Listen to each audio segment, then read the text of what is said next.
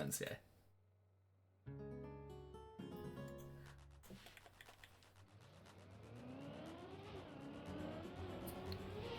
Man, server is packed today. Body, Godly, Hov, Johnny Drumcat, Racing Car, and Exenor. Not very often I load in and see 6 people in there.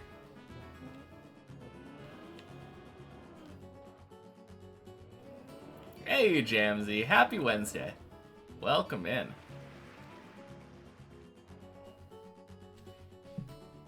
I'm actually gonna check something real quick. Ooh, dang. Okay.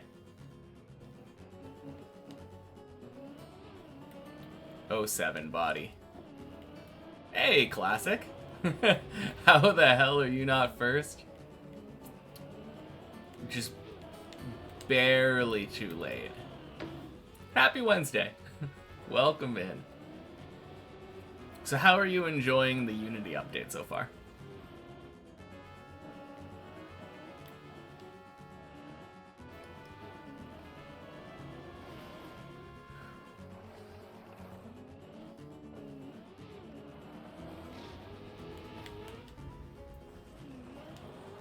I've been liking it. Feels so much faster now.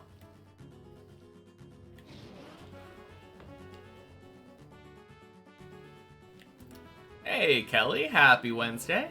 Welcome in.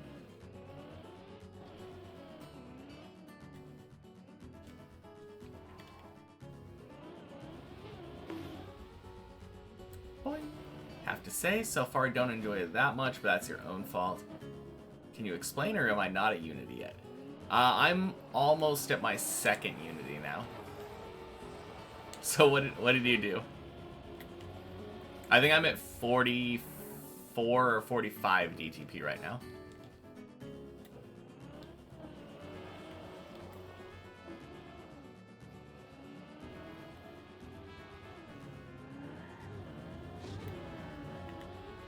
Boing, boing.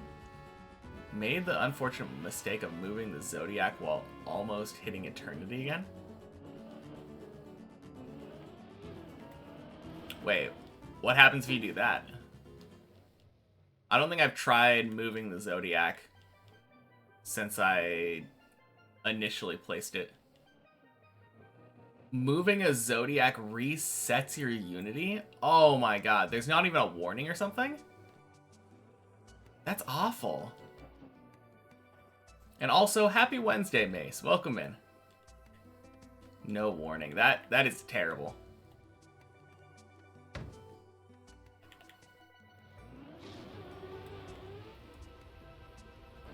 Well, glad I never made that mistake. That sounds terrible.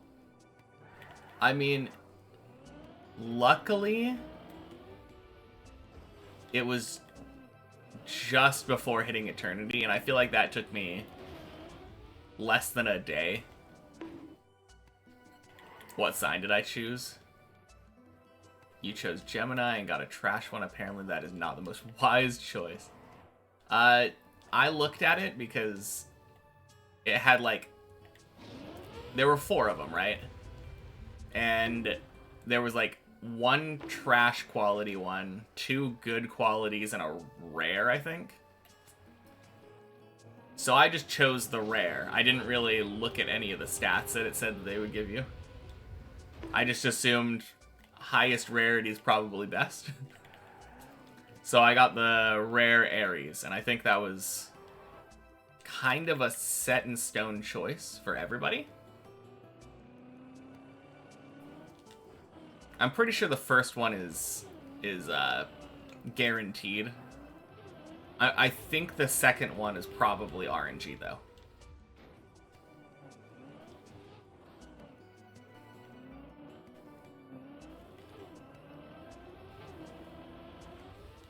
Didn't pay much attention to rarity, but only looked at the stats. Misread ET gain for EP gain. So you were super hyped. Oh no. Yeah. I can see why you wouldn't be enjoying it too much right now, then. Choosing... I will just say probably the wrong sign. The wrong... It definitely feels like the rare one is the right choice. I kind of wish that... Oh, Gemini's also your birth sign. That makes sense. Hey, rulers. Happy Wednesday. Yeah, body is dead turtled on plastic up on 14, unfortunately. I saw that, too. Went to spectate him the first thing coming in. Rough position to be in. Yeah. I assume Hav is probably also dead turtled. He's been there a while. Sick height, though. Yeah. Body is so good. Just climbing so consistently nowadays. How am I doing today? I'm doing great. I'm feeling really good.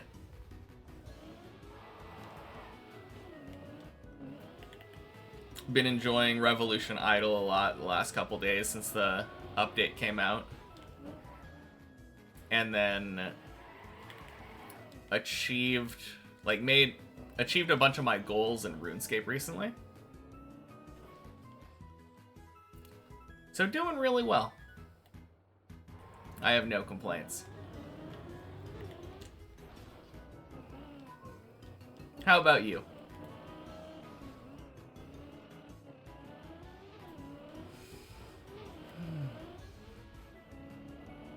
Yeah, I set a new goal for myself. Because my current goal was getting 65 Slayer to be able to do the Desert Hard Diary. But one of the tasks on the Desert Hard Diary is killing the Calphite Queen. And I decided I want a specific weapon. The blue Kara's Partisan, which is a drop from Tombs of Amasket, the 3rd raid.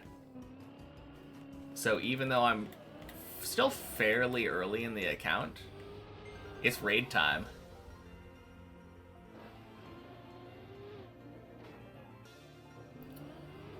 Playing some BG3.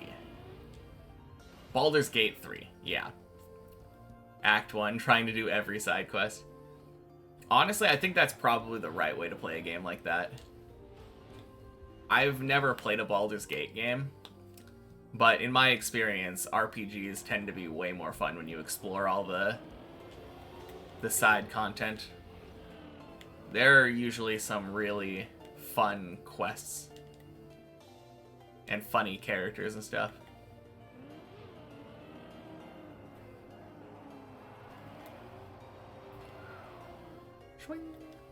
Hey, body. Happy Wednesday. Oh. Okay. First semi-mistake of the day. 07 body. We were just talking about you, though. You are climbing so high, so consistently. It's kind of crazy.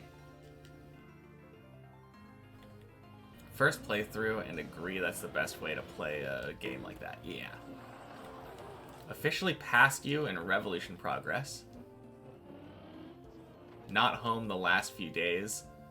Only played on launch day and today. Yeah, I've been playing pretty much every day. I think I already have like 2 whole days of playtime since the Unity update.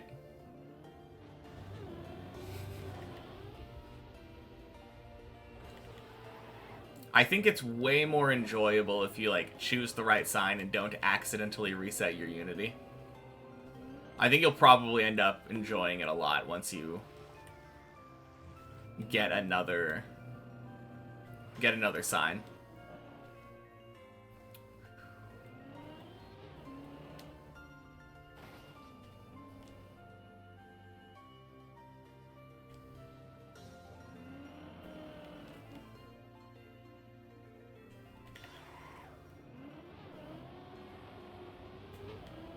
I'm kind of curious, though. You'll have to let me know how long it takes you to reach the second Unity. Because it feels like I'm going to be reaching that after stream today.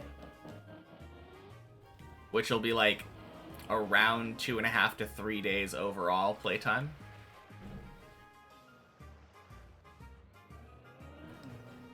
It took... I think it said it took me like 22 days on the stat page to reach Unity the first time.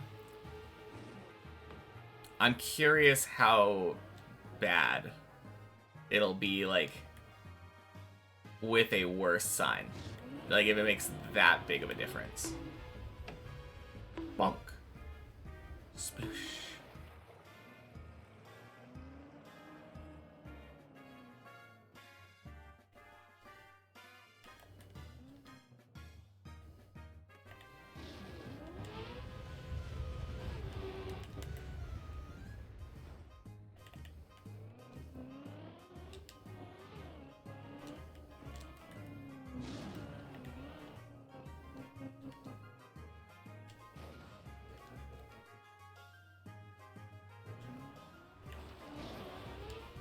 Oh yeah, so what did you end up messing up on that last run, buddy?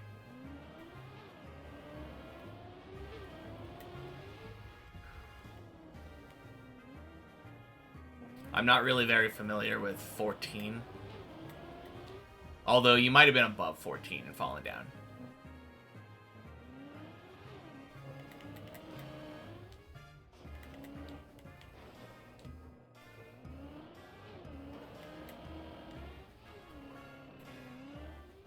You see some improvement on your initial playthrough, but not much. Luckily, it has been said that it ramps up really fast. That's what you've been hoping for? Okay, cool. Second to last jump hit the wall and turtled, then fell. Ooh. Second to last jump. Wait, like the...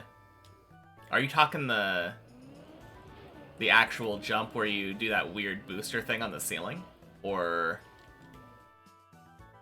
the one right before that? Because I think I consider the booster into the ceiling bit to be the second to last. The one right before that. Okay. Because there is one, technically one more like easy jump. The one where you do the turnaround on the dirt.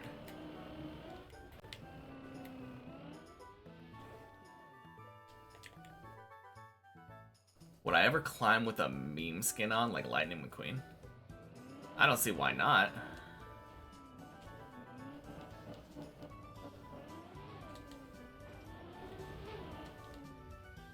I mean, I did technically climb with a meme skin on at some point. I think I was using the Minecraft boat. No, I was using the Steve skin. Steve was really weird ice sliding with.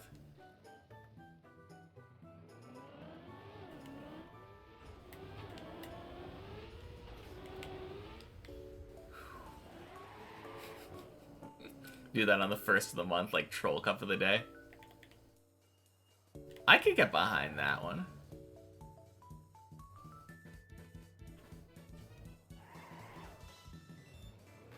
That could be kind of silly. I don't know if I really want to throw away an entire day of climbing for it, though.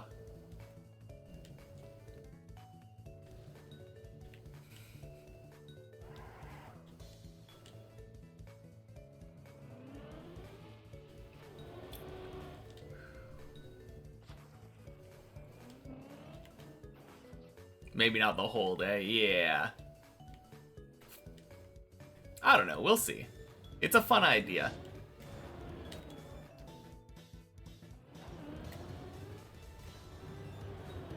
First run or two, yeah.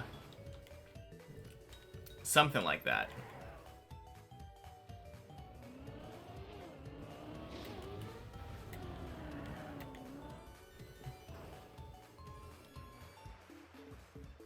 You know, it'd be a nice meme skin. Do you know if anyone's made a skin that's just the ducks that are in the pool on Deep Dip? I could finally blend in. Bonk.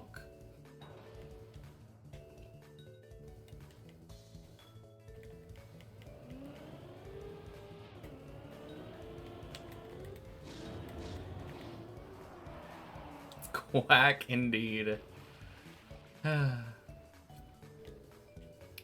Yeah, I mean, on second thought, I don't know if the stream is ready.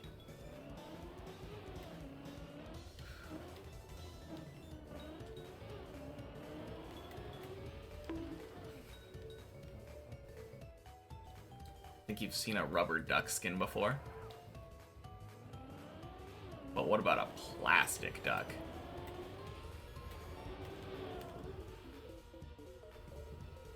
Whack! Like those ones. We are ready for the ultimate quack. Happy Wednesday, Jan.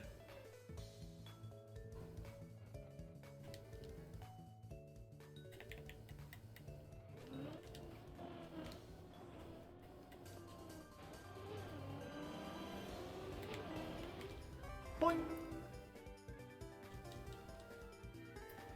I finally did it. I finally just got my first run up to quack. Made you wait exactly the optimal amount of time. Hey, Exenor, happy Wednesday. How has your climb been today? Or how was it, I guess? I don't see you on anymore. Wanted to give me the little courage you have left for this map.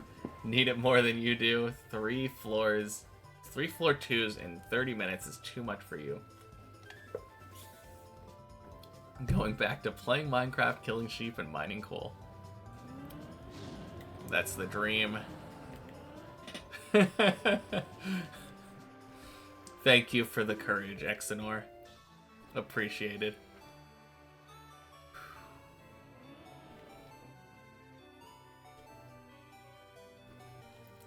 I mean, 3 floor 2s in 30 minutes isn't the worst if you're starting the map.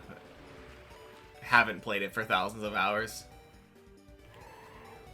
It is pretty bad, but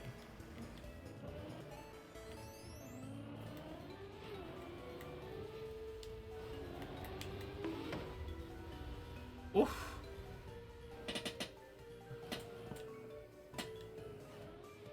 What a funky loop. Holy cow.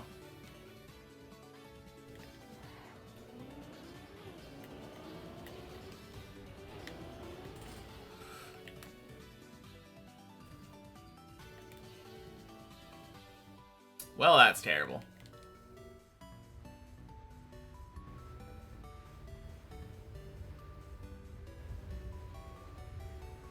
Really? Wow, thanks, floor 7. Oh, God, that's awful. Okay, I could have played that way better. When I was in the process of backwards turtling, I think I had the opportunity to convert it to a forwards turtle. And I could have proceeded to turtle around and save it. And I think I did try that at some point, but by the time I realized and tried it, I was already on plastic, and then it's too late. First run to 7's a good sign, though. Yeah, that's not bad. Especially making it past the loop, even with as disgusting of a loop setup as I had.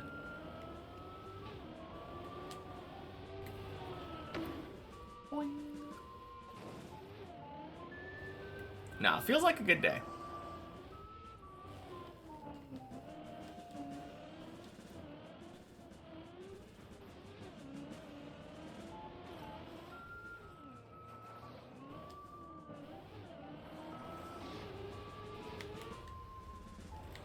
I will say, though, I kind of feel like I've been maybe releasing too much on the zigzag the last day or so. Hard to say.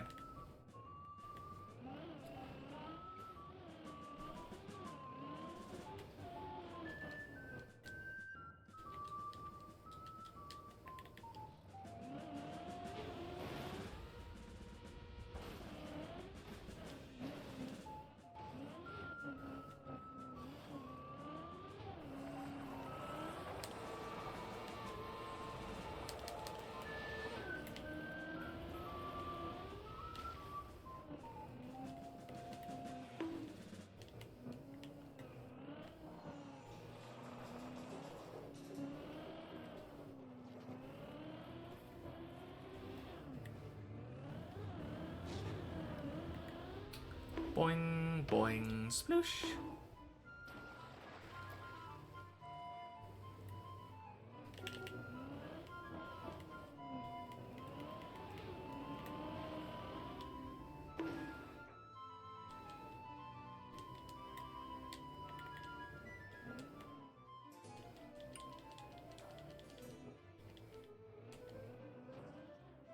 No, I think I should do better today than I have been doing the last couple days, though. Because I realized something very important last night when I was driving. I realized that after reaching 12, I got filled with this confidence. And the confidence was misplaced. As bad as that sounds. I got 12 through careful play. And that careful play got me through 11, got me through half of 12. Instead of thinking like, oh, I'm on top of the world, I can do anything, time to speedrun, I should have continued playing the way that I was.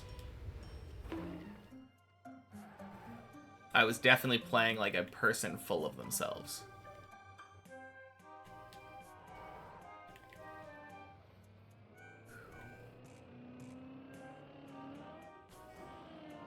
Time to go back to my roots.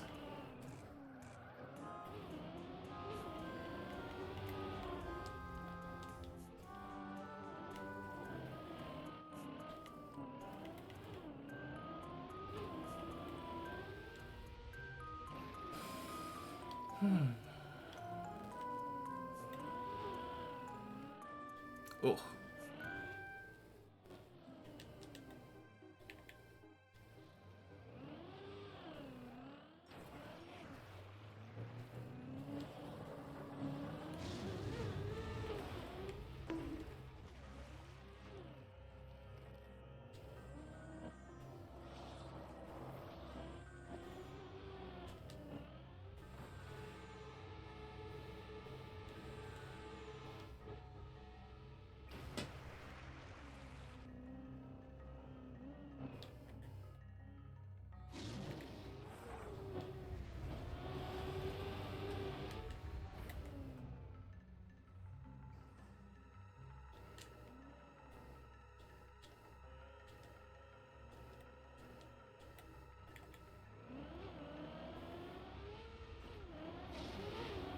Alright, you're back. Welcome back.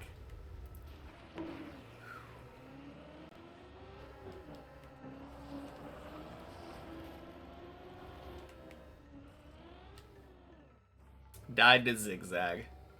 Hey, Tula. Happy Wednesday. Welcome in.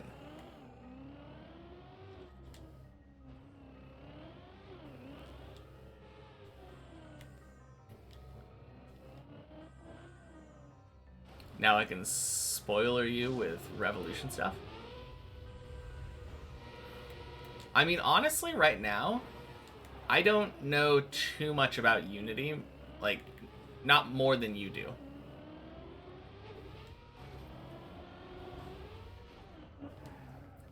Although I will say, I've been following the same Revolution tree guide thing. Have I watched the release trailer? I don't think so.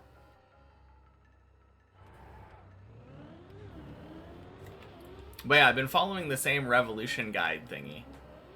And it's kind of funny. I've been getting DTP quick enough where I've actually had to like go back and farm eternities.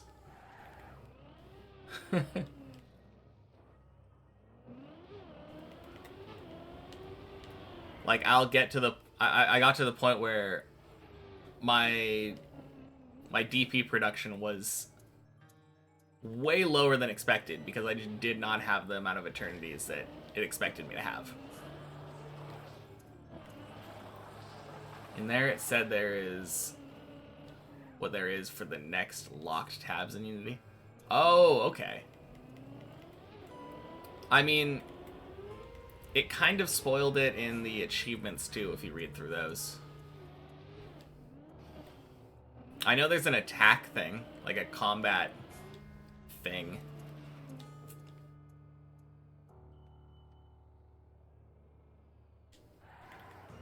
But I don't remember that much. So interested in attacks, really want to get there. I am just excited to see how long it takes to make it so that unities take like minutes or seconds or less. Because that'll definitely happen at some point. Which is a wild thought. Oh man, I need to stop that. Go back to my old route.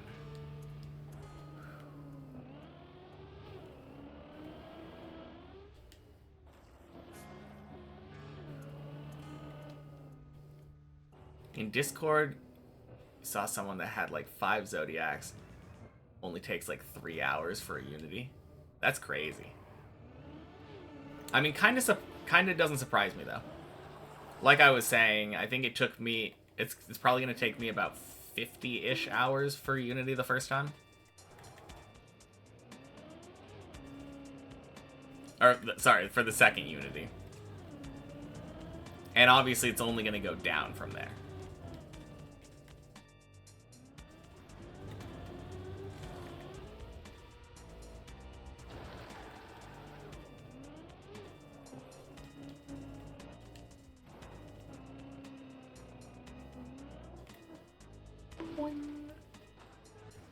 No, I just know there was one achievement in particular that I was looking for.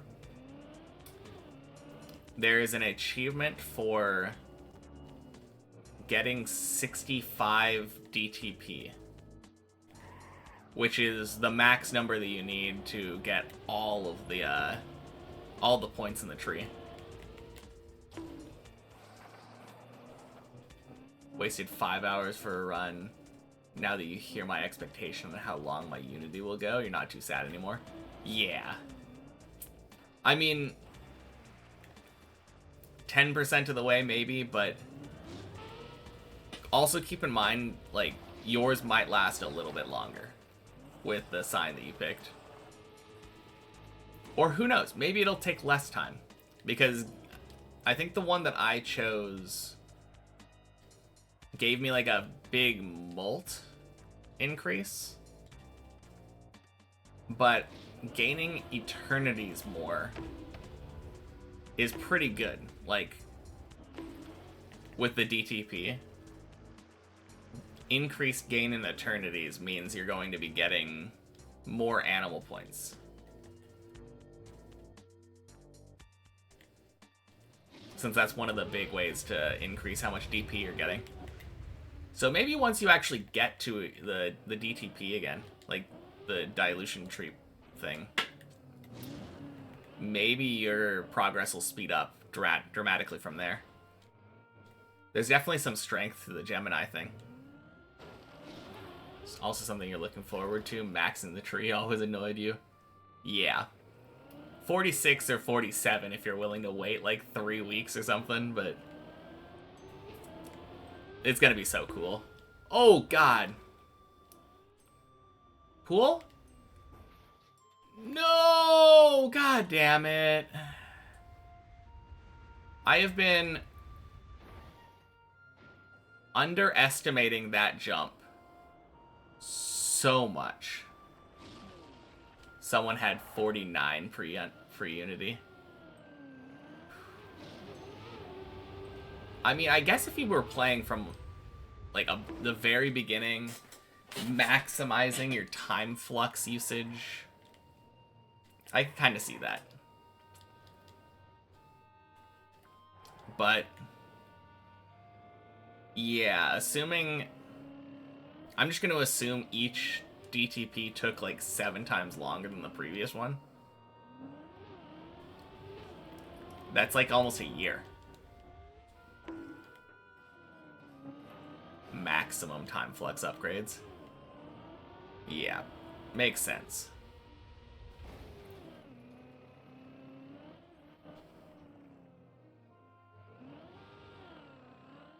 I kind of just don't care for time flux upgrades.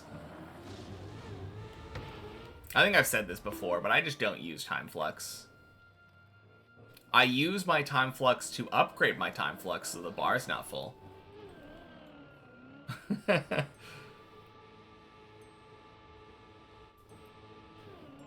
But I just never use like the double or triple time or whatever, or the time skips.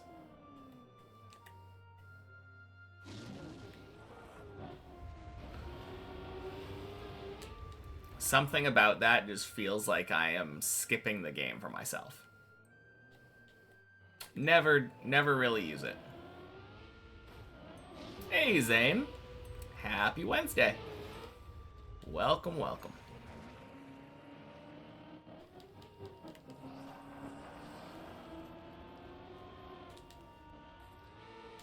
Always on ×3 when you have time flux. Yeah, I always just save it up until I have enough to buy the next upgrade. Happy Thursday. Are you trying to make it so that I have fewer days to grind the map this week? I don't appreciate that.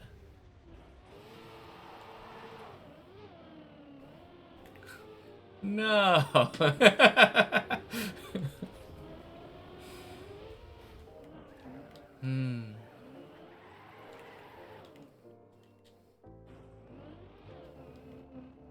Man, it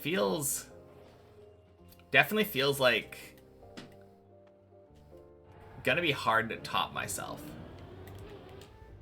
I guess my new goal should be 50. No, I did beat the 54 minutes, right? It was like 51 or 52 minutes, I think. I crushed my old PB on many checkpoints, is what I'm talking about.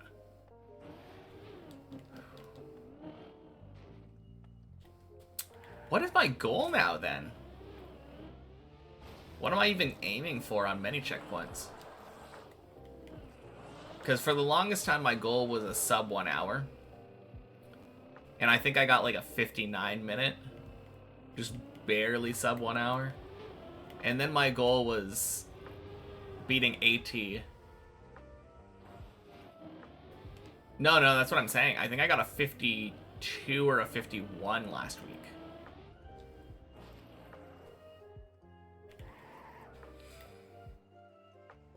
Sub 50. I guess that's fair. Sub 50 is a good goal. Kind of an arbitrary goal, but it's a goal. A 10-minute mark is a pretty big milestone, I feel like.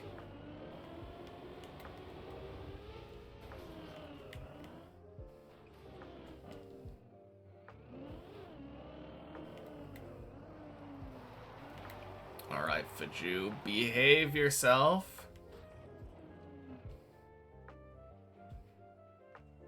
Nice.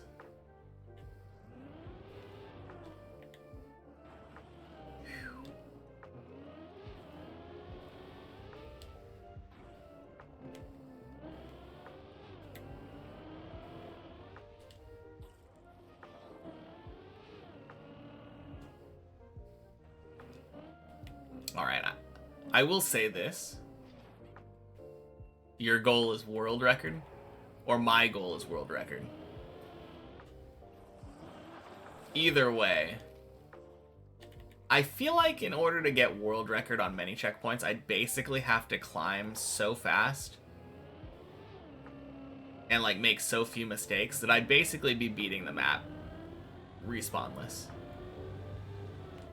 Except for in the case of certain checkpoints where respawning, like double respawning to cheese it is quicker.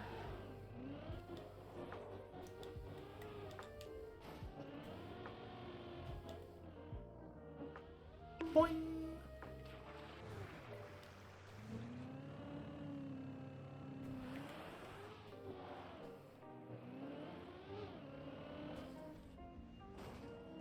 Yeah, it definitely feels like, to me anyway,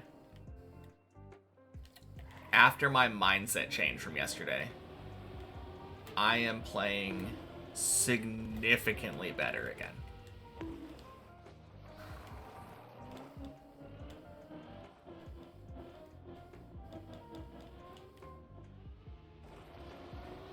If I get to the top of many checkpoints without respawning, does that count as finishing the map? No.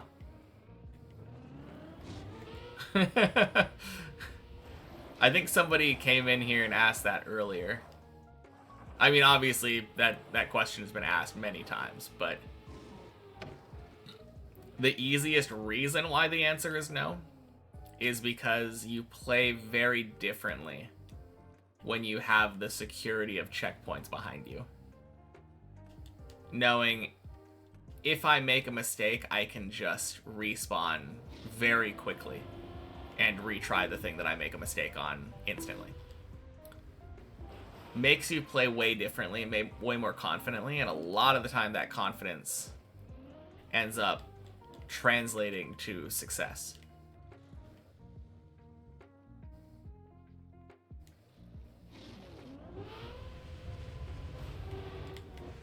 Think you'll catch up a little bit to me, as right now everyone in your work is on holiday? Okay. Good. 18 hours a day at the moment. Yeah, that's just slightly more than I get to play. After Friday, your playtime will smash back down to max 3 hours a day. Okay, so yeah, it wouldn't surprise me if you caught up.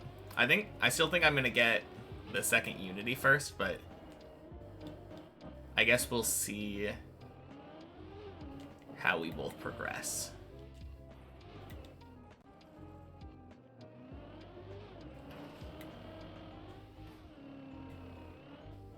I think at some point we'll have so many Unities that, like, it doesn't really matter. At some point, rare signs are gonna be obsolete. So your initial choice will end up being completely arbitrary. Just a minor setback at the beginning. I've seen, like, legendary plus or something, like, in the achievements. And I think there's like a luck stat or something that lets you get more rare constellations or whatever. Signs. Luck with signs will also increase the more Unities you have. Yeah, exactly. And I think there is a limit, right? Like, you can only get 9 of them. Because I'm pretty sure there's 9 celestial bodies. Or something. 9 sounds right to me, but... So there's also just a hard limit on how many of them you can even equip in the first place. Yeah, only equip so much. Also read in the achievement tab you can upgrade them. Yeah, I think you can, I've read that you can sell them for some kind of currency. And then I would assume that if you get, like, if I got a second Ares, for example, I could probably merge them in some way to increase the rarity or something. Or the level. Because my Ares is level 3, and I think it said, like, 3 out of 50 or something. So it's probably increasing the level of the Ares. Some relics, apparently, yeah. Boing. No, it seems really well thought out, though. I'm excited to get more into that.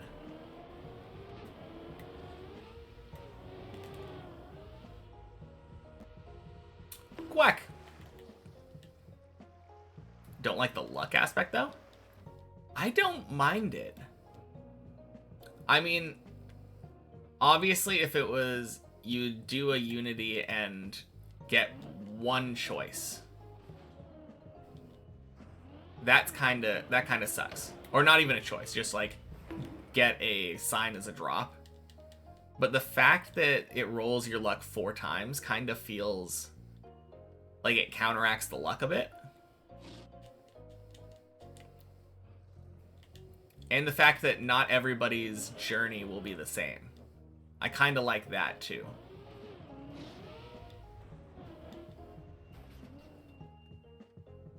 That's what you've been enjoying most, that there is no luck so far. Played a lot of mobile idle games recently, and those are filled with luck. Ruins it for you a lot.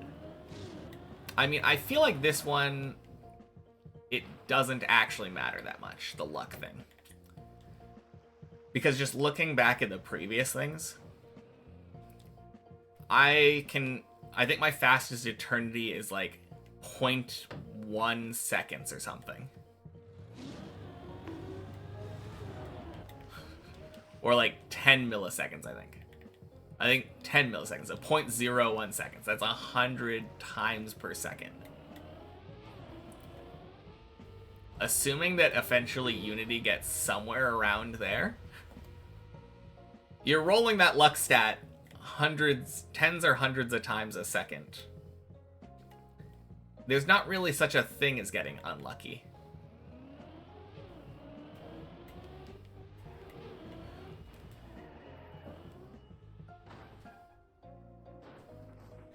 Oh, God. Man, zigzag.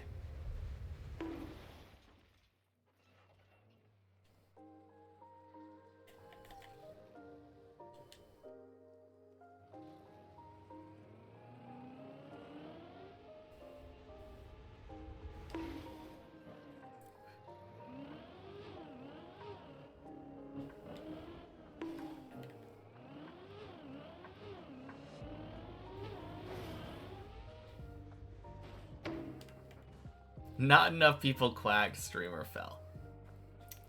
Yep, all your guys' fault. If only there was more quack.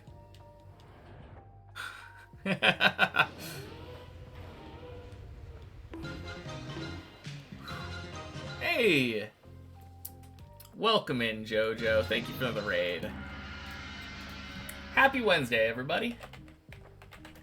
Boing. Idle game 1, it's sort of like Revolution. 9 colors, 3 stats.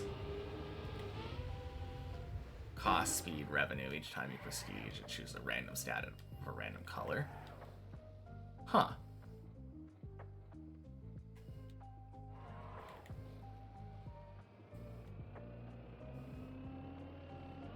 I don't know. I feel like I trust the Revolution Idle people enough where it seems like it's basically probably going to just be like a fairly linear progression system.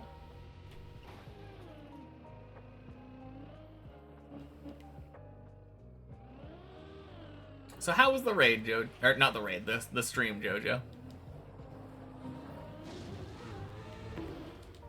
Boing.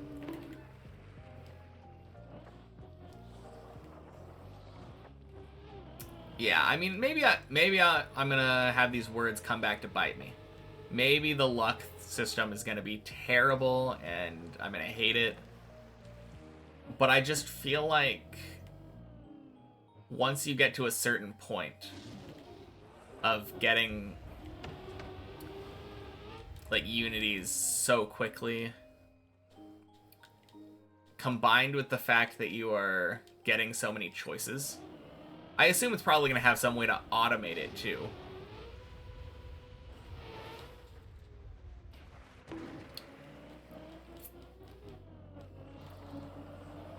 I don't think it's probably going to be that bad.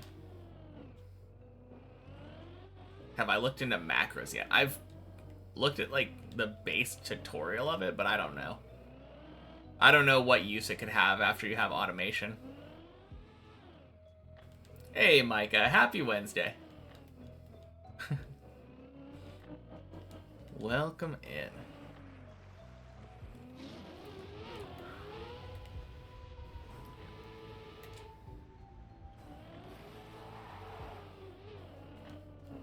Have you found a use for the macros?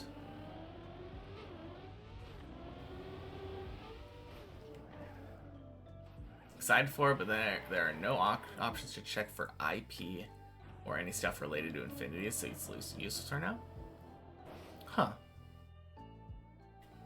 How am I? Not doing bad, Micah. How about you? In the short amount that I've been live so far, had 2 runs go up to floor 7 already, so I cannot complain.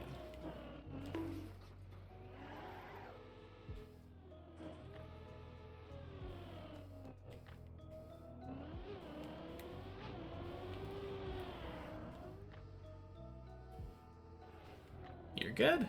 Good, that's good to hear.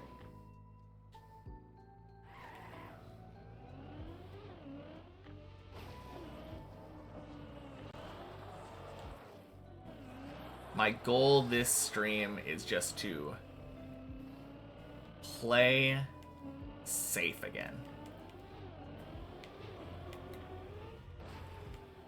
Oh.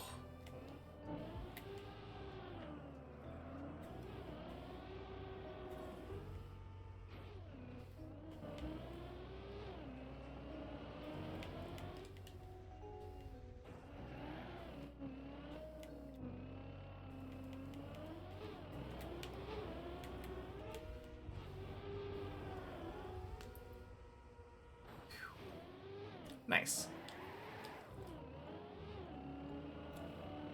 Such an unfortunate fail. Yeah. I mean, it was such a delicate fail. Zurion, happy Wednesday. Welcome in. So, in case you don't understand the context of the clip. Oh, God. Oh, God. Anything? No? Okay. So the context of the clip, I got the jump super perfectly.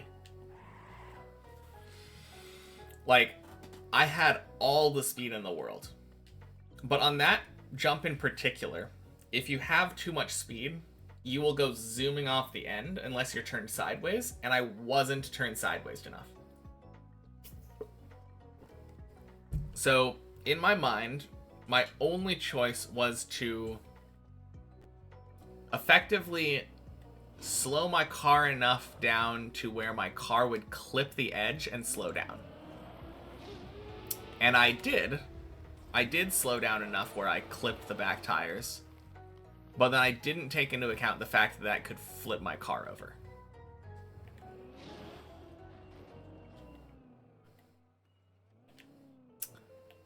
That's very backwards of you, Fruit Snoots.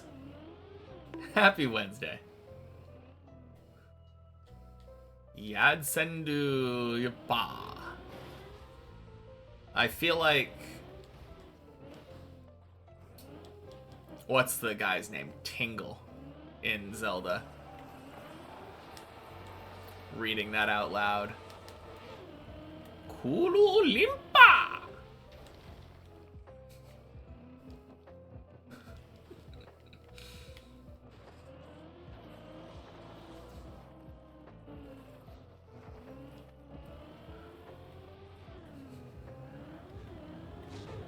I guess I'm dressed for the occasion, too. Bright green shirt.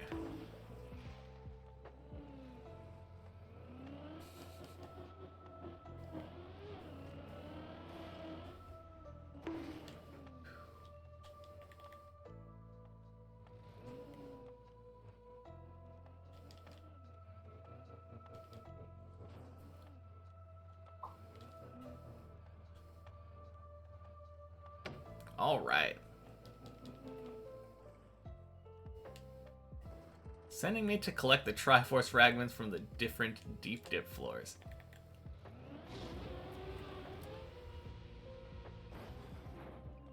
So are there like 15 fragments and then have to pull out the Master Sword on 16 or something? Ganondorf is the crown. Oh. Guessing I got second Unity.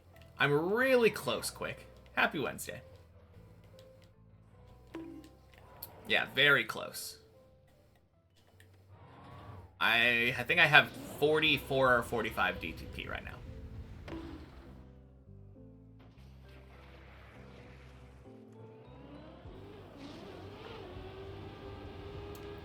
Ain't happy for you because you're sick? Ooh, rip. That would be crazy if there were collectibles on a tower map.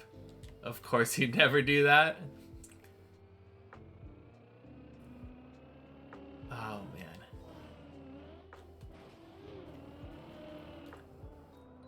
There are Easter eggs, aren't there? Are they in the collections?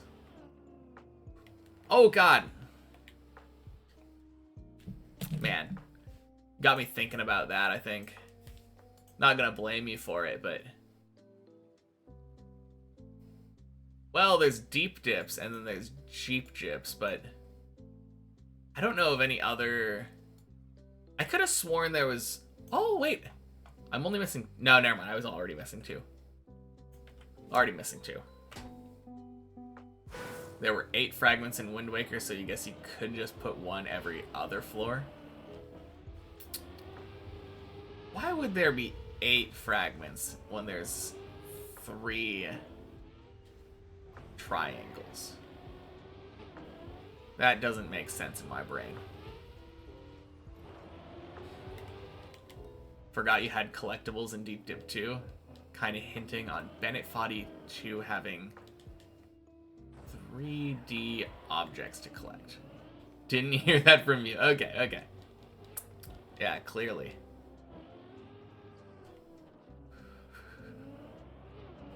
Man, that sounds fun. Sounds like I need to beat Deep Dip 2 so I can play that ASAP.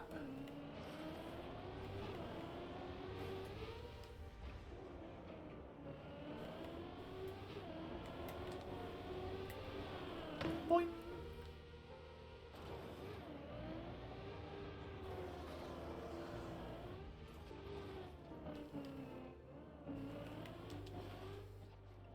Okay. Didn't like that.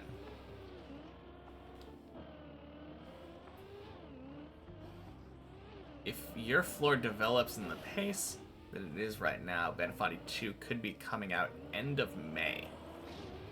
Okay. That is rather quick for me.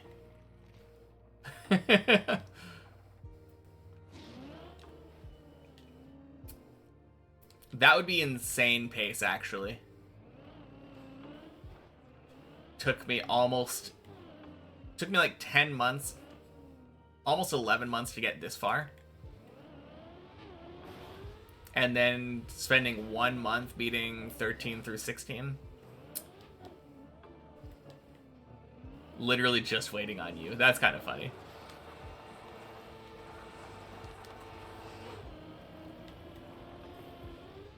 Weren't you saying earlier that this was like one of your favorite things that you've made so far?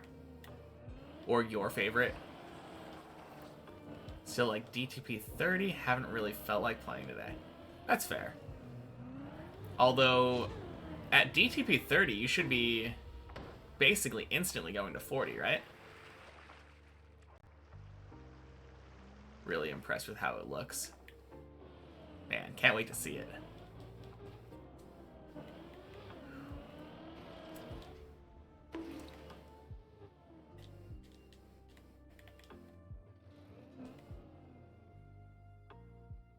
Yes, but like also no. I don't know. I think it took me like 5 minutes or something once I got to... What is the breaking point? Like 14 or 15 DTP?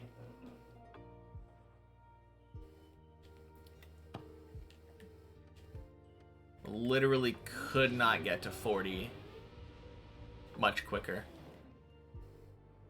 Also not seen anything like your floor in TM that wasn't Blender scenery. And is this floor completely vanilla assets? The way that you were talking about it now? made something super cool strictly with stuff in the game.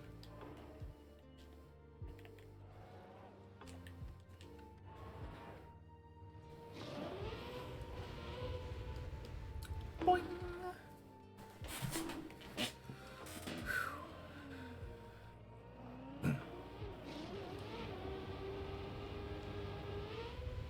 Yes, except for some root blocks, the only non-vanilla thing there are some plastic ramps that you change to tarmac. Okay.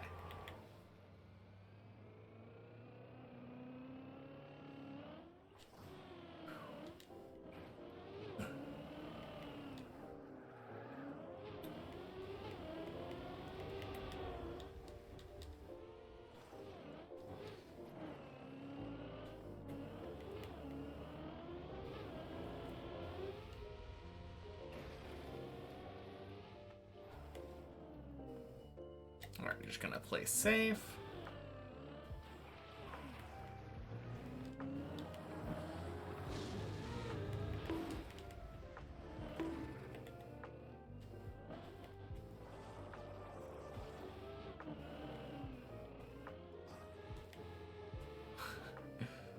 That's how I read it too.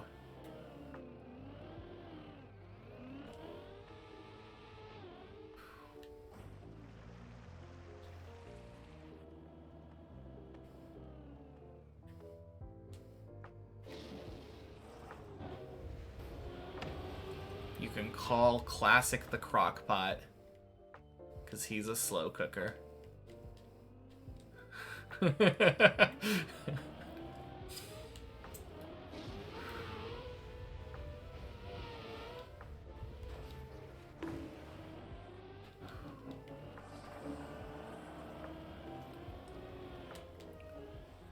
Floor's like a pot of ribs that are done at 3 in the morning. Have to eat in bed with your wife because you're so excited they're done. That is a very nice way of describing a floor on a map.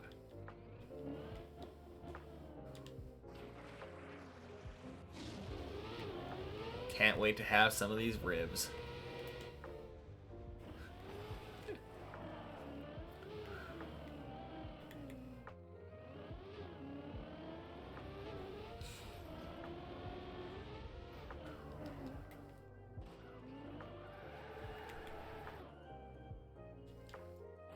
Hey, body's back on the climb. Nice.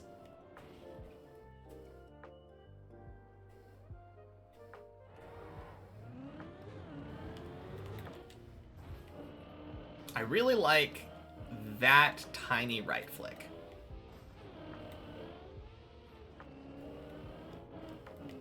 Like, very low risk and saves the turnaround. Not that slow, but there are a lot of items to free block. What is free block? One block has an item density of about 120. In one block of area, you put around 120 to decorate. Yeah, that's what I assumed you meant by item density.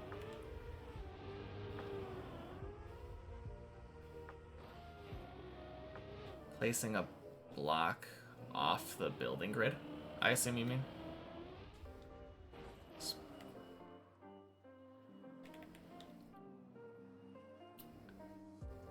This is free blocked.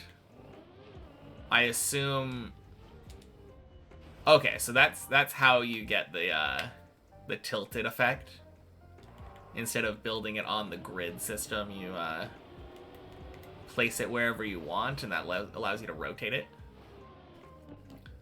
I had never really thought about why it's rotated.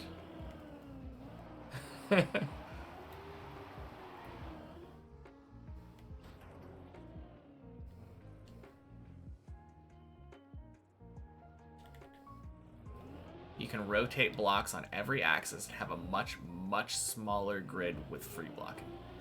Okay. Much, much smaller as in, like, allows you to do more things precisely.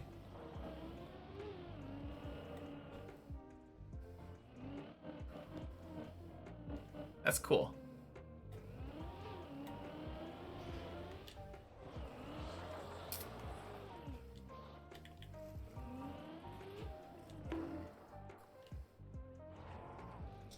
Yeah, I've never even... I think the only time that I've ever seen the map editor is during competitions where people try to make a map to, like... I think it's usually like the start and finish blocks are placed or something, or some checkpoints are placed, and then they're given X blocks and have to place them in such a way to make the quickest track. That's done in map editor, right? Puzzle mapping, yeah.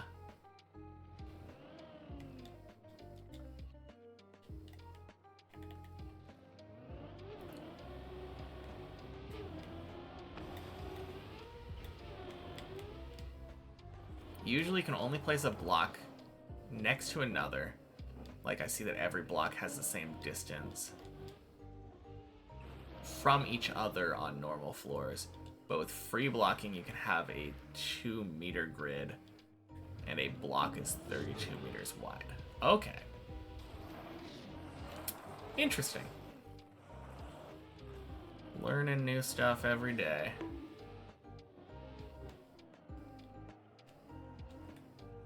Maybe someday I'll be mapping and this will come in handy. Boing. Sploosh.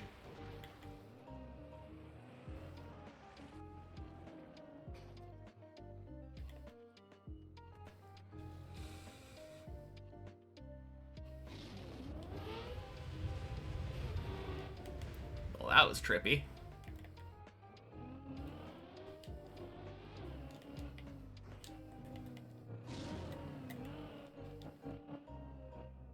Almost all the decorations that I see on Deep Dip 2 are free blocked. When you say decorations, you mean like these cubes and the trees and stuff?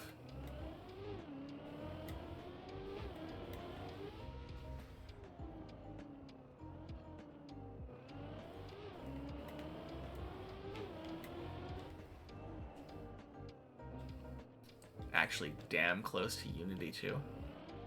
Are you? Feels like you couldn't really be that close if you were like 30 DTP earlier. Everything you don't drive on. Okay. Interesting. Beautiful hole. Didn't know you were at 24, 22. Yeah, I mean that is pretty close. I think I'm at like 24, 44, I think is what I saw last. I'm definitely probably wrong.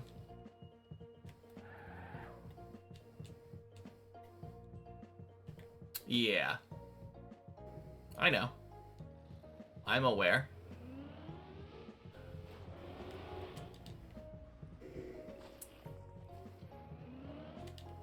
Just broke Infinity.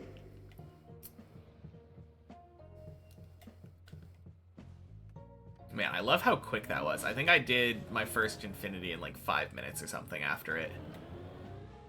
So busted.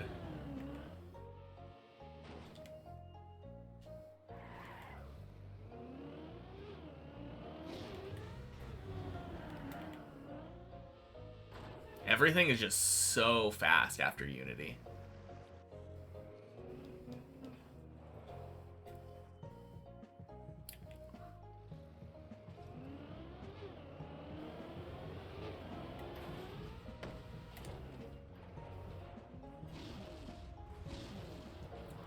Boing.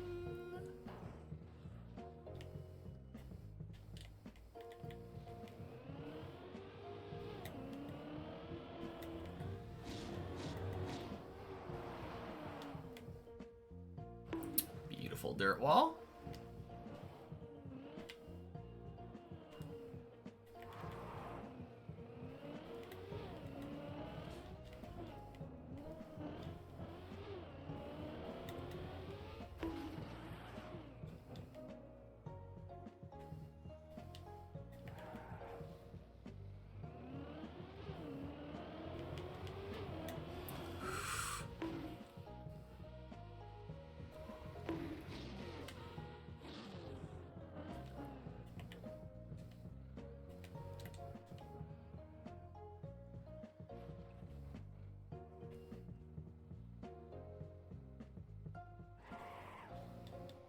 Ooh. No wonder.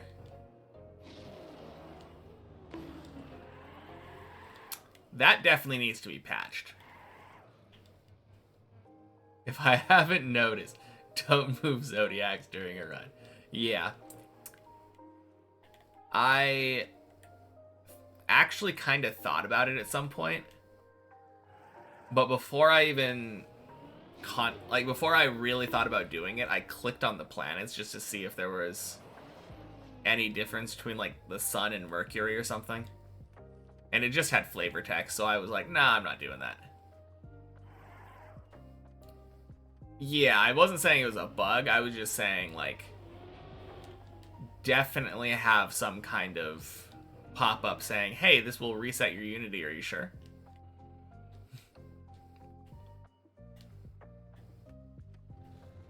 Not really how you want to introduce your new system. Boing.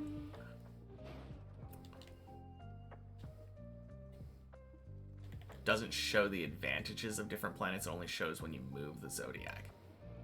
Huh. Yeah, I guess I'll have to mess with that afterward.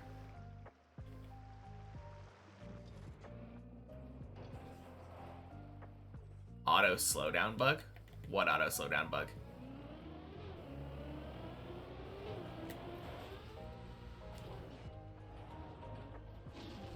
What was your question, Mace? Bonk. Before the part where the IP is progressively getting in your bank, don't put on auto slowdown.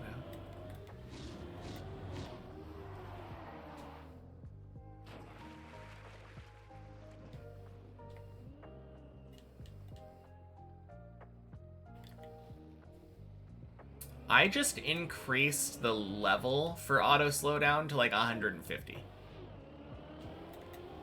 And that fixed it.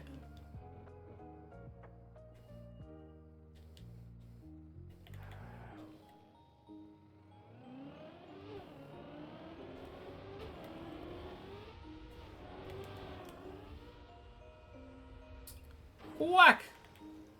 You had it at 500.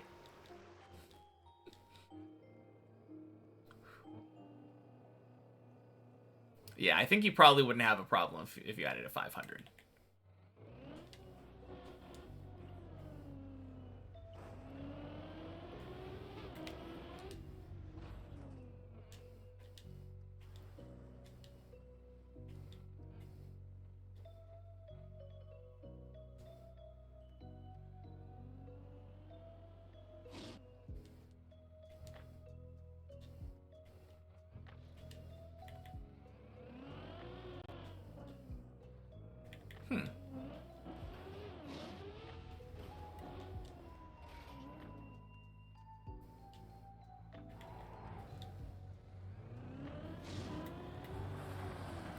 Boing. Went from 30 to 40 in the span of being here. That's what I'm saying. I was very confused as to why you would be at 30 and not be at 40. Like I said, basically instant.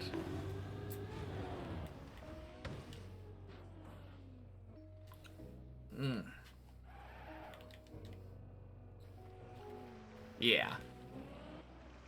Because there's obviously that big drop-off at 40. Significantly less big with when you do it for Unity, but...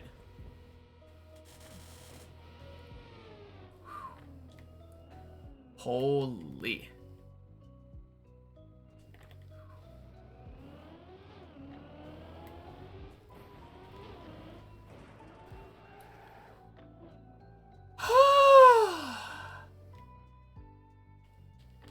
Tired last night, so probably was not min-maxing like he should have been. Fair enough. Hey, Ben.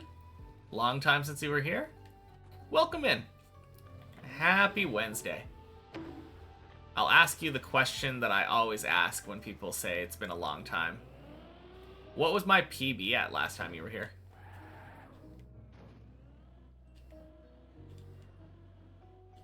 kind of lets me gauge when you were here last. How did I not bounce that plastic? Nice zigzag. Yeah. It's kind of a weird thing. I feel like often you get a minor slowdown when you hit your roof on there. I assume you're talking about the first like transition thing where I jumped under.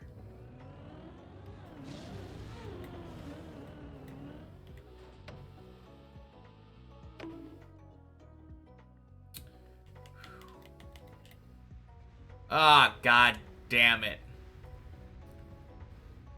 End of floor 11? Huh.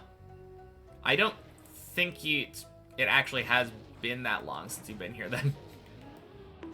Because I only had an end of floor 11 PB for a very short amount of time. And that was like a week ago. What was that? I think I needed to be further right when I was going in. It was gross is what it was.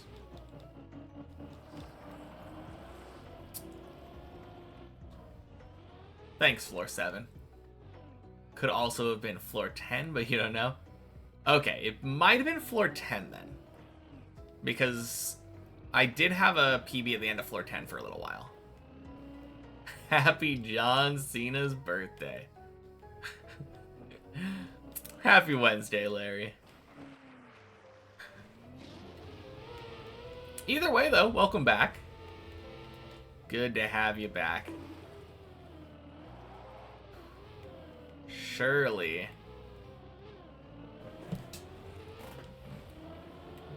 Gonna get up to at least the last place that you saw me. 48. Damn.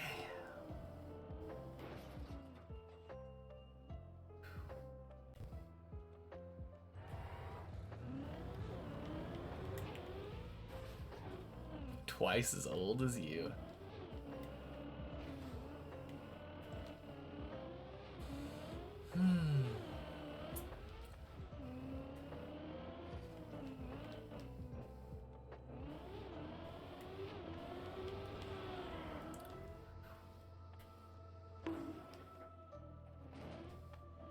Oh god. Good save.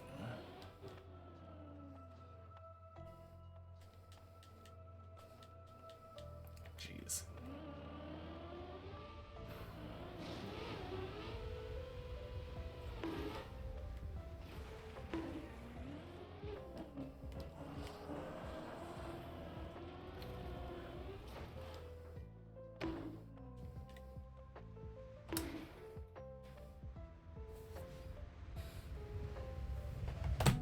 Okay.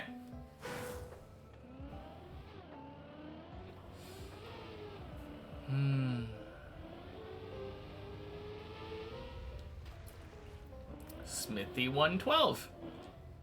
Welcome in. Happy Wednesday.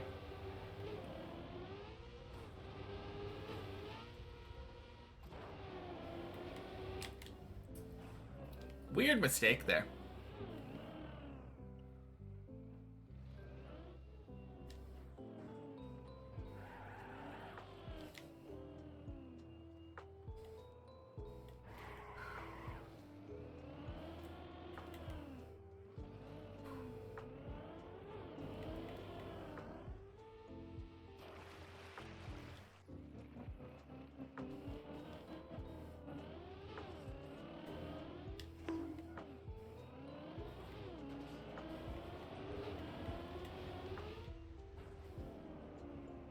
Is there a rule on Twitch?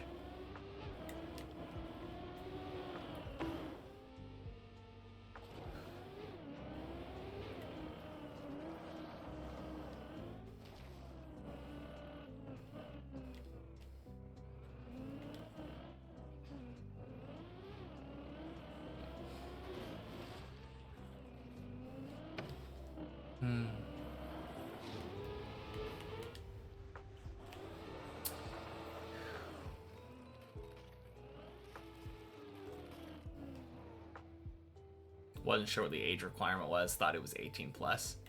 I assumed that it wasn't 18 plus. That would be kind of silly for a platform that is primarily for like streaming games.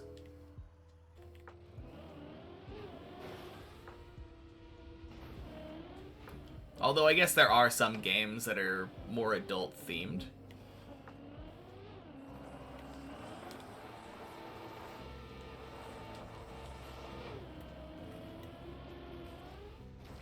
Some streams should be labeled 18 plus.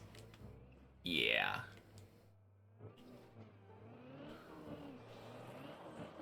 Emotes would be way sussier if it was only 18. That's probably true. Occasionally watch my YouTube videos to catch up on progress. First time seeing my stream live. Well, welcome in. It's good to have you here.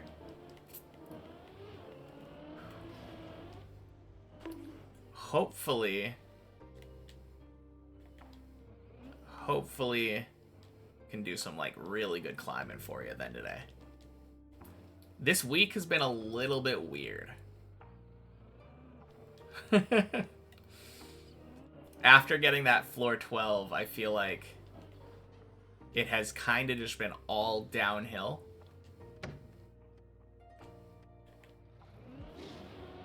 A lot of bad run days this week.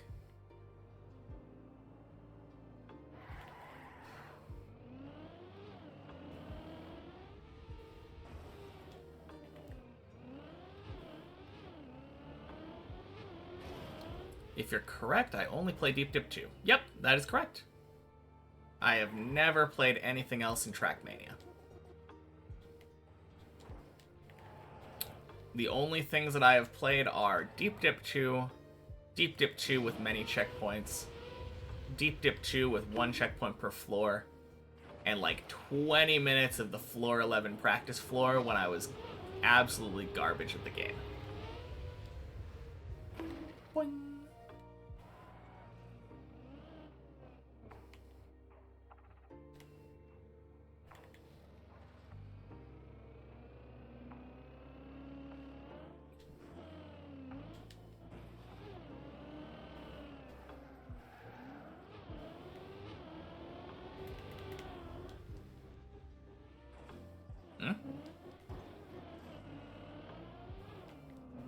I've been joined by a friend. Are you talking about body? Oh, God. Really? Really?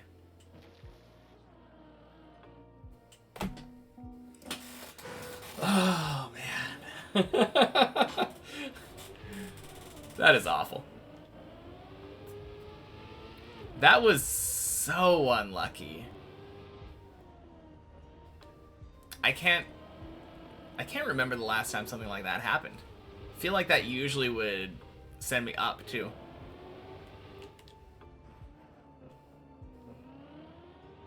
Very strange. Not too big of a deal, though. We'll just get back.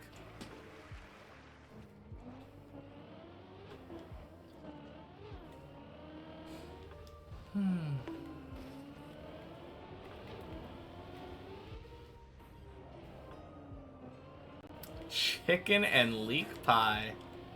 What a name. Happy Wednesday. Thank you for the follow.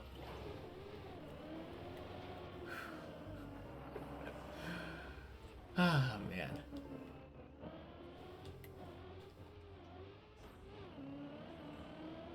What's a leek? It's a like a root vegetable, I think. And it's...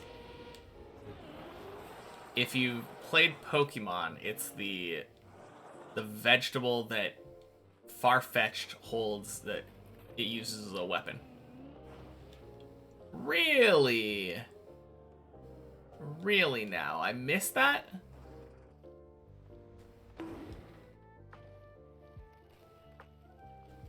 Hey, Zach Limp. Welcome in. Happy Wednesday. How's the climb been today? Not the worst. Although, I feel like my gameplay is just trying to test my patience at this point.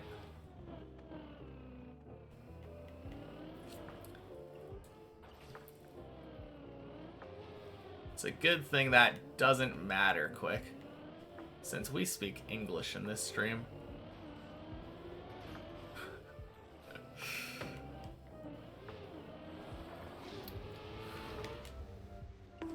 And I'd rather not get into that conversation right now. Or ever.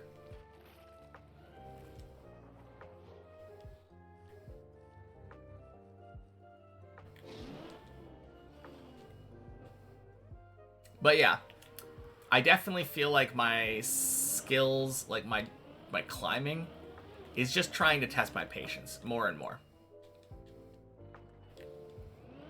Because I think Monday, I got a run up to like floor 10 and then just failed miserably for the rest of the day.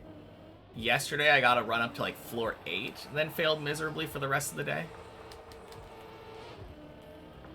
And now I'm an hour and a half in, only having made it to floor 7.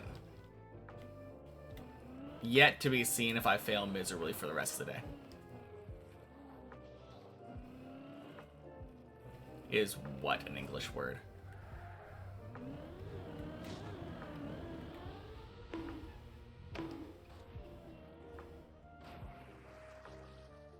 You can imagine as my skills of the game improve, complacency could begin to build.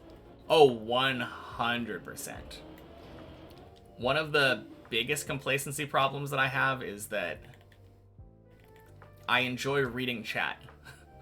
So a lot of the times, instead of paying attention to the road and like where I'm driving, I'll be just reading, and then all of a sudden I fall down. That's been a big problem for the entire time I've been playing, though. I kind of baked complacency into my climb.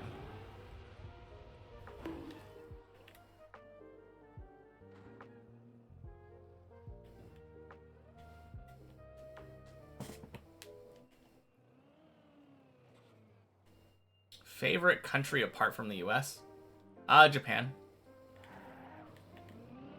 Although it's not really that big of a competition for me, since I think the only countries that I've been to are like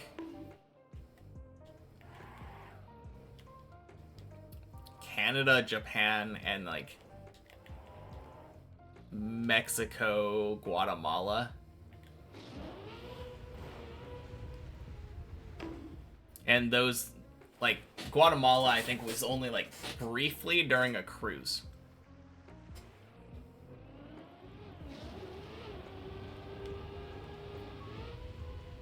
Never been to Europe, no. True streamer curse. Reading chat and failing because of it. Yeah. To be honest, like, if you look at my best day ever, that Monday last week, I think once I'd reached floor 8, every time that I ever reached floor 8, somebody redeemed a focus run and forced me to like turn off the monitor, to not look at chat, and just climb.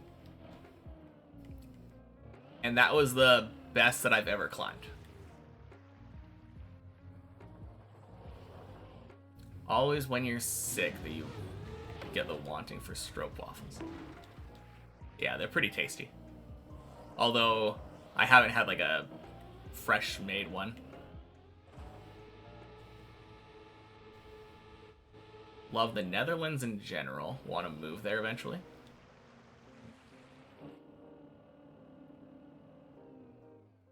Only had them warm once. That was from a street food stand in the Netherlands.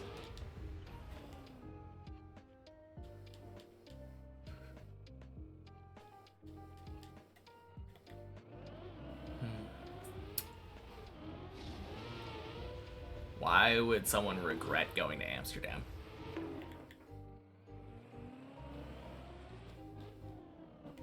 Kind of feels weird.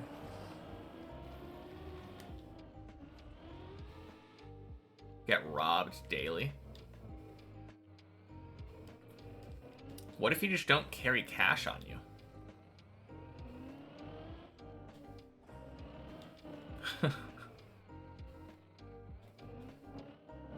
I mean, sure, it can be high in crime, but like, if you just don't carry valuables on you.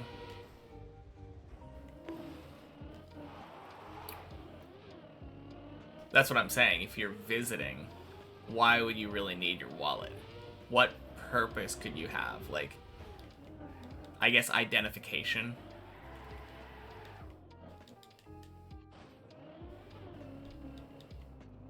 Man, talking about, like, I remember a week or so ago, someone was talking about, like, how bad the US is and how, like, you never want to go visit there. I never worry about getting pickpocketed. Identification law? What identification law?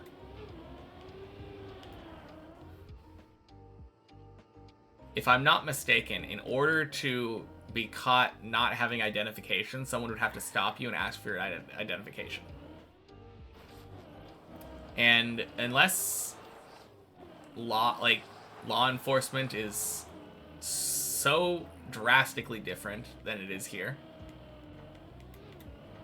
why would someone stop you if they didn't have a reason to?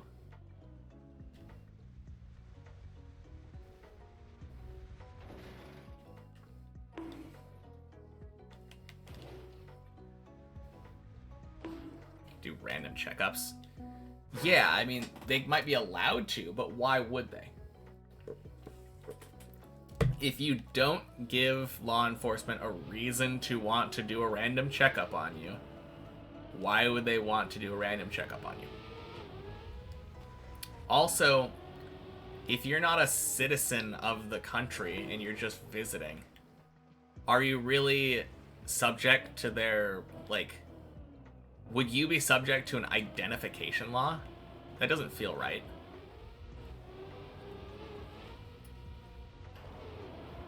Public transit asks you for your ID? Weird.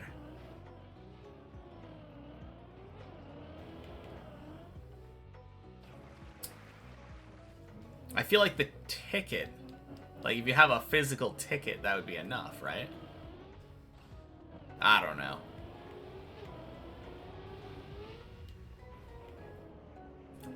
Either way, my point still stands. Having to worry about getting robbed, like, imagine.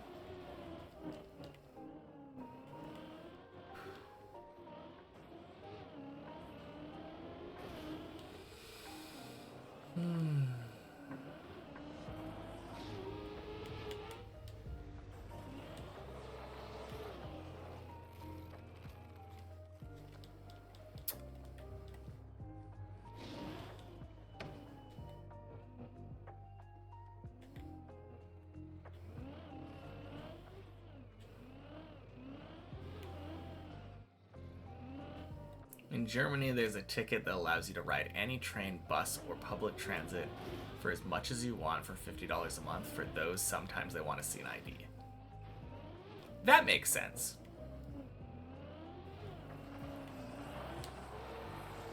I mean, kinda. I can see that. I was thinking more of, like, if you bought a ticket at a station or something, and it's just, like, one way from one place to another.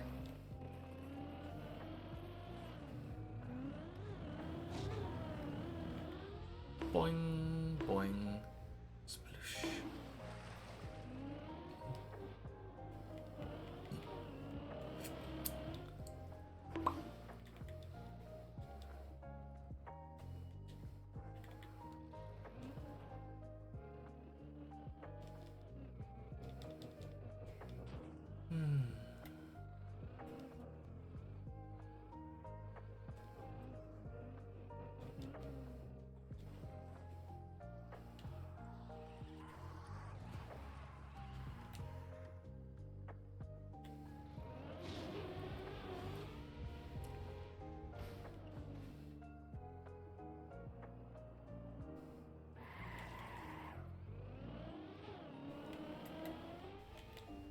Nice.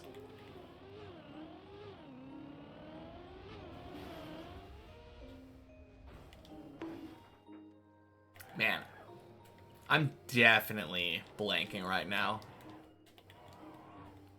I'm kind of zoning out. I have no memory of what my previous run like what happened on it. Failed Clippinator. Never mind. I got it. Took me a second, but I get there. Already zoning out after 90 minutes. Kinda.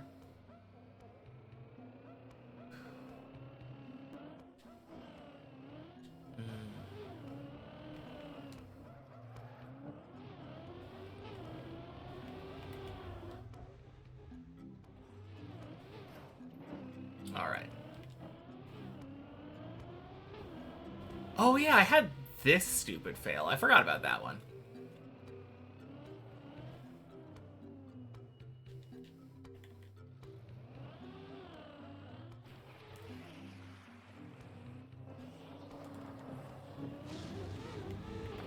Boing.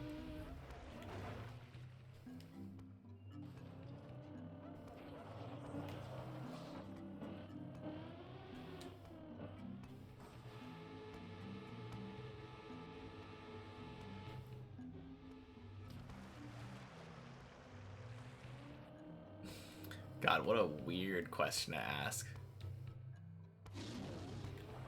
I think I would die if, like, I lived somewhere where I just had this constant smell of cow shit in my house, like in my living quarters.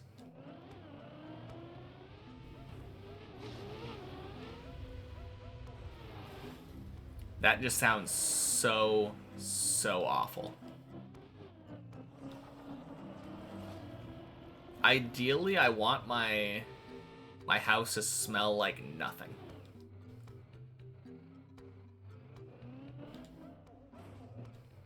You get used to it. No. That just sounds awful. I don't want, like I said, I want my place to smell like nothing. Being able to, like, not think about scent at all when you're just hanging out.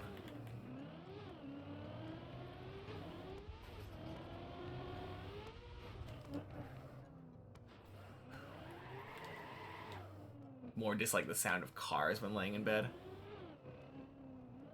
Yeah, I guess that's kind of true. I also dislike that. But I feel like I definitely prioritize lack of scent over lack of sound. Lack of sound is a close second.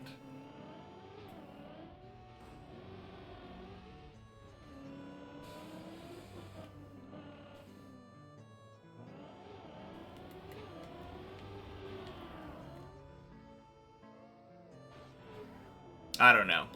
I lived in an apartment one time where our apartment was literally on the ground floor right behind the dumpster. And it just smelled like garbage the entire time. Like rotting garbage. And I think I would take a loud, like, crowded street over that any day. Fucking Clippinator. Young Buck. Happy Wednesday.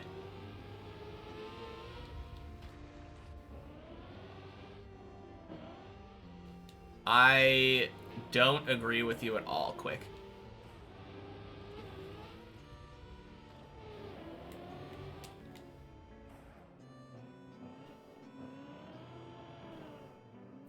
Hogaz, happy Wednesday. Welcome in. Noise canceling headphones problem solved? Yeah. Used to rent a house across the street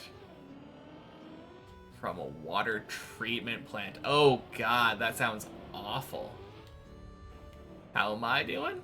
Not bad.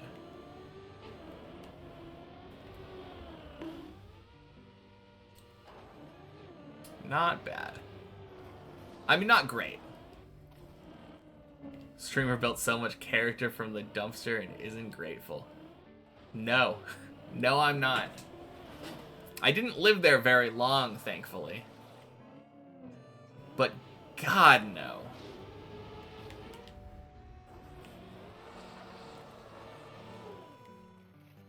Ugh. Oh God, that's so gross.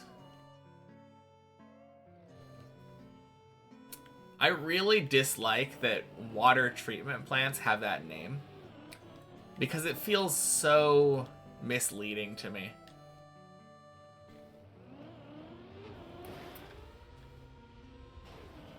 I mean, sure,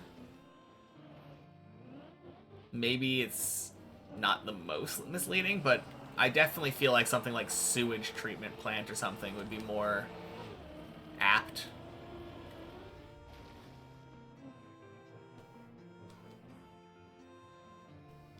There was a pool, did not use it. No, I would imagine not. If you'd have to go outside and not be separated by the walls, at least. Ugh. Bonk, bonk, sploosh.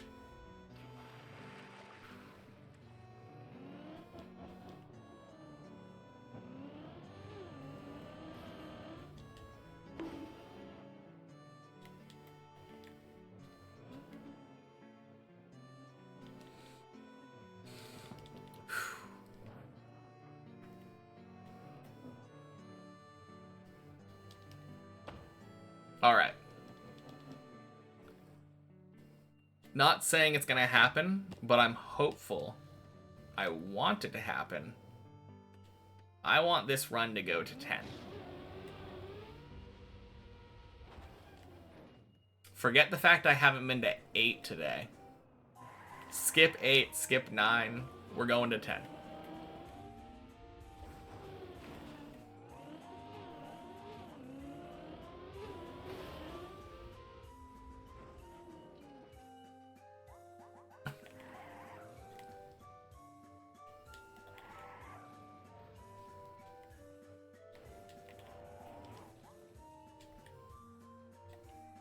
There's a map that lets you start at 10. Floor 10 practice floor.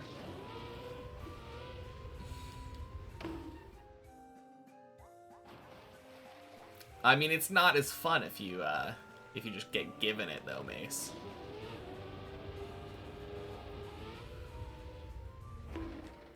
Gotta earn it.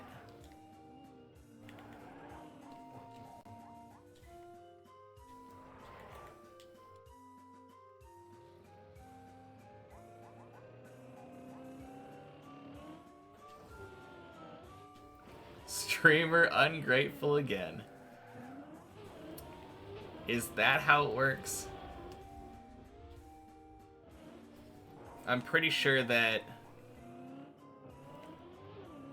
being handed something without actually working for it feels a lot more ungrateful than actually trying to go out and get it.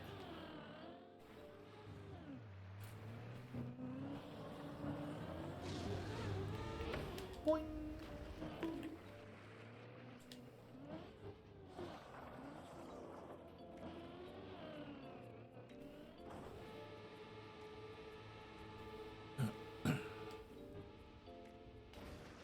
Nice.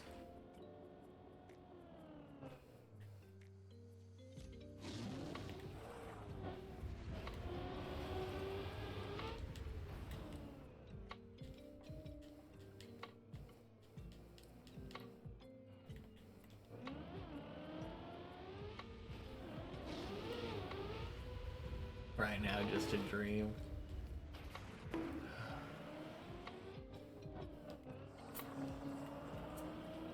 I definitely need to go to Europe at some point. I just don't really have much that I feel like traveling somewhere without a purpose feels weird, you know?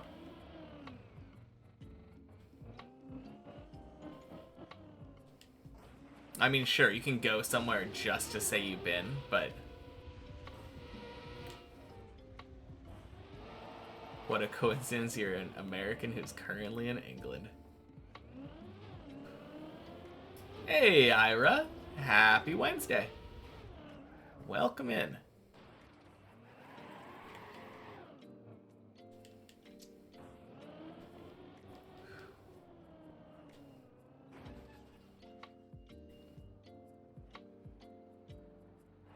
It's a weird thing because I feel like I would want to go to England, but I also feel like a place where everyone just speaks English. It's definitely less exotic than I would imagine going to a different continent. I don't know if that makes sense at all.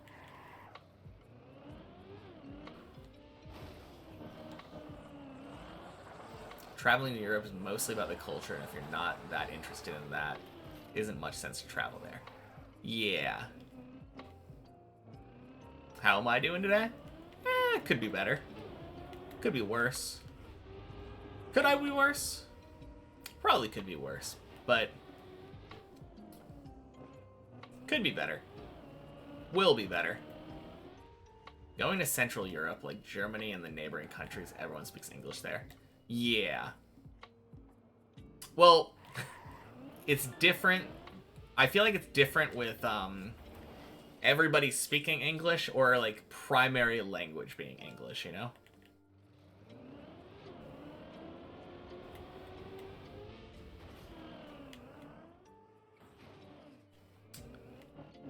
Like if you go to Germany, I expect the most comfortable language for anyone to speak probably to be German.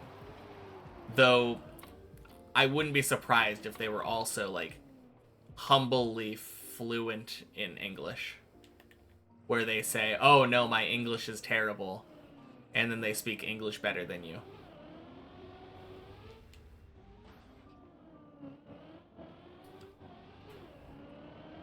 Your white as shit got deployed to Bahrain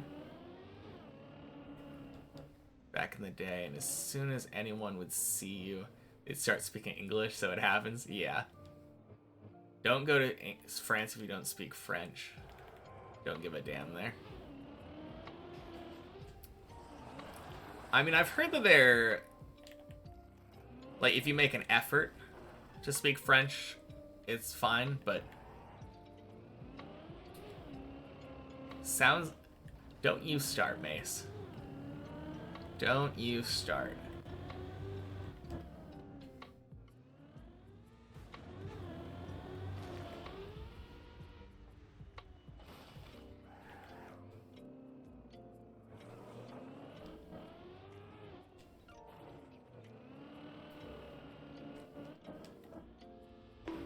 Germans and Dutchies say they're shit in English because the average there is very high.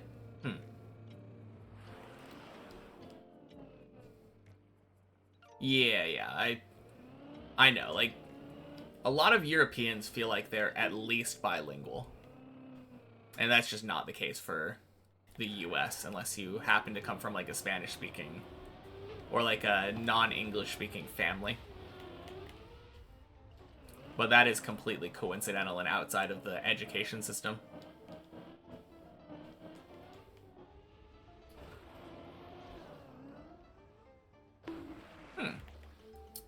Okay. Yeah, that's something interesting I kind of assumed but didn't really think about. Didn't cross my mind, Zach.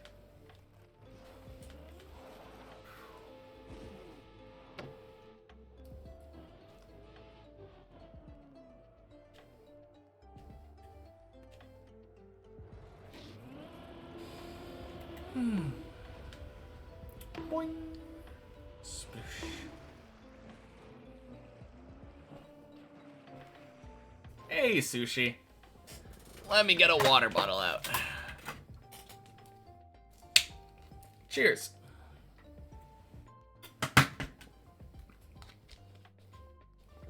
Most store employees or any people that you have to speak to get around will speak English. At the very least, understand you don't expect everyone above 50 to speak English well. or at all. Yeah. Makes sense. Happy Wednesday. How goes it today? It's a mixed bag. So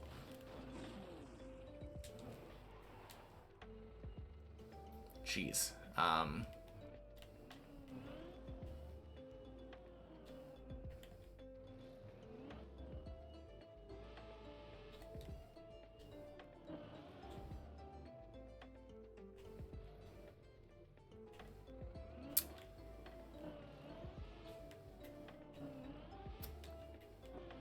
Funny example. Right as you ask. So, what I was going to say, I've been getting to floor 6 pretty consistently today.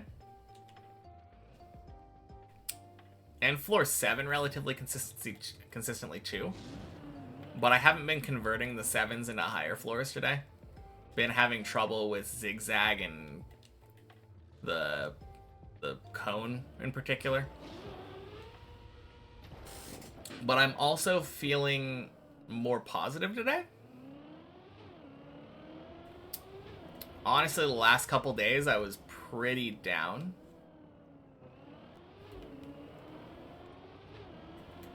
And I'm just kind of feeling better today.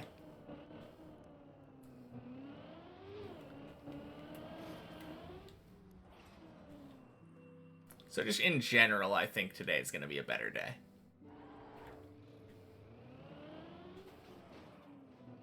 Calm then, glad to hear it, yeah.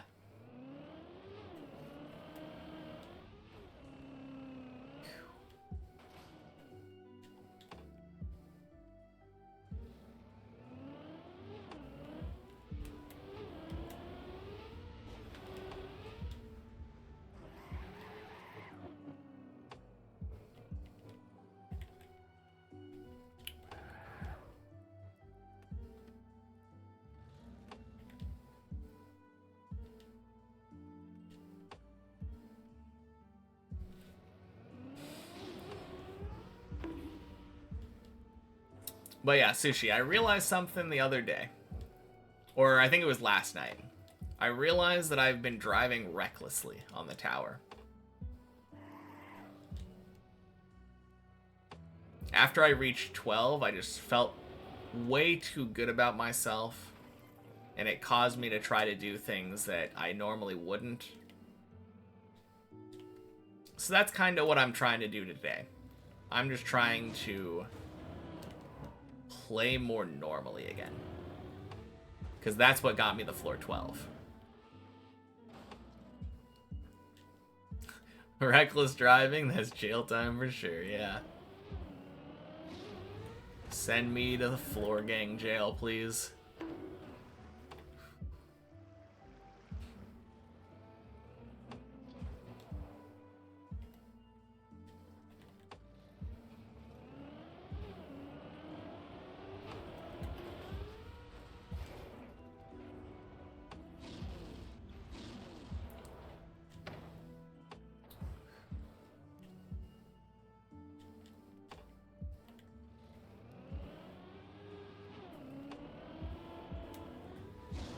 Oh shit, they're remaking Oblivion?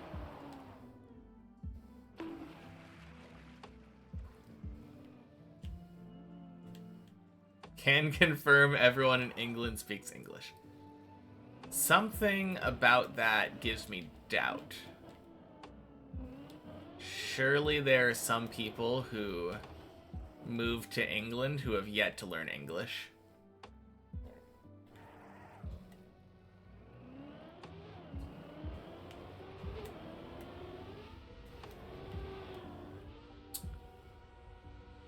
Quack!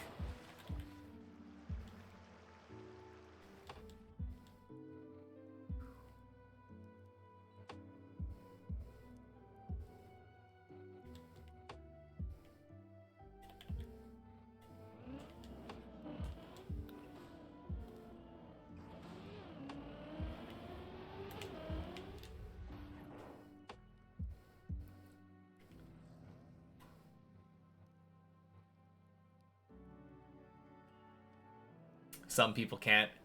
Yeah, I was just being silly because you said the word all.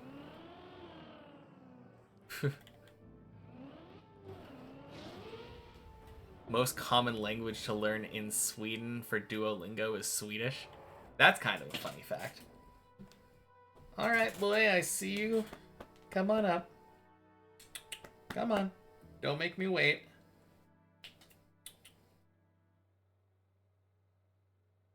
Really?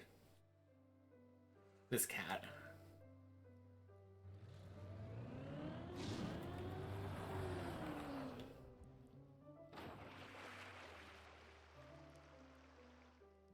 Migrated from Spanish-speaking countries, didn't learn it in school, or you're French.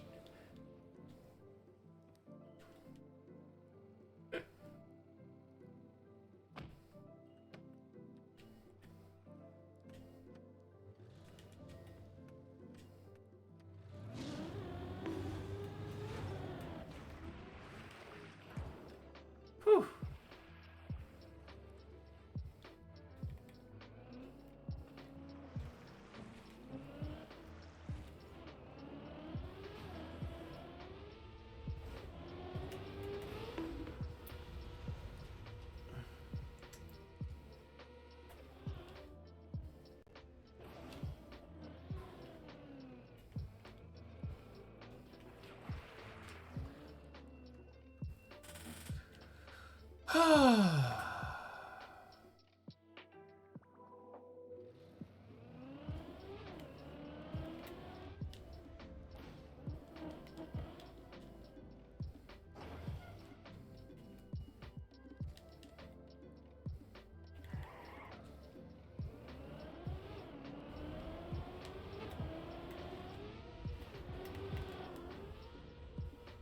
Hey!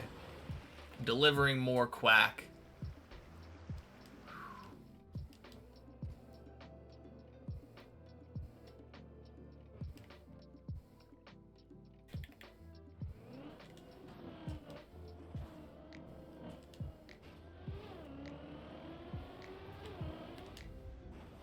Boing.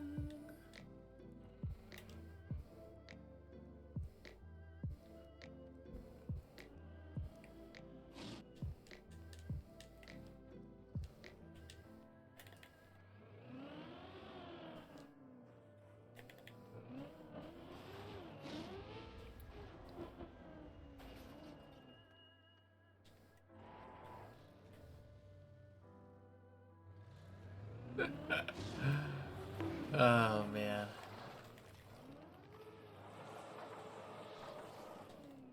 I feel like I could say the same about English speakers, though.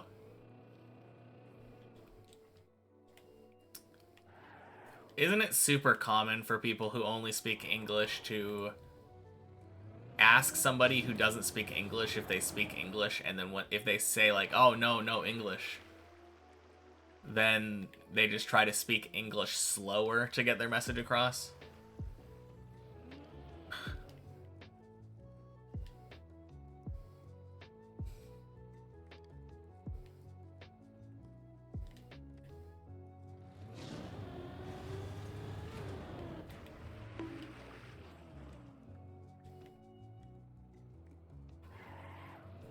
Not talking about face-to-face conversations, but rather in-game chat. Oh. Interesting. I don't talk to people in games, so...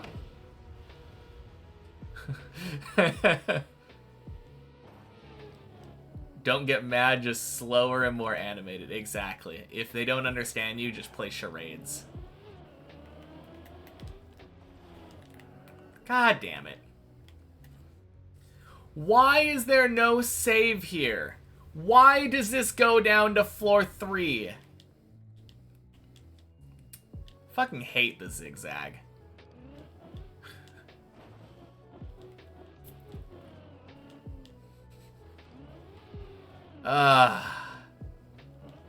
Yeah, clean landing.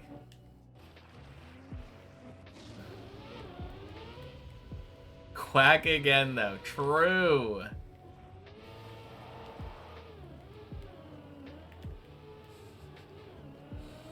I mean, we have to, right?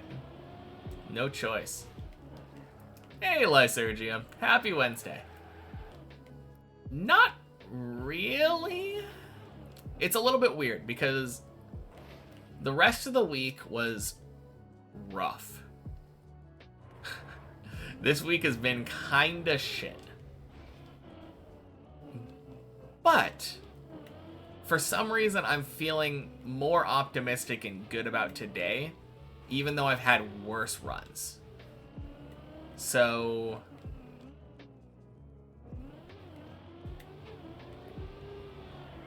I don't know what's going on.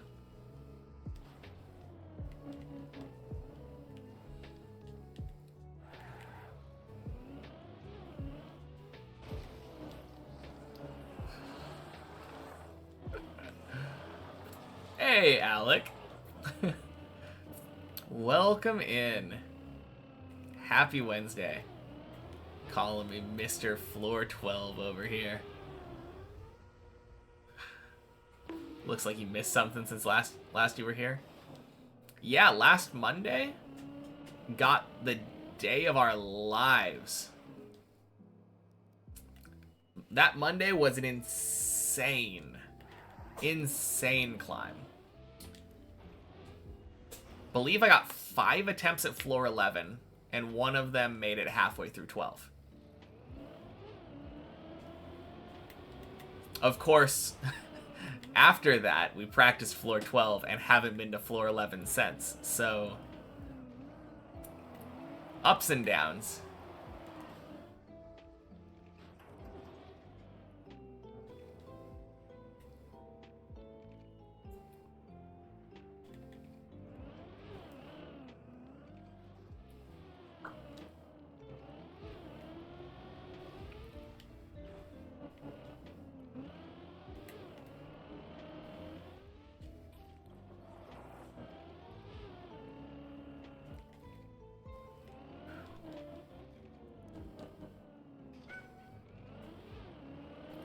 Oh, that's what happened. The cat didn't want to sit on my lap. He's hungry. Know the pros cracked floor 12 relatively quick, especially compared to 11. Hope the same will be true for me too. I think if I can make it to 12 again... Sorry, not if. When I make it to 12 again, I think I just make it. I think I just go to 13. 12 is kind of easy. Ban cat, that wasn't English. Never. Boing.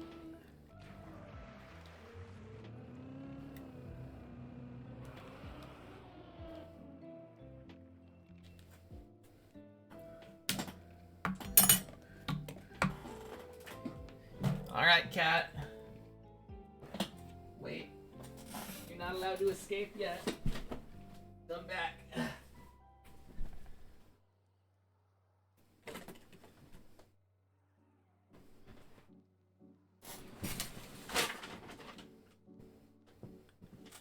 He's got a shirt.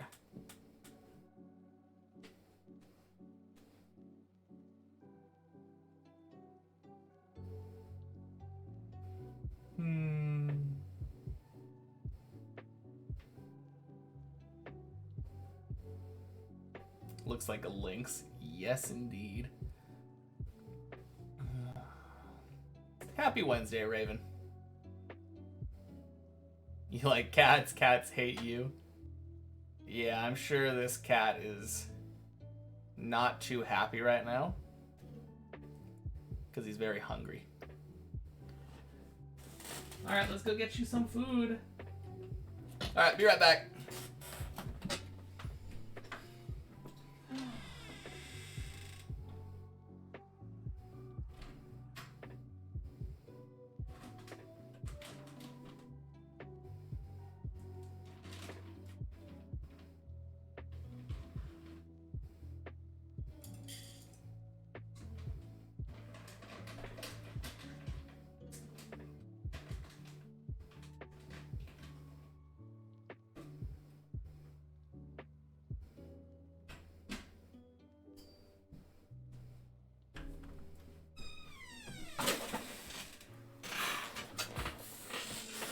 after your top favorite animal, closely followed by seagulls.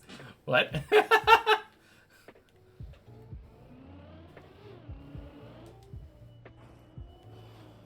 Why would seagulls be? Like, they're kind of pretty, I guess, but, like... all I know seagulls for is trying to steal your food and shitting on you.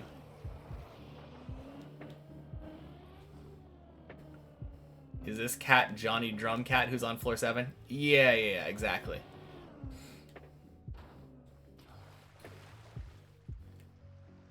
We implanted a chip in my cat's head that allows it to play Trackmania with its thoughts.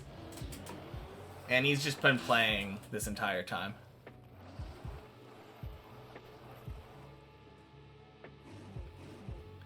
Oh, seagulls are noisy. Yes, that's true, Zach. I thought you were talking about cats. Or maybe dogs. But, yeah, seagulls are very noisy. Especially in a crowd of seagulls, like a group. Ooh.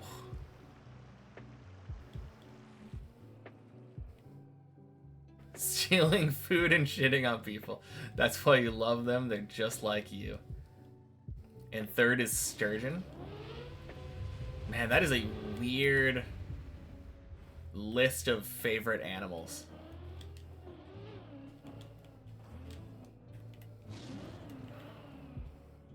Big white birds with yellow beaks near beaches and harbors. I feel like when you say it that way, I think of pelicans instead. Cat compelled me to play Trackmania than the other way around. Probably. Have I looked at sturgeon? I mean, they're really big. But I don't know. I feel like most fish just in general wouldn't crack my top 5.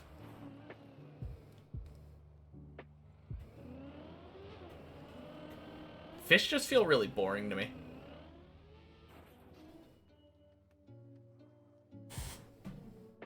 Don't have pelicans where you live? Alright.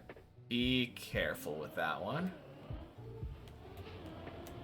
We just had a conversation about this. Let's keep it in English. Everyone here is capable of using Google Translate if they would like.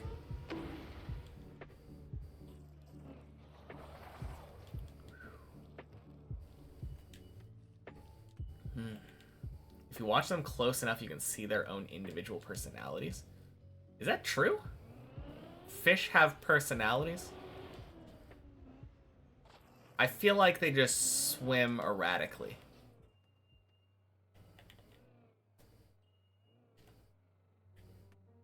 Resistant from getting a fish tank, but not. You are not so secretly love it. You not so secretly love it. Yeah, my grandpa is a big, like, fish person. When I was growing up, he had, like, his entire basement was just filled with fish tanks where he had a bunch of exotic fish. Not that you could have a sturgeon in one of those things, but, like, your and your neighbor's fish have personalities. It's kind of interesting. Some like to do races with each other. Some like to be more calm and chill in their caves. Some just goof around.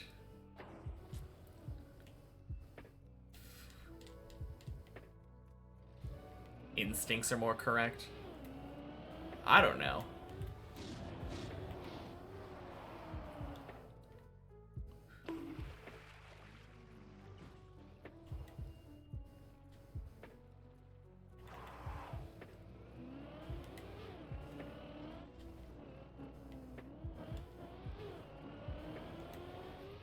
Like, I could believe fish having personalities.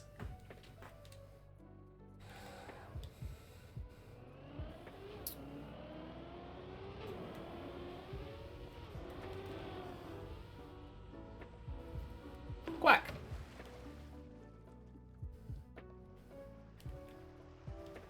you went to an aquarium, your girlfriend had to literally force you to continue walking. If you find a cool fish, you will literally stand there for hours.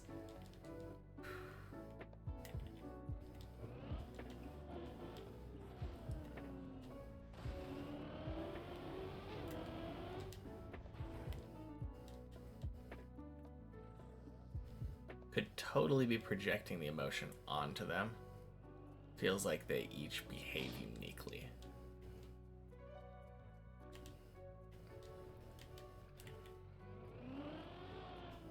I mean, I think the emotion might be projected onto them, but the behavior anyway.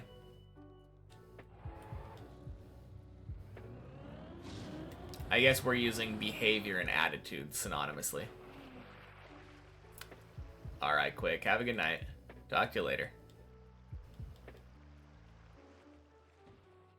Surgeons also look really cool. They have spikes on their back and nice looking tail fin with the upper half extruding outwards more than the lower half. Kind of sounds like a shark to me. A spiky shark. Oh, God. Okay. Anyway, I'm saving this? Nope. Ah, floor 7, why? Hey, Dot. Happy Wednesday.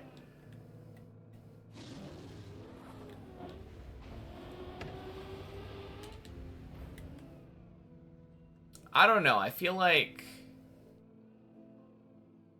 they probably do, to an extent. I feel like if you put a fish in a tank that's too small for them, they probably feel some form of sadness.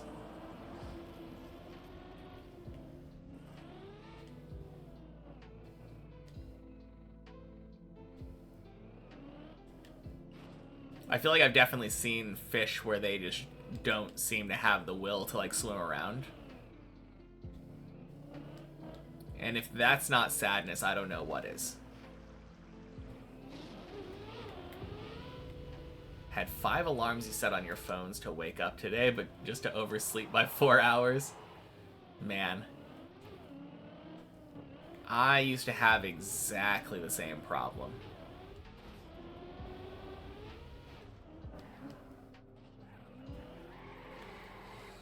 Another really cool fish is the catfish.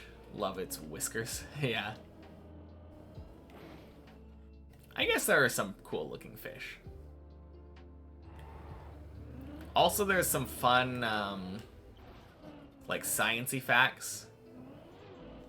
Like the fact that, clownfish are hermaphroditic.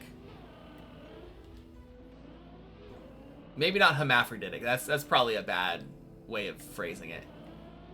They can change their sex depending on the needs of the school. God damn it.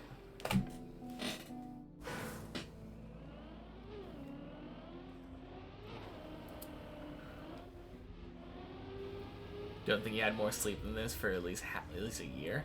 Dang. Sounds like it was a good sleep then. A lot of fish are able to change the sex? Okay. I mean, I didn't say that it was unique to clownfish. I just knew that that happened to be one. I don't know.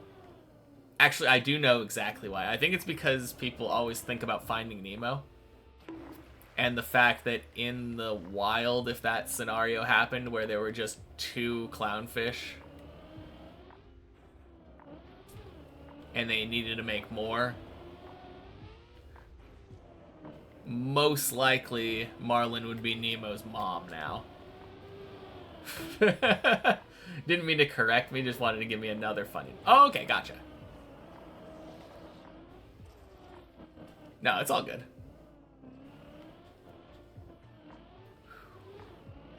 Just read a wiki page for a couple minutes, so you think you can clarify as an expert in regards to proactive and reactive fish, which sort of correlates to their behaviors, and those are mainly based on which temperature the fish thrive in.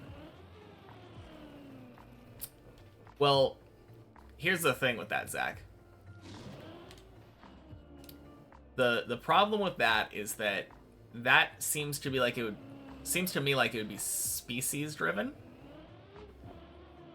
But the thing we were talking about, I think, now I could be wrong, would be multiple fish of the same species behaving differently. Although I did not get clarification. I think it was Ira talking about their fish. Don't know if Ira's fish were all the same species or different. People call it a Nemo fish more often than a clownfish here. Kind of your point that fish don't have personalities, like, for instance, dogs, cats, and horses. Well, if you had two fish of the same species, though, and they did behave differently, like, on a regular basis, just habitually different, does that not equate to a personality?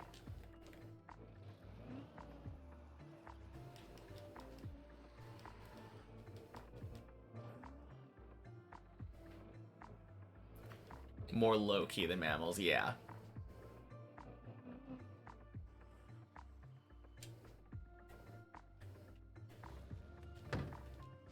I don't know. I also feel like the fact that fish can be trained to do, like, tricks and stuff. I remember seeing fish swimming through, like, hoops and stuff for treats. Kind of signifies to me that they have a higher level of intelligence than most people usually give them credit for.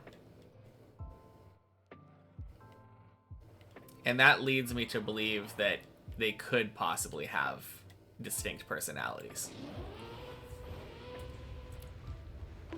New great debate, fish personalities. Once saw a video of a fish scoring a goal. I think I saw a similar or same video, yeah.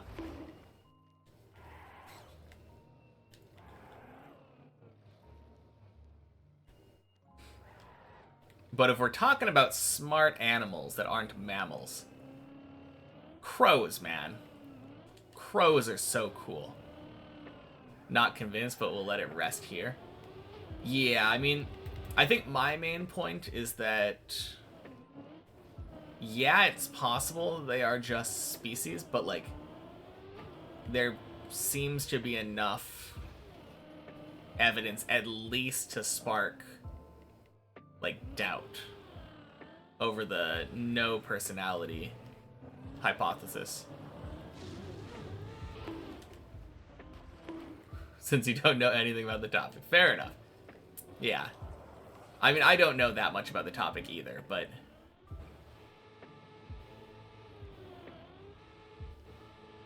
definitely interesting. No, I love crows, though. They are so smart. I remember seeing a video of one trying to get... It was trying to get food, I think. And the food was floating in water. And it had a bunch of pebbles. And it knew about water displacement. Like, it dropped the pebbles into the water to lift the thing that was floating in the water closer to it.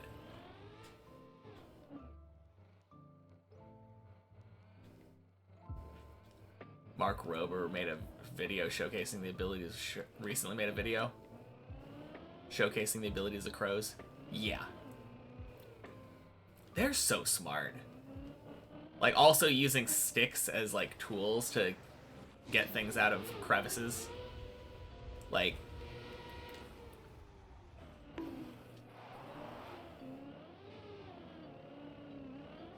it's funny to me that there is a phrase that is like meant to be an insult. Like, oh, you're dumb. The phrase bird-brained. It's been a while since I've heard someone use that, but, like, I don't know. I feel like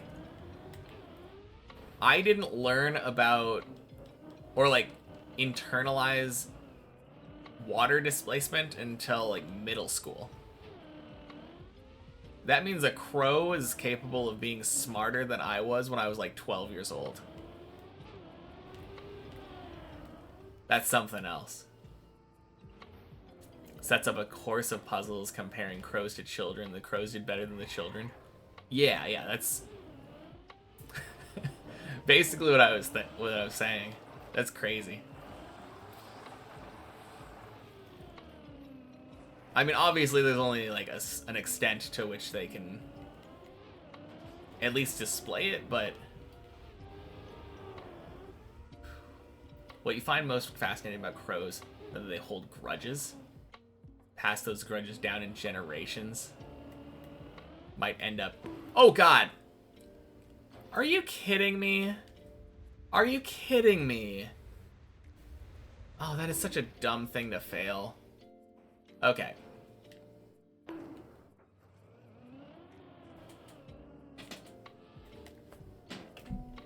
Blame the chatter.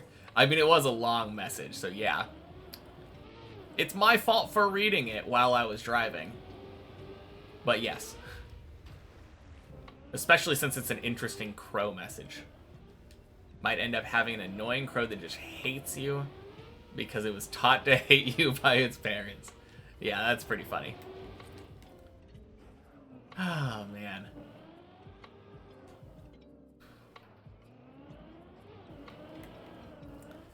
Oh, the other thing that I think is really cool. So most animals are too dumb to realize, like, not to run in front of cars. Like, you see a squirrel running across the street and it's just like, splat. I love how crows will literally take, like, nuts and place them in the road for the animal to, like, or for the cars to run over and, like, crack for them. Literally using cars as tools. I don't know, I assume they scavenged them. Also, happy Wednesday? I thought you were here earlier and I might have said it, but happy Wednesday, Zane.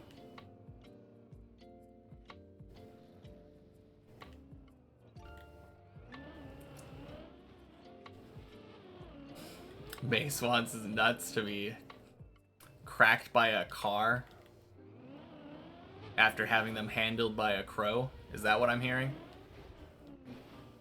That's,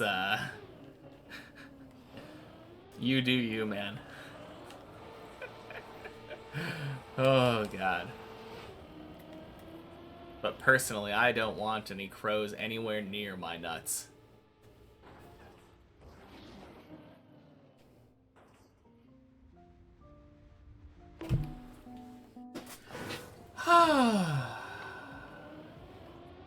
Total misread, nothing of the sort.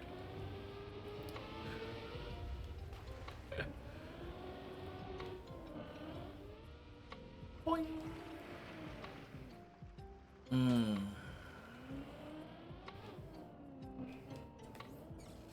All right.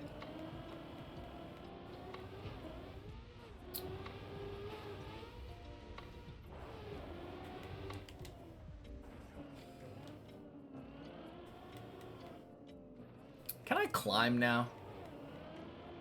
Can I please go up to like floor 8, 9, 10, 11, 12, 13? That'd be great.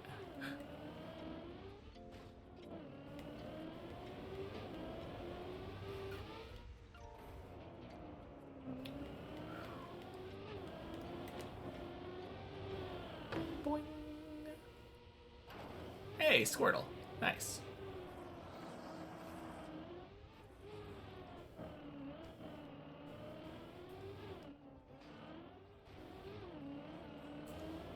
Man, it's been kind of an interesting week for me. Literally best day of climbing, followed by like the worst week of climbing in recent history.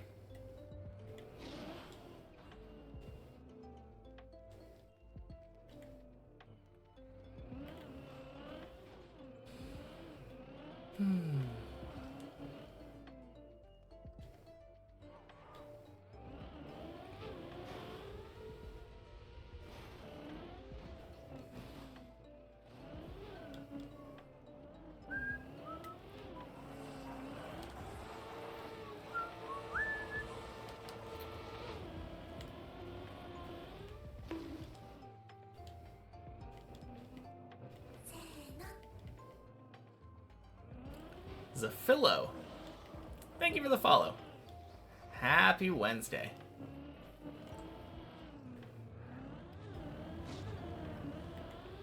Boing, boing, splish.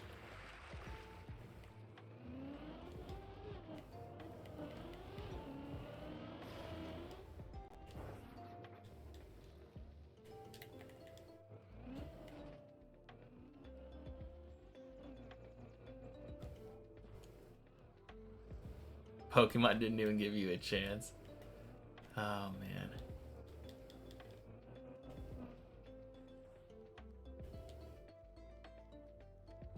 Should have been faster.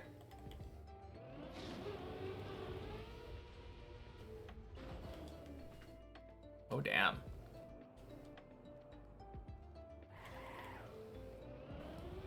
Oh, 07, Johnny. God damn it. Don't start getting tilted, please.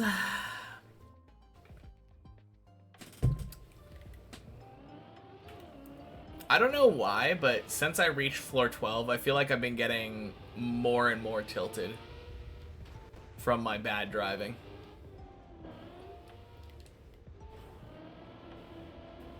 I'm not that upset by it right now, but like, especially the last couple days.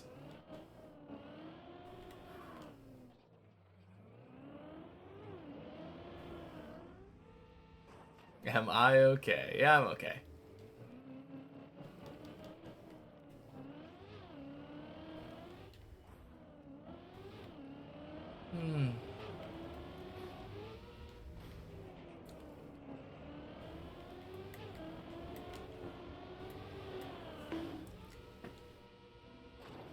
I really hope I can go back to my, like, really consistent floor 7s again, though.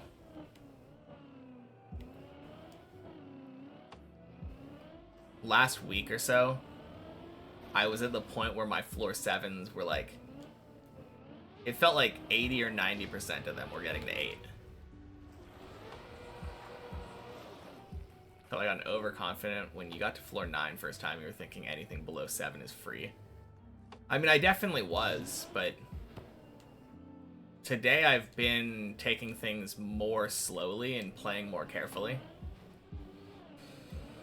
I mean, the last, like, half hour to an hour, I would say, I've been reading chat more, so that's,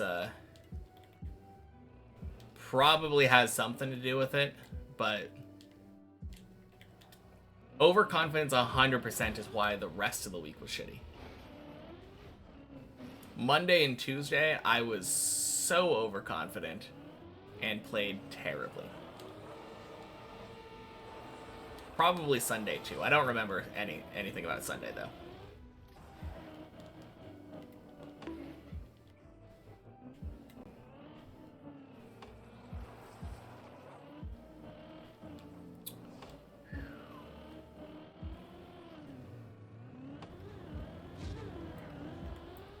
Boing, boing, sploosh.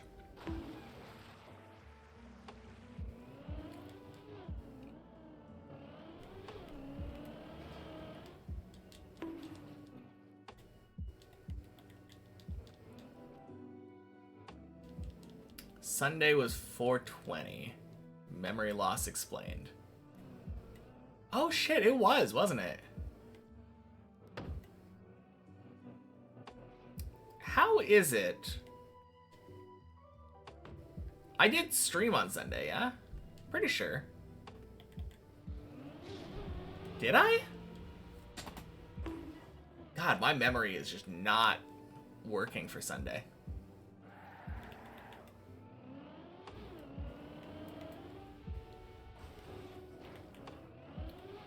In Denmark, you have day, month. Yeah. For you, it's 2304. No, I understand. Honestly, it makes more sense that way.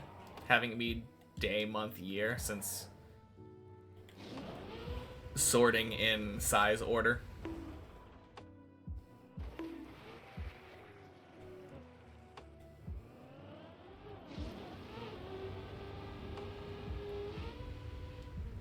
Boing. Lol Rev. Happy Wednesday. Welcome in.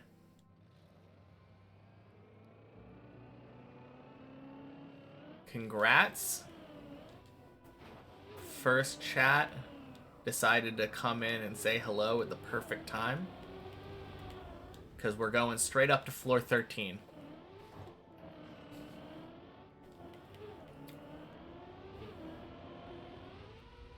I'm just gonna keep escalating until I get a good run.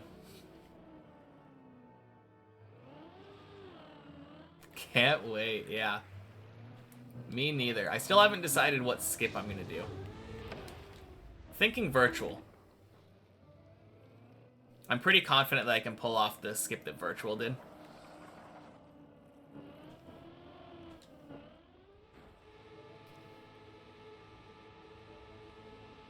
Can't wait. Well, you can if it's this run, yeah. True. Can wait. Hopefully you only have to wait like 30 minutes, right? Doesn't take that long to climb up to 13 if you don't fail anything. Who was the one that showed me TM? I found it through Carl Jobs. And then Carl Jobs talked about virtual, I think. I think virtual did like a script check or something to make sure that everything that he was saying was accurate. I don't remember exactly, but that led me to the main channel. And then I was watching that for like 2.5 or 3 years. I think it was like 2021 if I remember right.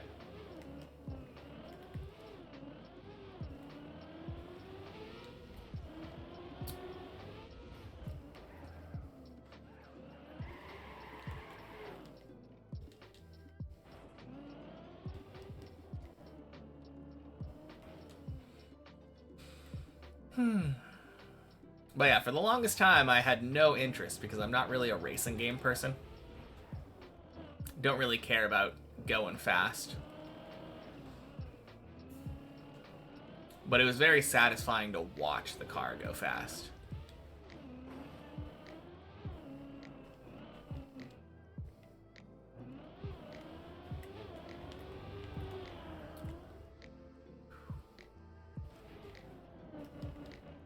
But yeah, this map is the perfect excuse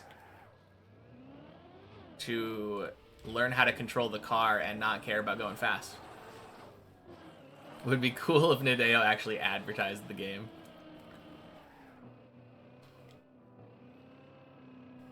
You love racing games for which reason? Cars being good to control? Because that's why I like this game. This game it's so satisfying controlling the stadium car. Hey, Cheesy Graves. Happy Wednesday. Just time traveled into the future and this run gets to 13. I mean, I already said that. That's not news. But welcome in.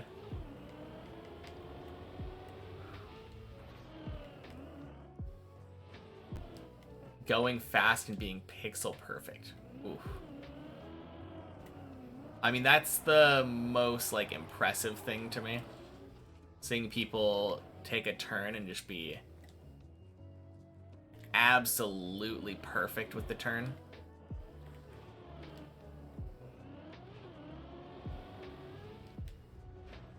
Same, you're not good at the game, but watching is so chill. Yeah. That's how I was for a long time. I do feel like I'm pretty good at the game now.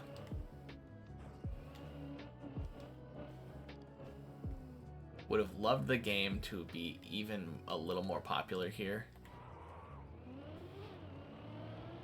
Why you love F1? Because it's fast and perfectly spaced turns.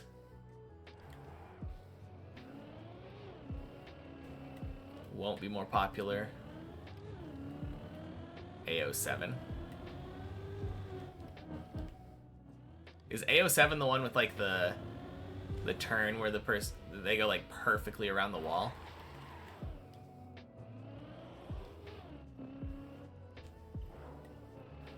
'07 AO7.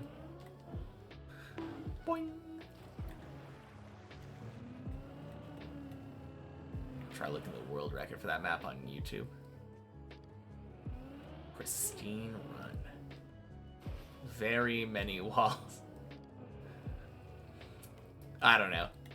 I'm very, very bad when it comes to all these Trackmania tracks. Because a name like AO7 is just so boring.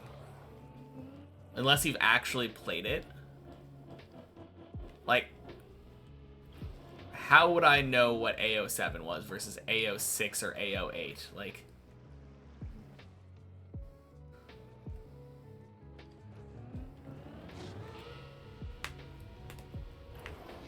yes, Surion.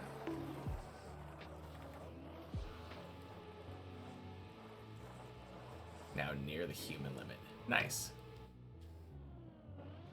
New task strategy for AO7? Not me. AO8s are downhills, though. Yeah, I mean, AO8's kind of an easy one.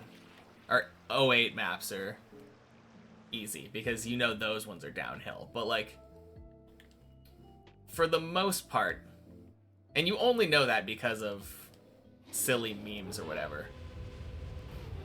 For the most part, they just all have boring number letter names. I guess E usually means that it's going to be a longer map because it's an endurance map, right? But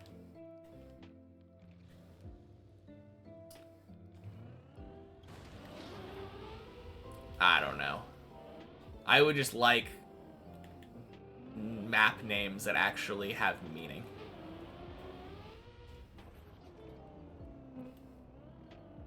So that I could remember them better.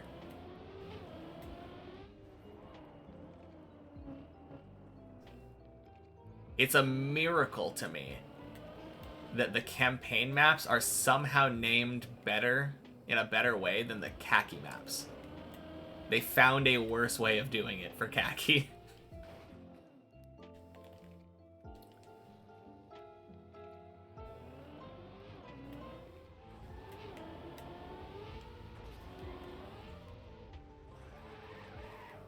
Hey, Game Noodles. Happy Wednesday. Welcome in.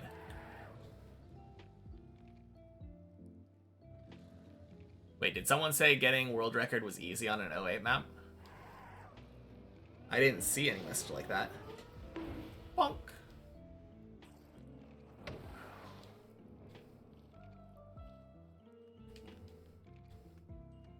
How's my day going? Could be better. But my morale is higher today. I think that's probably the biggest thing. I'm actually playing the worst that I've played, I think, all week. Which is kind of funny to me. Out of all of the driving that I've done this week, I don't think I've played worse than I have today. But my morale today is higher than it's been all week. And I can't really tell you why. I think it's because I, like, realized something. Don't know why you would write that message. Maybe I need a little break, is what you say. You said that in response to me just telling you that I am doing better today than I've done all week, like feeling wise. If I said like, yeah, I've been feeling really bad, morale's worse today than ever, then yeah, I could see maybe that makes sense. But like, kind of a weird reaction to saying that I'm feeling better.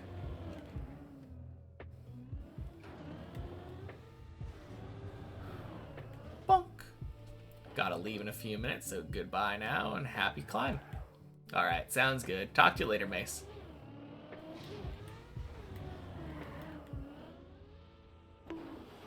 Nice.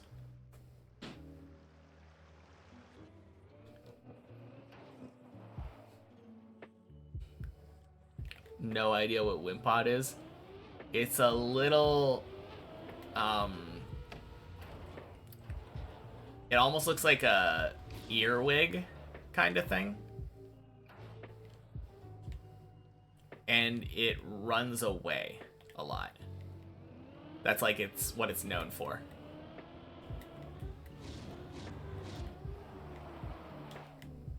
If you can't get a record, come back the next day, you usually get it straight away.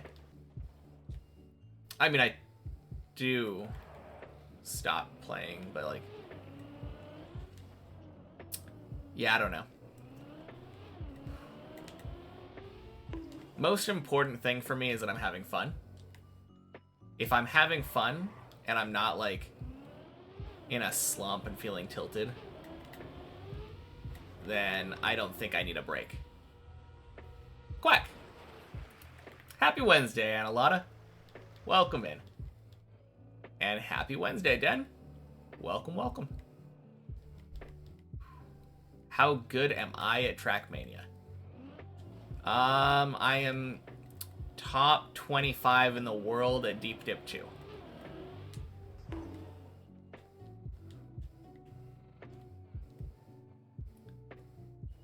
And that is all I can say.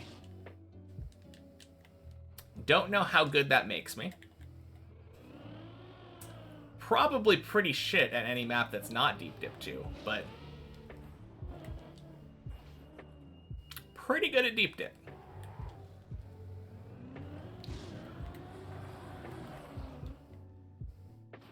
Got a gift sub to Javi from you randomly. That's kind of funny. What's my campaign rank? I've never played a campaign map.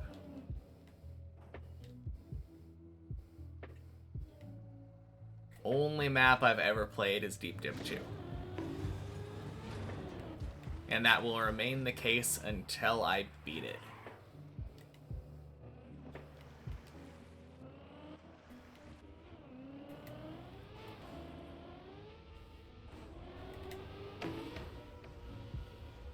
Close? Nice. Nope. Just beat it. Just get to the top. Finish the map.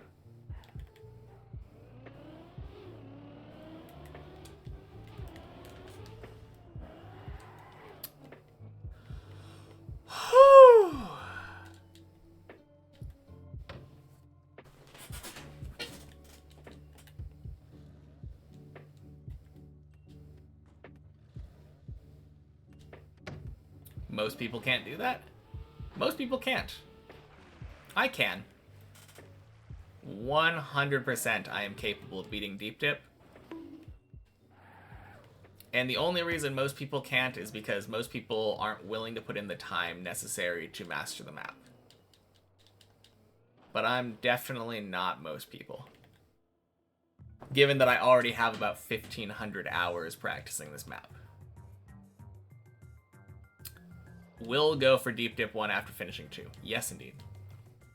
Deep Dip 1, Bennett Foddy 1, Bennett Foddy 2. Probably in that order.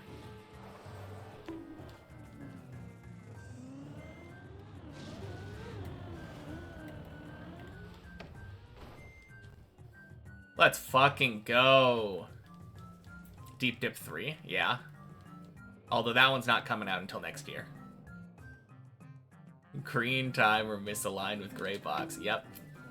We broke it again. Once it hit 1,000 hours, green timer didn't like that very much.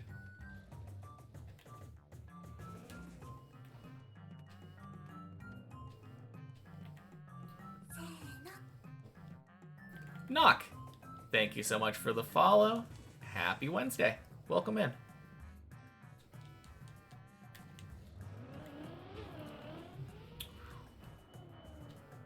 When it does, will I hunt it?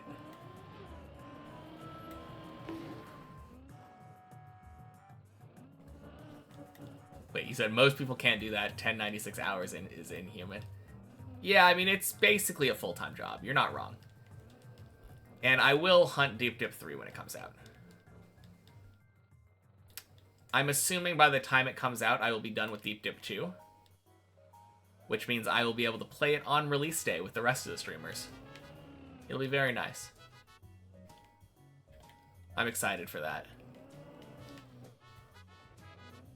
Because by the time I started playing Deep Dip 2, a lot of people were already basically done playing the map. A lot of people had just moved on. And to answer the question, Zurion, yes. Deep Dip 3 is definitely coming, though they haven't started working on it yet.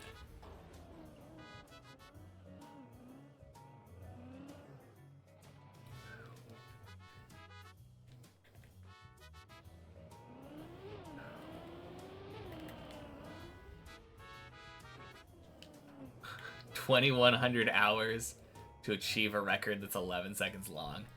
Damn. Just want floor 2 so you can call it a day. That's fair. Ice Slide's tough, Zach.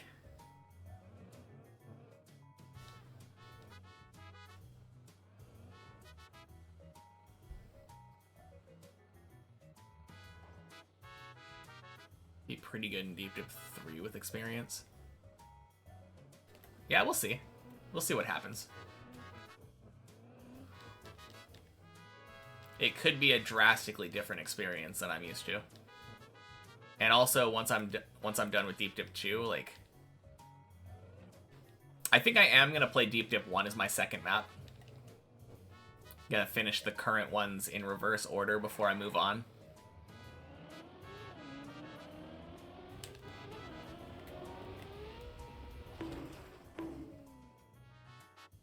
Worst part of Deep Dip 2?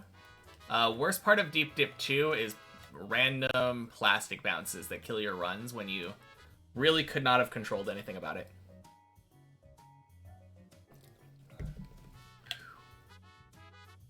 Do I think Deep Dip 3 will be easier because of the Deep Dip 2 experience, or do I think it'll be a similar experience? Probably a similar experience. No Shallow Dip? Not immediately after Deep Dip 2 anymore, I think.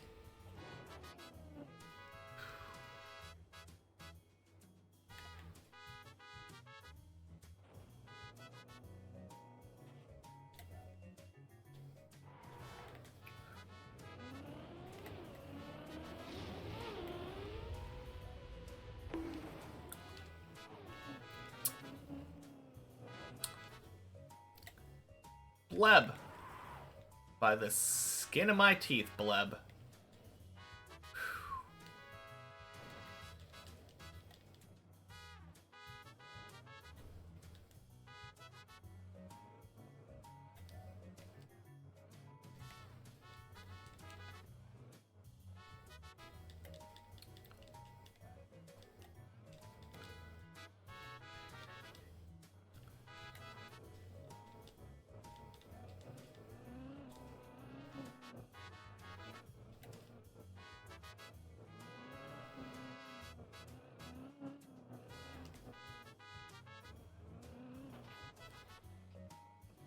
What got me to play Deep Dip 2? Also, happy Wednesday, Deckers. Welcome in. I started playing Deep Dip 2 because I always thought it would be fun to learn to control the Trackmania car. It looked like a fun game to play, but I also didn't really care about trying to race for records. The idea of grinding out a map for thousands, hundreds of hours or whatever to make my time world record by shaving off literal fractions of seconds never really appealed to me. But seeing gradual improvement on a map like Deep Dip, where all you're trying to do is climb the tower and get farther and farther, sounded very appealing. So then, when the main person I was watching, Virtual, stopped Deep Dip 2, seemed like a perfect excuse to pick up the game and give the tower a shot on my own.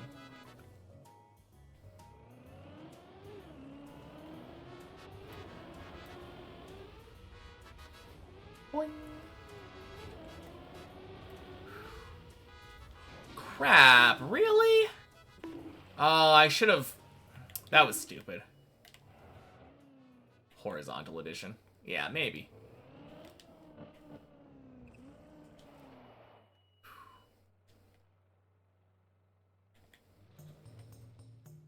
Have I ever rage quit after failing? No, but I rage peed after failing once.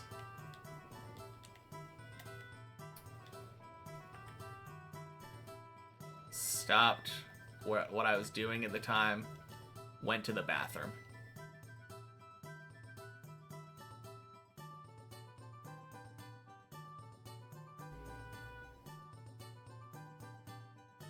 No, are you kidding? Okay, close enough. Ah. Oh.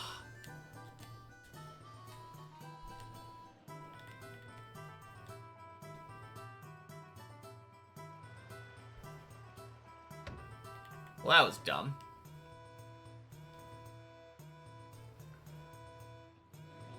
Dropped me off at, like, the worst part, too. Could have dodged all of it.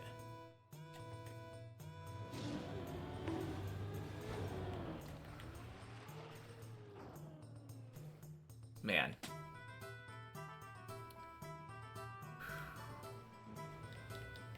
Wet wheels are scary? When did I have wet wheels? I mean, I agree. Nice. Really enjoyed World of Wampus, just for the sake of completing them. Oh, yeah. I don't really care about, like, leaderboard placement. That's the main thing I've learned from playing Trackmania.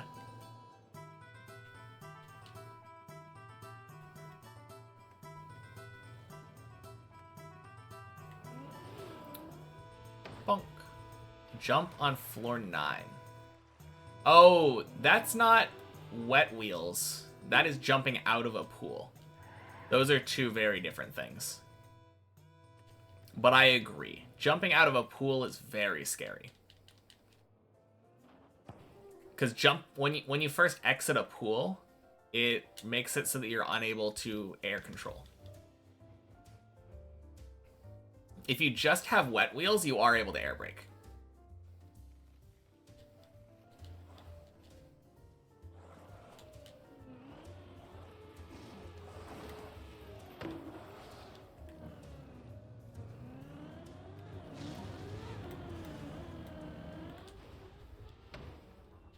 Surely I will still get the Deep Dip 2 world record.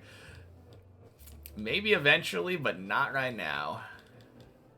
Not in my wildest dreams am I currently fast enough to beat Javi's record on Deep Dip 2.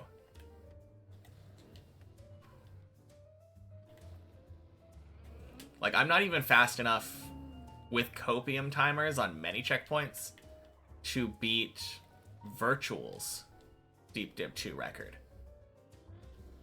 And he failed. Like, he had to do a recovery and he was still faster than me.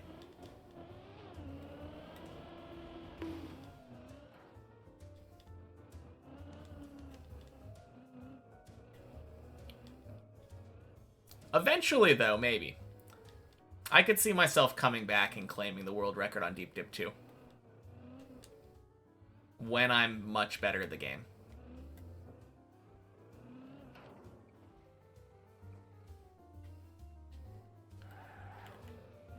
Bonk.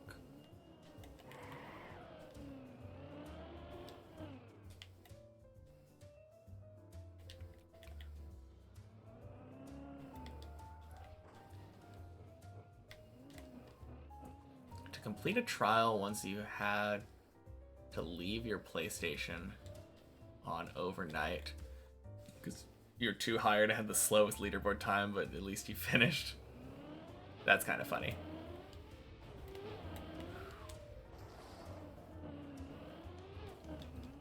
Not really applicable to Deep Dip, though.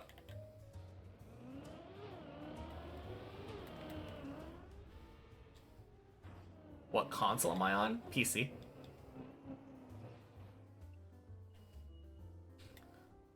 When I...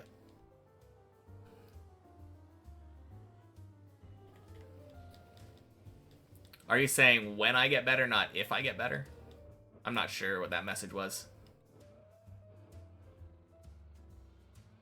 Because I will get better. I agree. I think I did say when. But it's just not a guarantee that I will go for Deep Dip 2 world record. I think it'd be cool.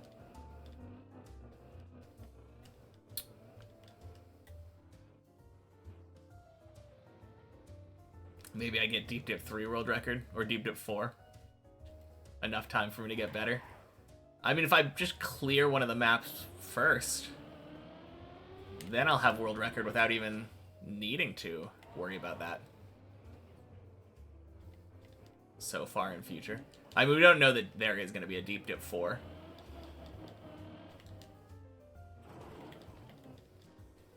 Do I think I can get good enough to compete for world record? 100%. Why would I not be able to? It is all a matter of putting in the time.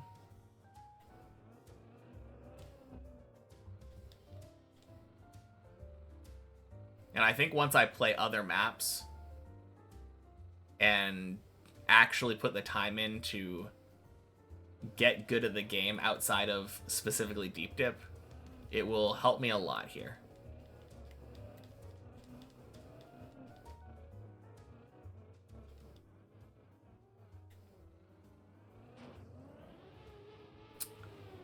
Javi won't let me have it. I think Javi would let me have it. At least for a moment. He's not gonna, like, work to improve his time before anyone's even claimed it.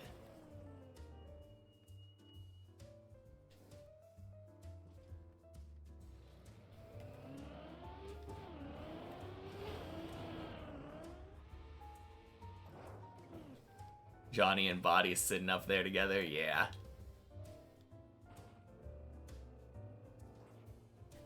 Are they dead turtle together?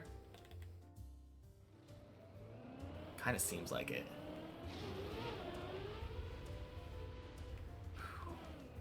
Bleb!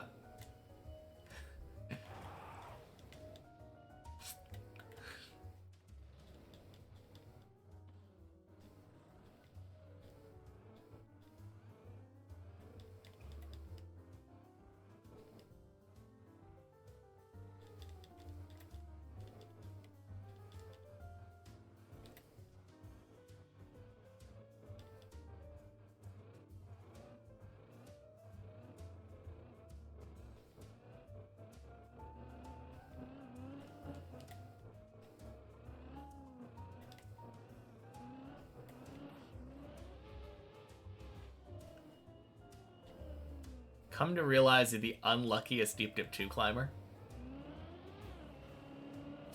Or are you just the most experienced Deep Dip 2 climber?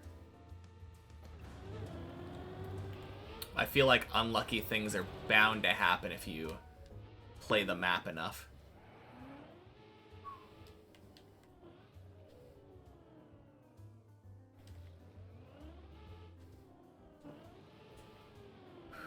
Jeez.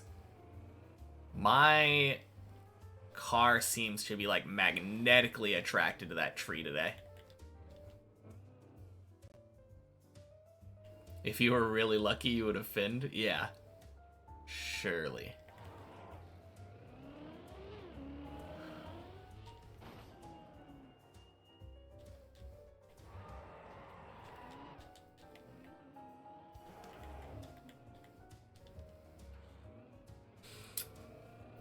That being said, you might be right, Body.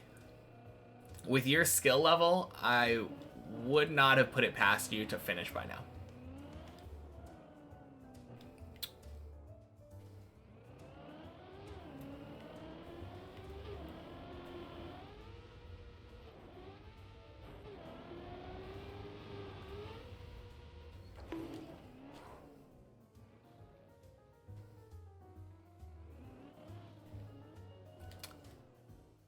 Nice.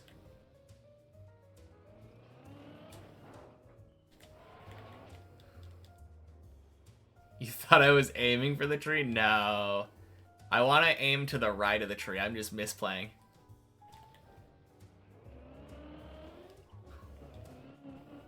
Jump to tunnel after wheel hook. Ooh. Oh, wait. I think I knew that. This isn't news to me.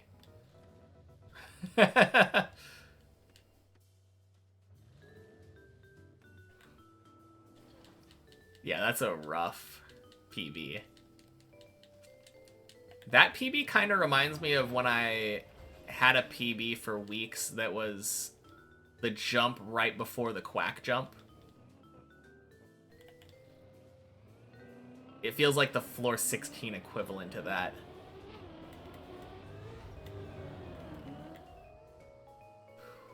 Oh, 07 Hav. 07 Hav.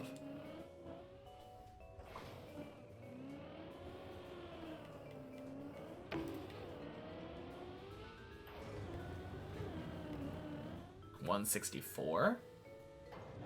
Nice.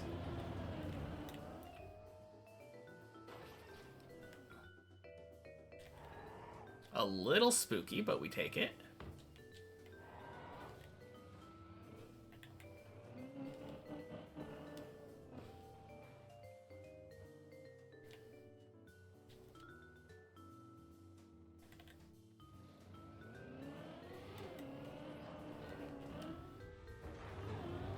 That's probably fast enough. It is, but I don't want to risk it.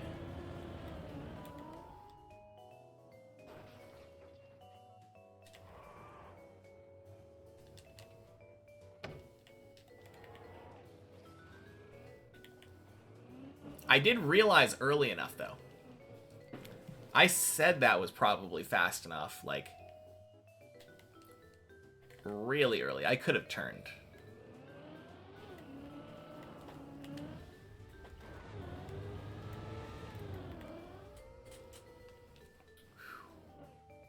Yes, indeed. High up and dead turtled. If I couldn't play Deep Dip 2, would I still play Trackmania? I don't know. Probably not. I don't know what circumstance would cause me to be able to play Trackmania but not be able to play Deep Dip, though. Oh, damn. Okay. Land.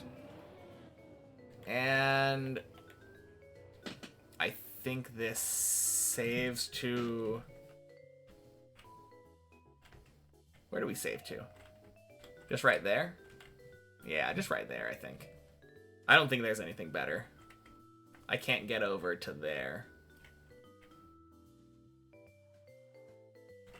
Yeah.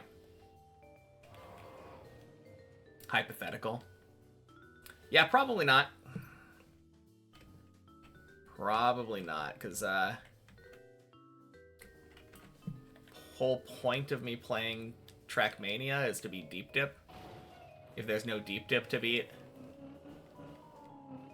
I assume you're meaning, like, if I opened the game tomorrow and it was like, yeah, sorry, Deep Dip 2 is unavailable.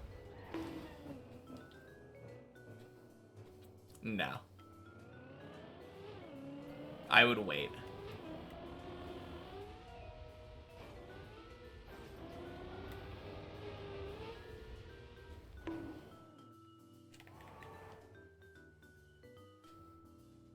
Need to sleep, but you feel 13 around the corner. I mean, it's... Are you kidding me? Technically right there.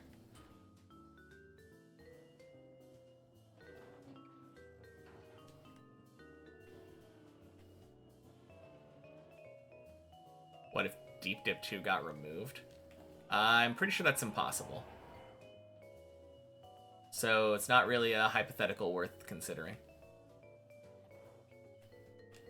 Let me in!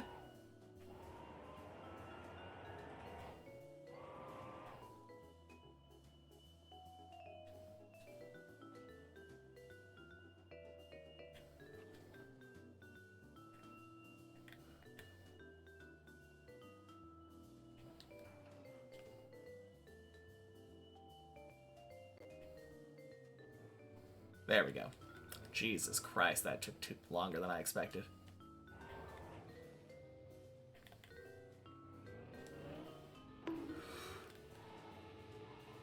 Oh my god! Screw you, water pool.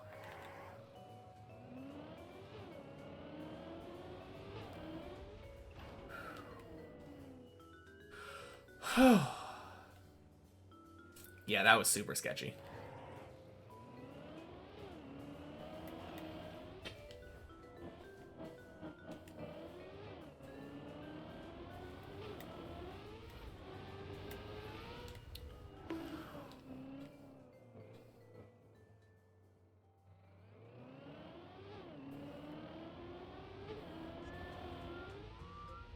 Boing.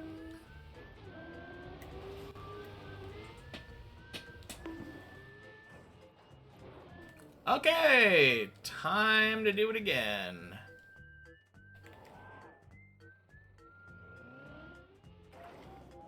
There we go.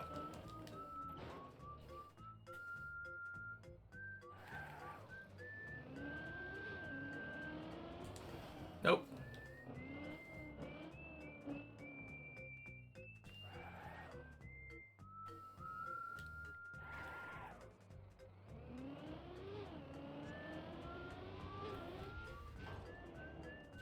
We do like floor 9 practice. Yeah, sure. At least we're not getting knocked down.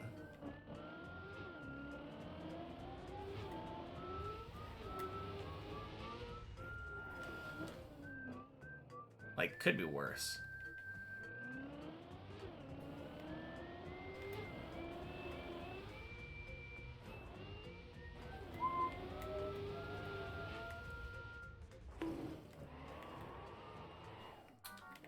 Yeah, not bad, Larry. 9 better than 0.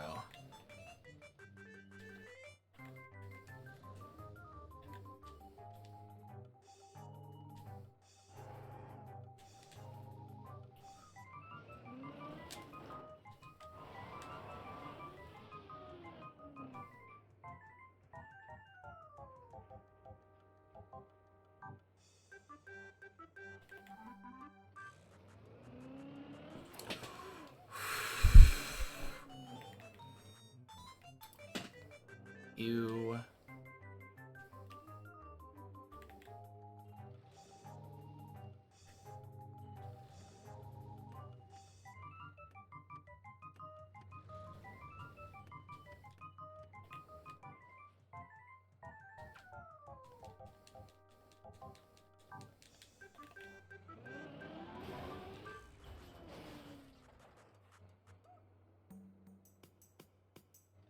may go to school as you need sleep.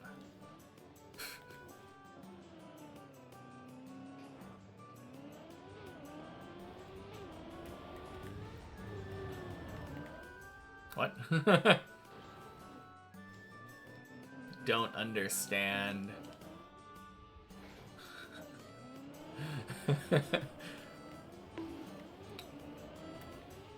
Those seemed like two unrelated.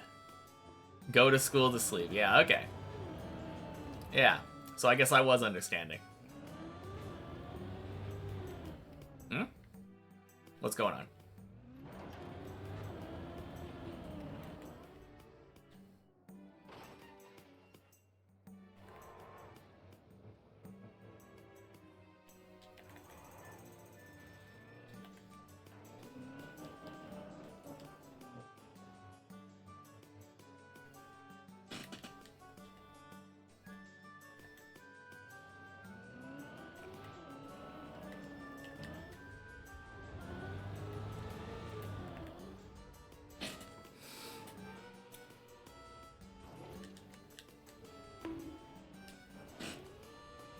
God damn it. Oh, fuck.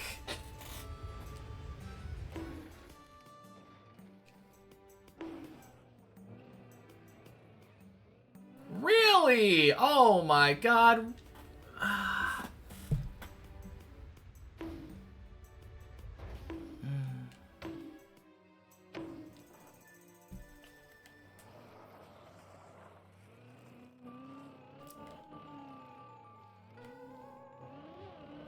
Alright. Talk to you later, Zurion.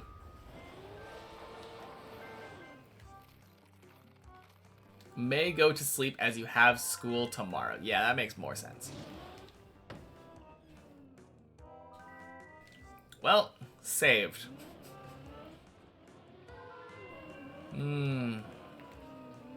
Funny thing is, saving it here doesn't feel that much different to me as it would be to save it up on 5 where I was close.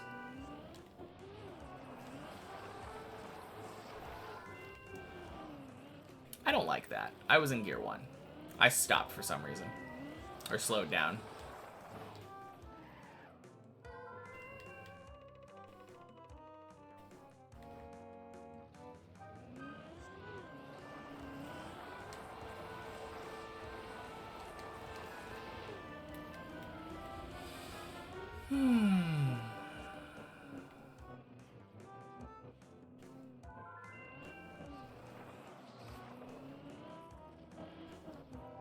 Well, made it to the end of 9 again.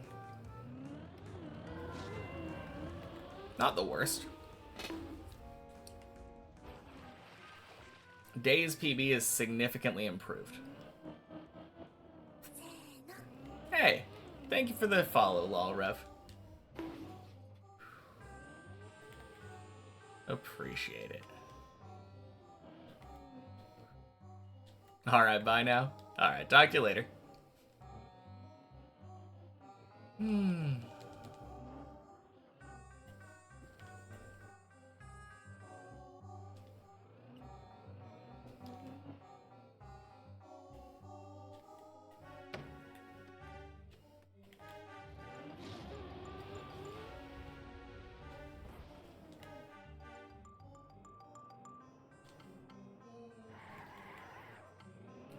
You know the best part, though?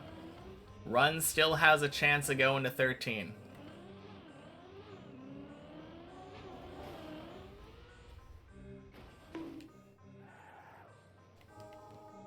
Don't give up hope quite yet.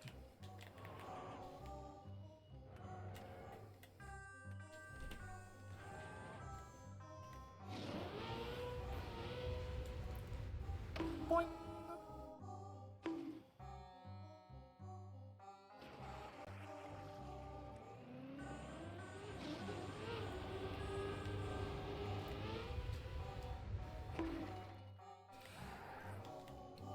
Man, that jump is so much easier now that I have experience with it. God damn it. What am I doing?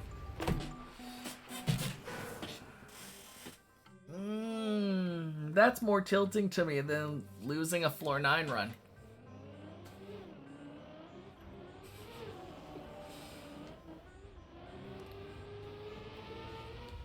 The funny thing is, I feel like that shouldn't be that tilting to me because, like, whatever, I lose 3 minutes. 3 or 4 minutes, right? That's how long it takes me to get back to that spot.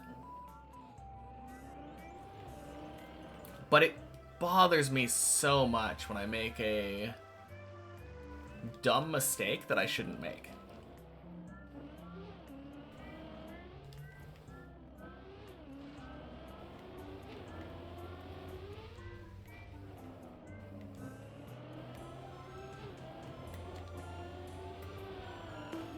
Boing.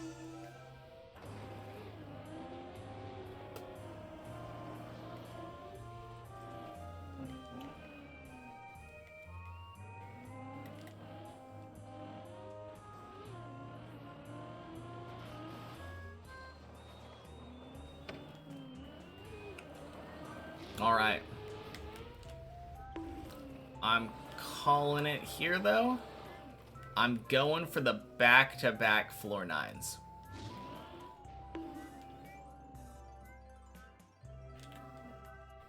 Feels like I'm warmed up now. After 3 hours. Felt the same playing the tourist version. Where you would fail something silly that you feel like you definitely shouldn't fail, and it was entirely because you were being complacent and rushing. Yeah.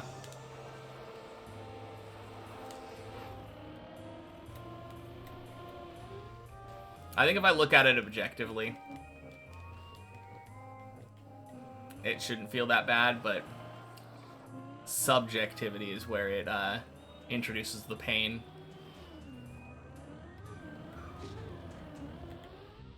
Boing!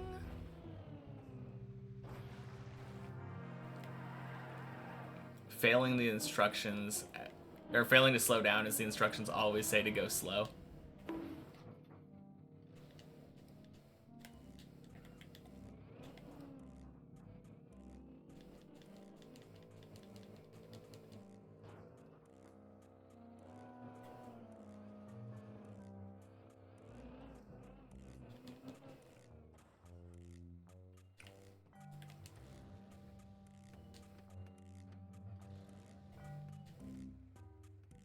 That should be how my instructions are. I should always be telling myself to go slow.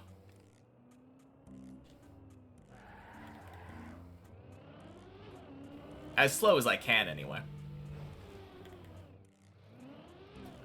Slow as in setup. Not slow as in, like, not enough speed for jumps.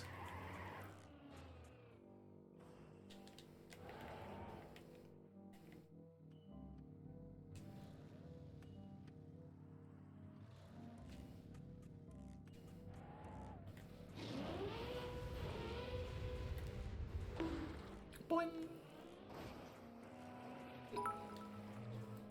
Thank you, Analata.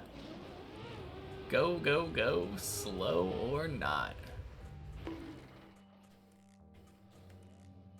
I think I prefer my old way of driving. Last few days, I've kind of been speedrunning. Trying to do how everybody else drives the tower. And it's just not my way. Back to basics for me.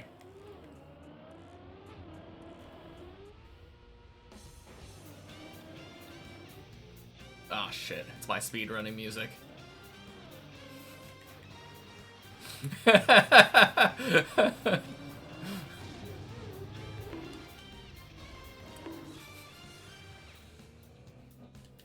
Yeah, I do have my own style. Oh god.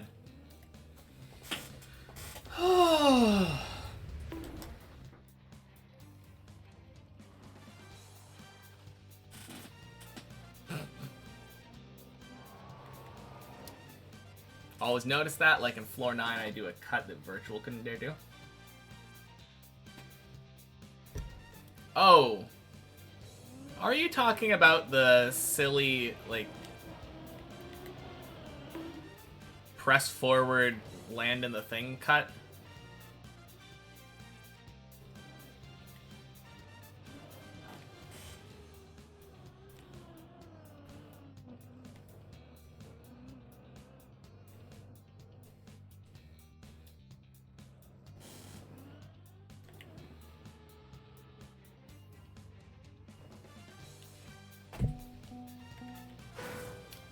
Hey, Johnny Drumcat. Good job with your climb today. Happy Wednesday. After the big step up, yeah. I don't even know if it's necessarily faster, the way that I do it, but it's just easier. Instead of having to risk a turn and jump into the tunnel. He said it was too risky. It's the freest thing that I've ever seen in my entire life.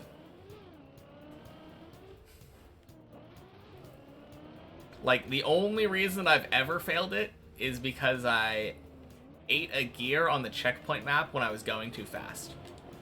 And I was rushing it.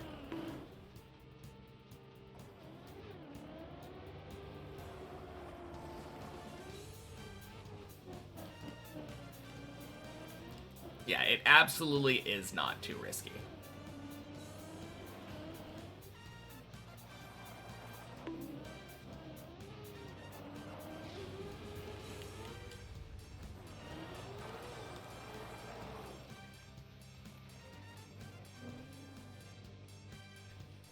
Although maybe Virtual is thinking about taking it more sideways.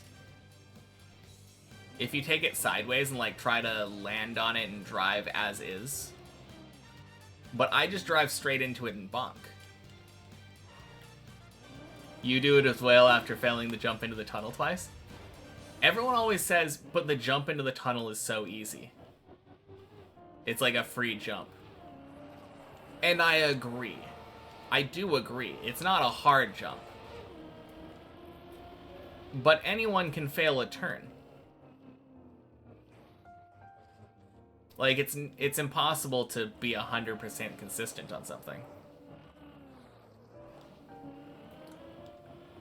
Well, I say that, but that skip on 9 turns that turn into a tunnel into a literal press forward. And I don't see how you could ever argue with using a press forward over a turn on deep dip.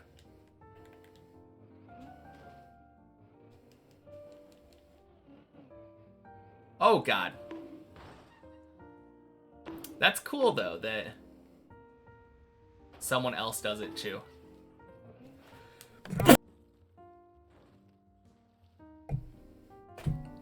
Anyway.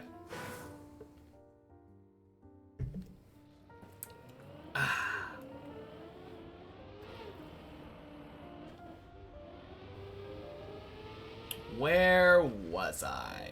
Oh, yes. I was climbing to floor 9 again.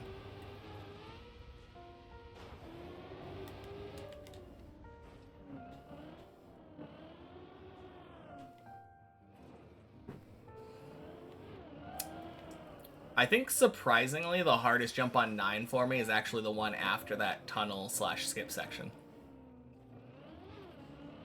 I'm doing floor 9 back to back. Yeah. It's already too late for that after having failed a floor 2.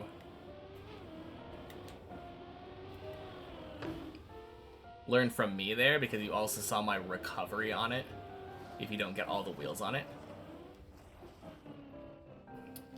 Oh, you mean like if my 2 left wheels are hanging off?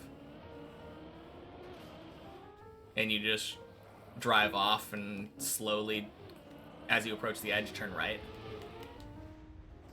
Yeah. That's a little bit more sketchy feeling, but pretty much any time that you're up there, it's just free.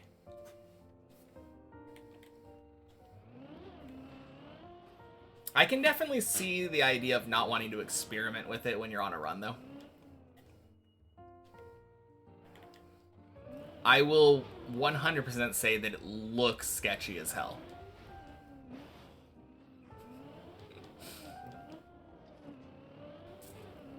Even when I'm doing it, I'm like, yeah, this looks weird. Doesn't feel intended, but... And I could be wrong, I don't think I've ever failed that on the main map. It's only been when I'm rushing on checkpoint maps.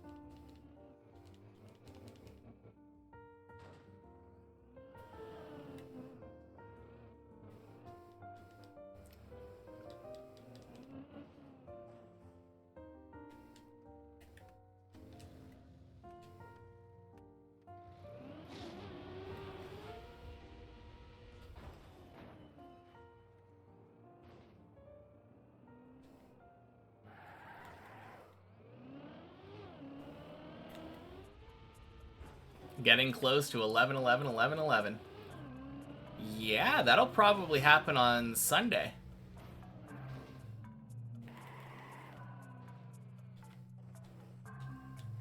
Very cool.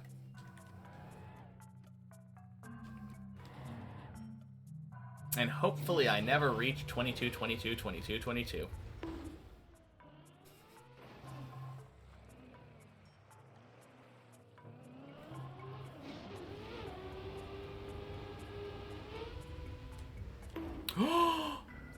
No! Oh.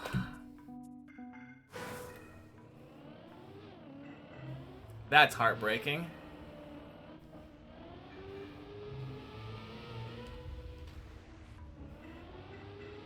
I released my left steer too early. And then I didn't do my release in the air early enough. The twos hit me in the head. The 22, 22, 22, 22. Yeah, I got my brain all jumbled.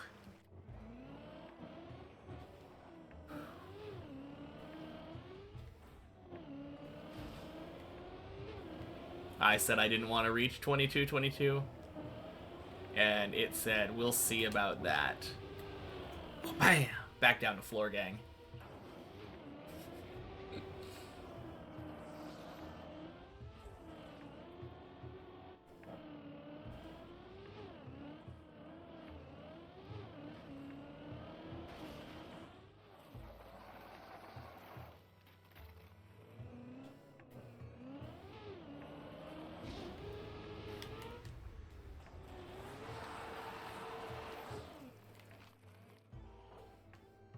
Oh, 07 Zach.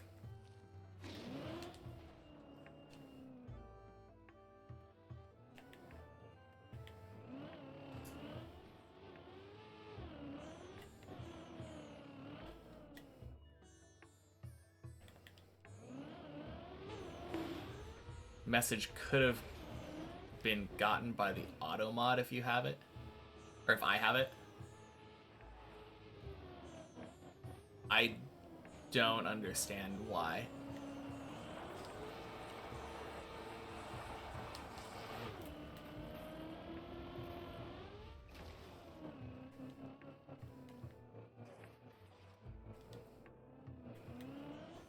I assume there's some kind of reference that I'm missing. Because of hit you. Oh, okay.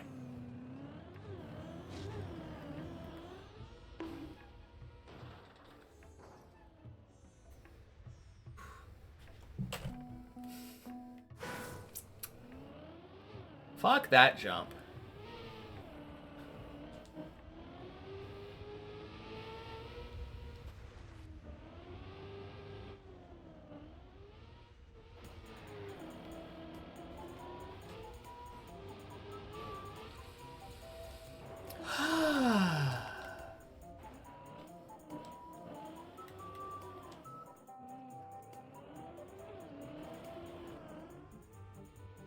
That jump is just so inconsiderate.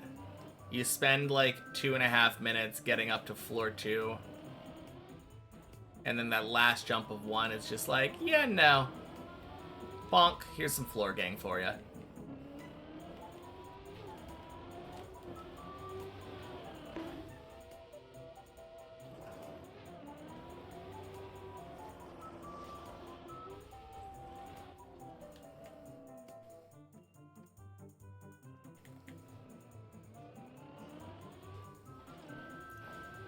Huh.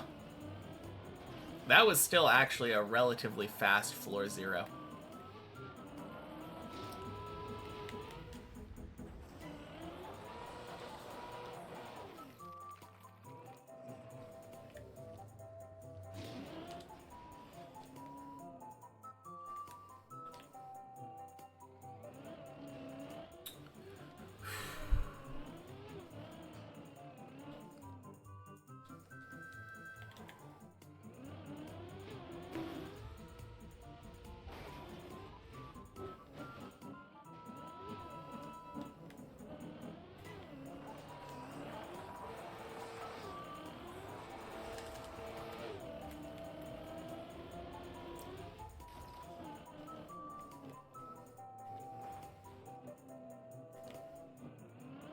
fun watching Deep Dip 2. Didn't watch Deep Dip 1 enough to know every jump.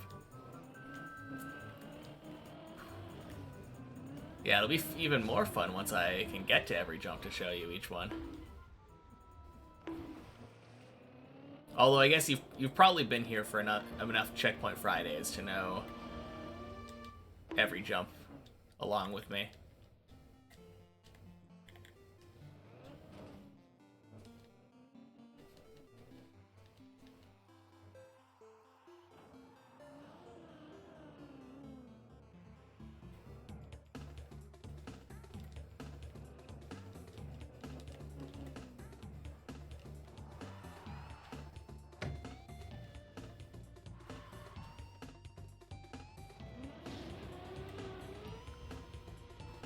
Boing.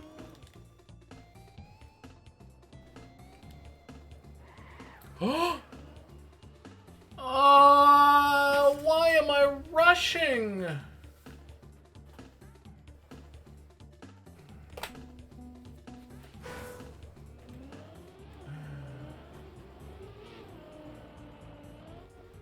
that's so stupid. Finally.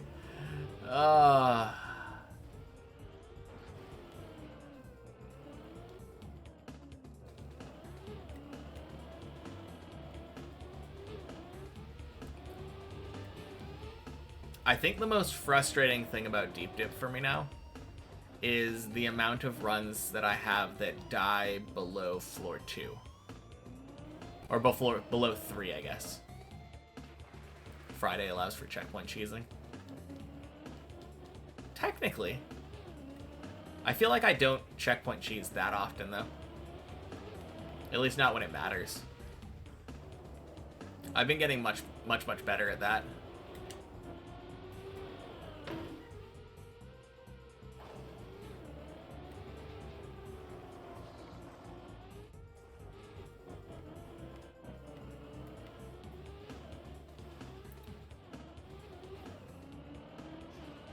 Although I think last week I checkpoint cheesed the jump right after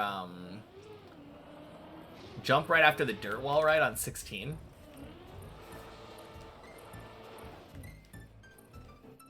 That was kind of a funny one. Instead of jumping through the window, I just hit the checkpoint that's right there.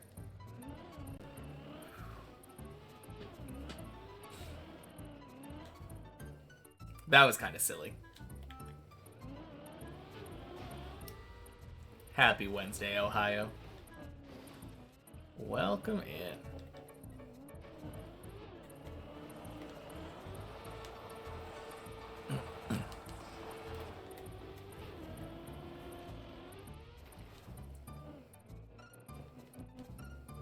Oh no, what happened? Oh, am I about to see you here? Did you dead turtle?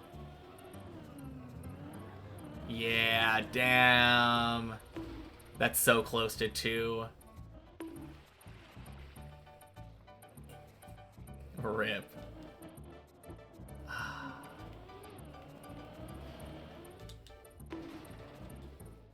I'm guessing you accidentally hit the red booster before you were actually ready to do the jump.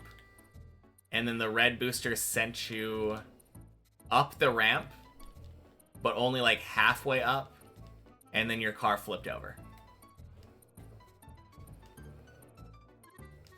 Like, not enough to actually do the jump. But also too much to just roll back down. Hesitated and wanted to stop the jump. Yep.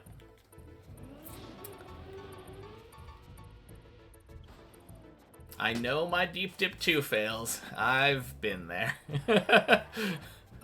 That sucks, though. Ah, man.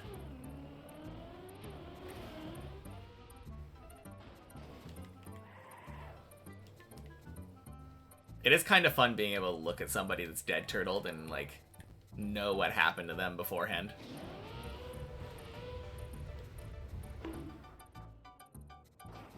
Feel like I can probably do that with most places on the map.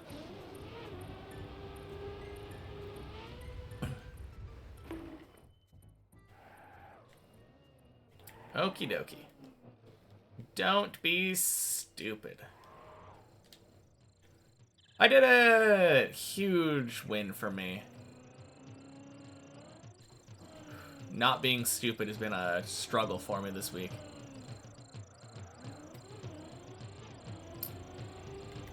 But I pulled it off.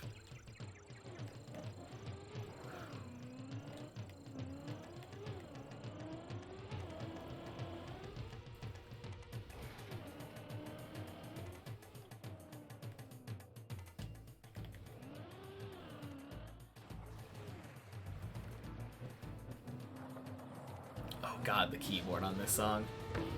So good.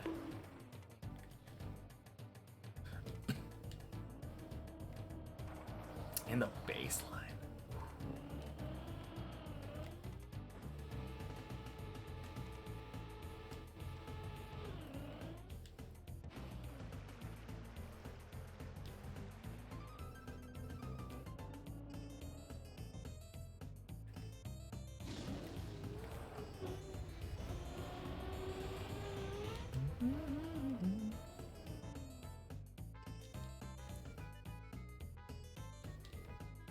Wait, was that your PB then?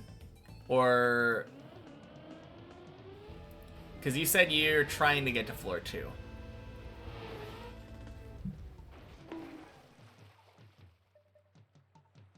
No, 240. Yeah? Oh, okay. Yeah, because I always forget that, that dumb jump at the end of 1 puts your PB, like, height-wise in the middle of floor 2 for the marker. Congrats on the PB then. PB's a PB.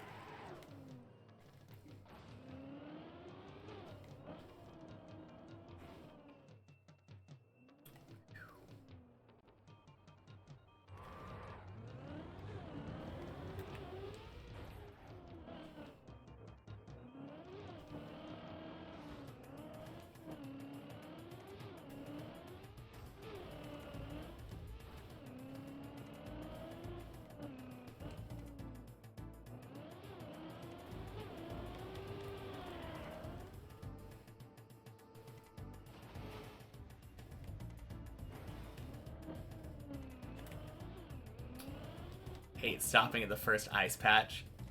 Yeah, it's a rough one.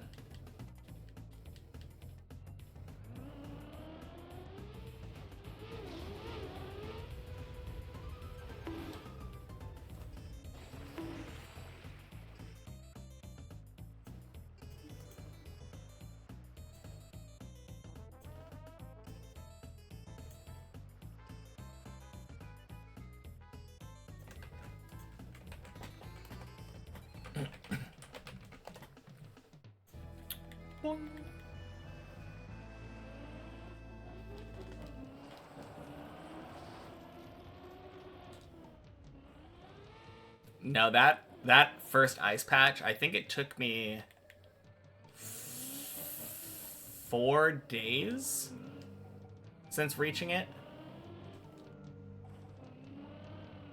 to ever get it, like, intentionally, the skilled way.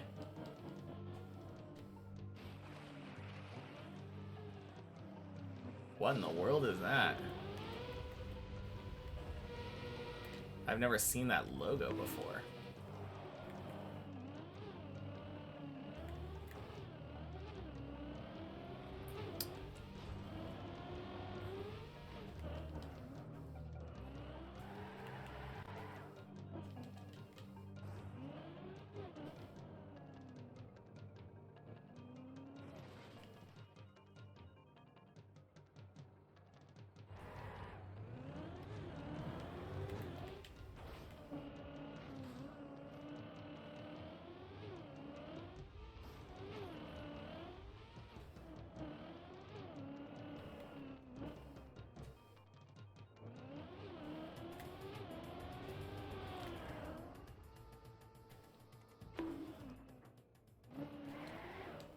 Nice.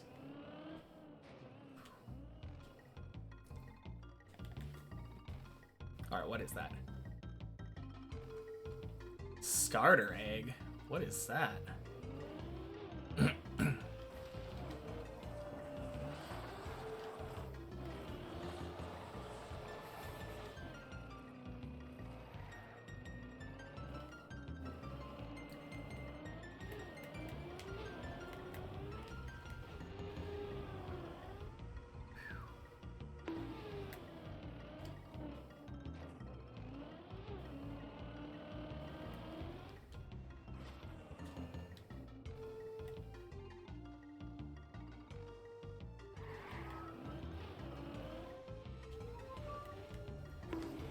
No, I remember for the first, like, 3 days of me doing floor 1, the only way I was able to get that first jump onto the ice patch before the hole was to get lucky and clip the edge of the ice.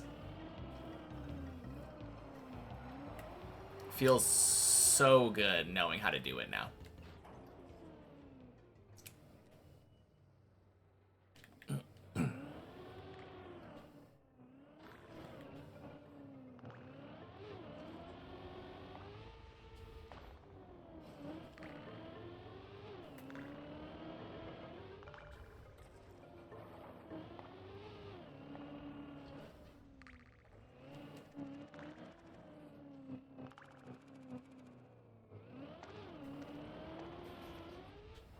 Ooh, 07 Hav. Didn't see where he stopped, but he's not above me anymore.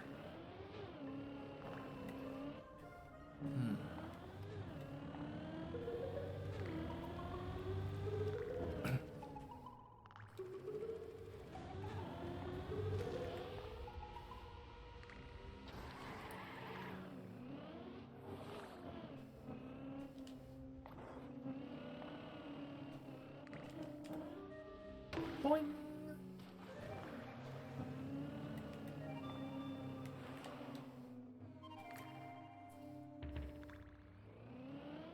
Looking forward to knowing how to get it.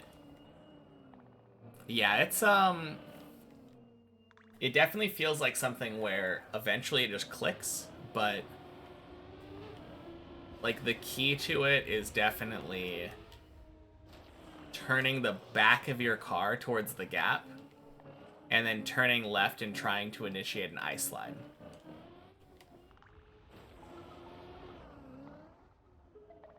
That's the gist of it. And then you ice slide up the hill and it's a really smooth feeling. The nice thing about doing it that way too is that if you fall off the gap with the back of your car and you're not able to stop, usually you'll get saved by the wall. It'll like catch you and you can get out using the light posts.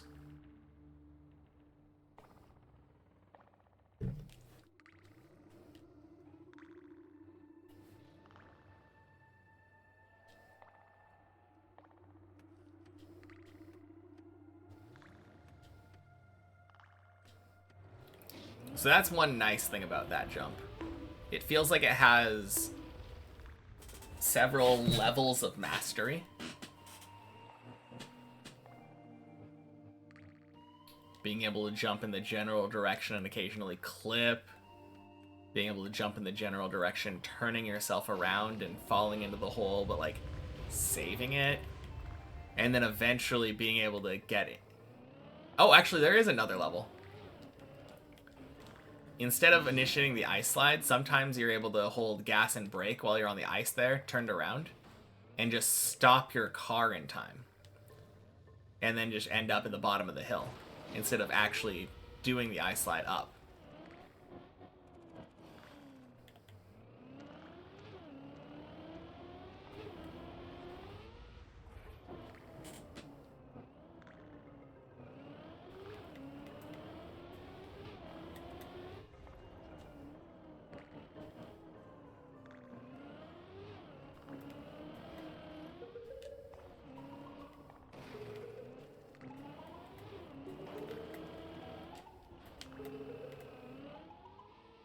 Oof. That was a spicy red booster.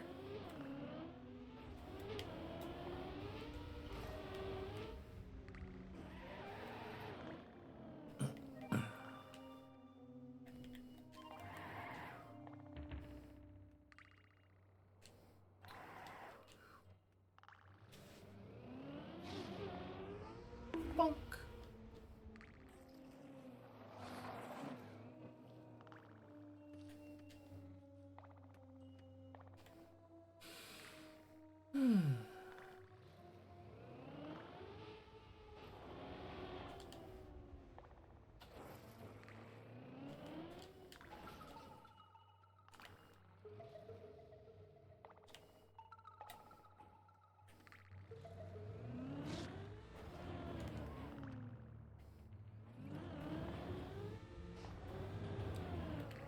Bonk.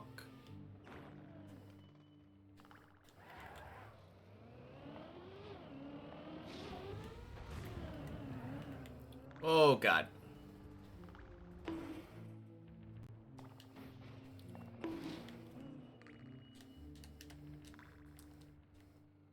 Close enough.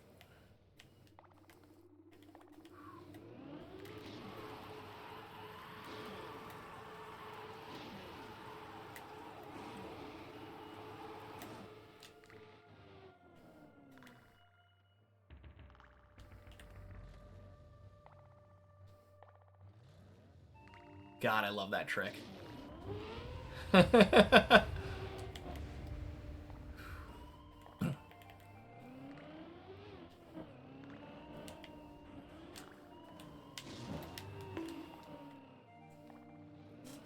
Wow. Holy cow, I am gaming. What a correction there. Woo!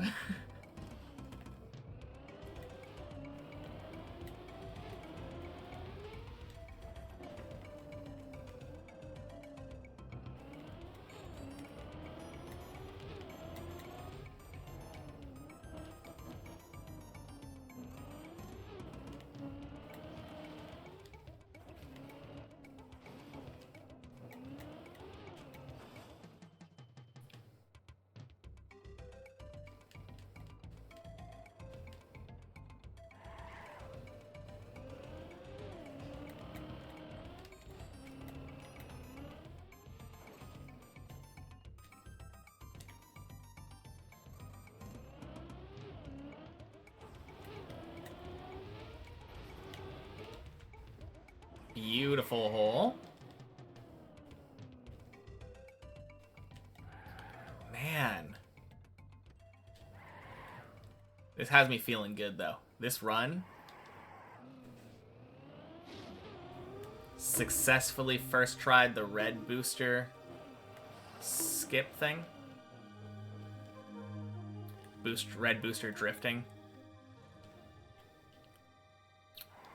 Transitioned that into, for some reason, going up the left gap.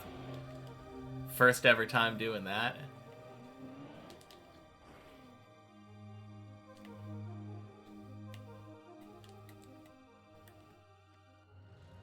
Got a good feeling.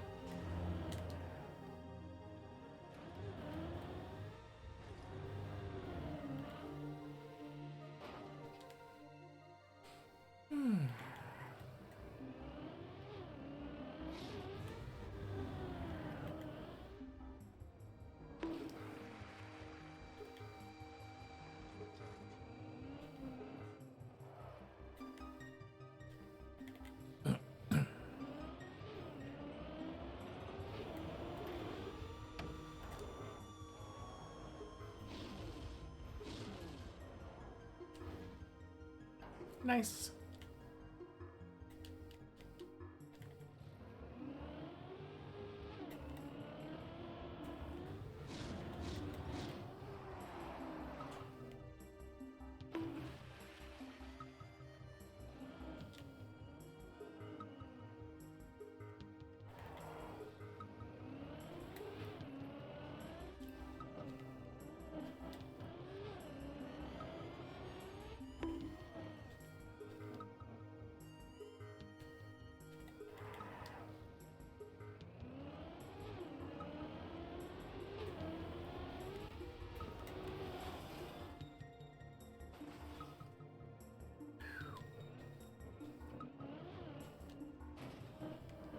Hey, Slash.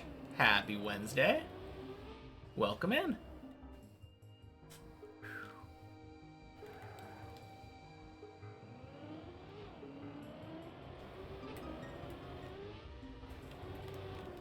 Oh god, that was so low. Oh no. Really? Oh my god, I didn't even land in a turtleable position. Oh, that sucks.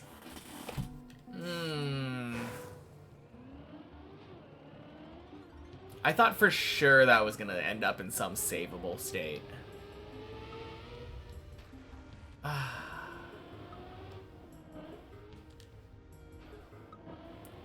Man.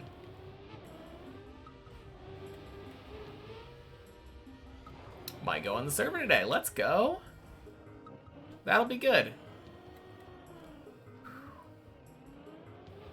Just me and Zach and Ob, I guess, on the server right now.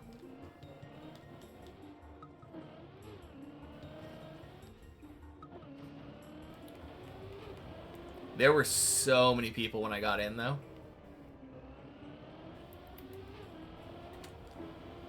Godzy, Body, Hav, Johnny Drumcat.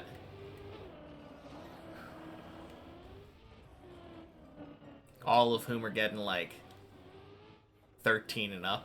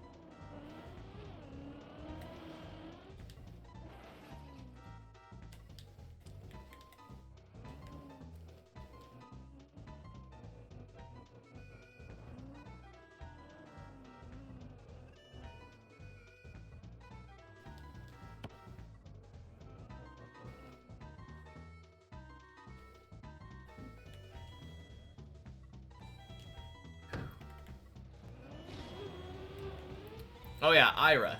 You wouldn't happen to know what that starter egg thing is, would you?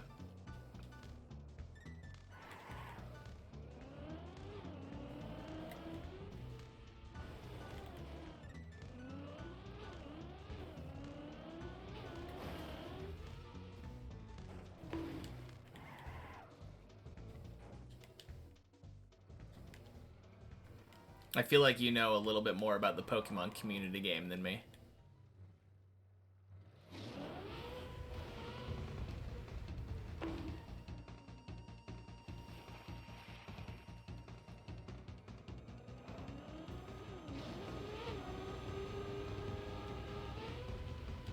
Not particularly, but you could look it up. Only if you want to. I assume that I probably just got an item or something. And maybe if I use the item, I get a new starter Pokemon.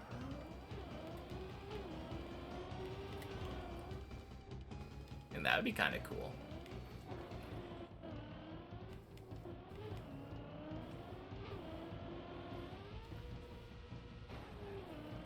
Hey, not a bad time. 412.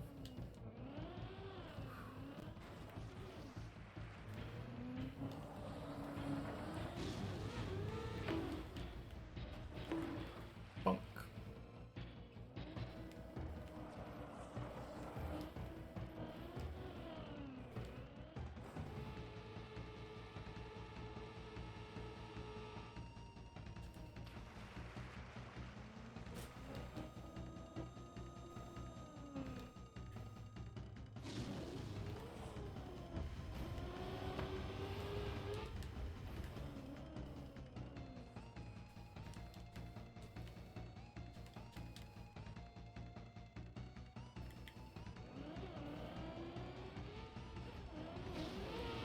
I already know which 13 route I'm gonna go for?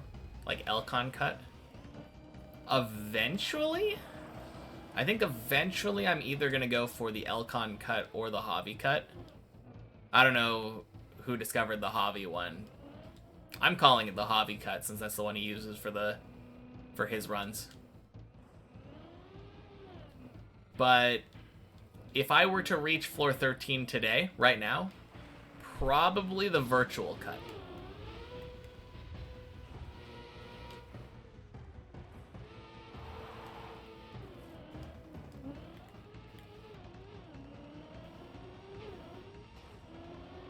Just because that's kind of the easiest one for me to pull off. Even though it doesn't cut nearly as much, I'm more confident that I would be able to pull off that cut versus the other two.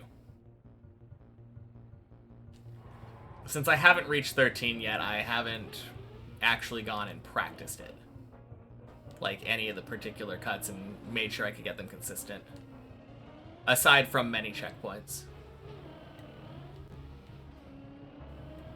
The original plan was gonna be to go for the Elcon cut.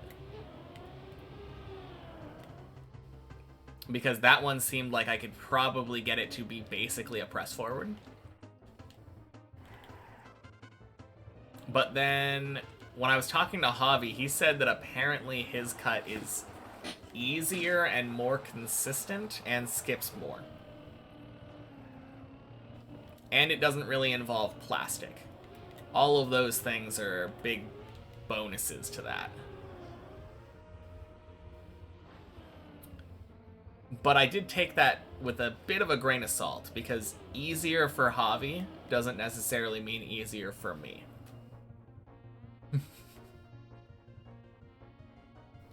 But once I reach 13, I'm definitely going to be trying out new stuff. Seeing exactly... You need to know what Javi's is.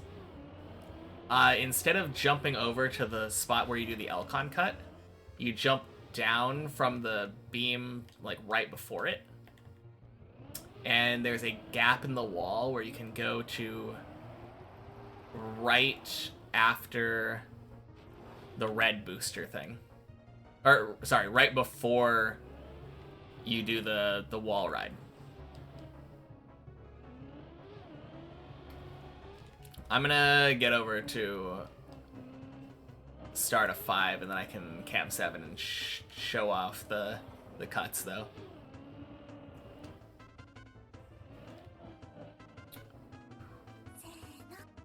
Driver Gamer, thank you for the follow.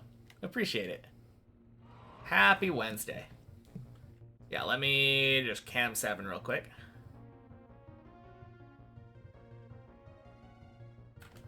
Okay, so... Where are we? Here we are. Yeah, so... Bren cut obviously goes down there. And then the Elcon cut comes over here and goes over this wall. But for the Javi cut, you jump left off of this beam to that little platform down there.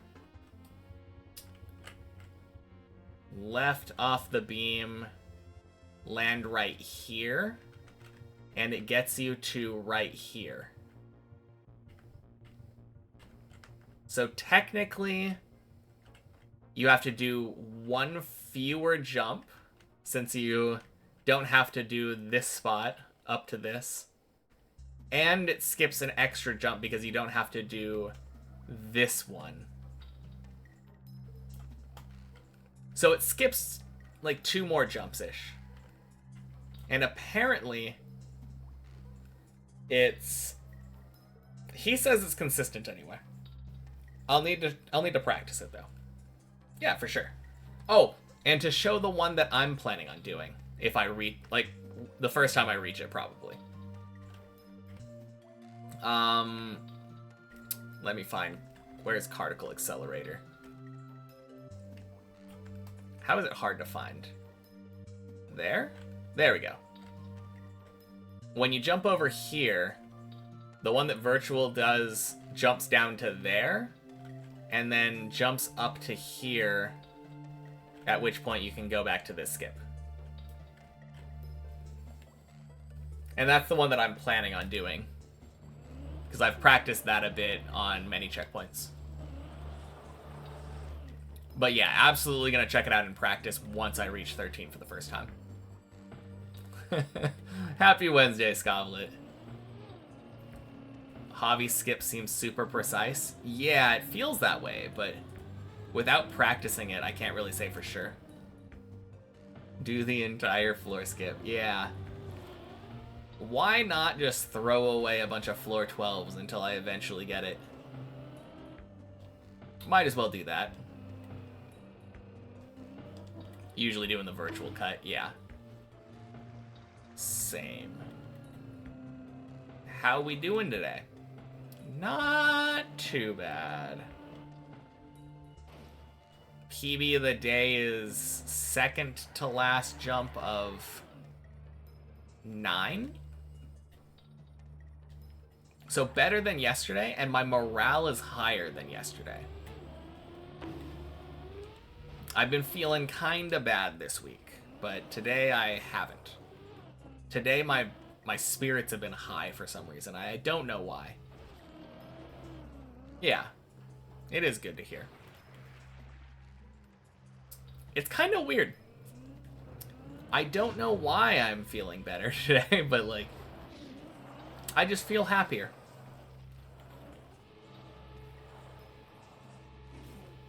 It's a good feeling.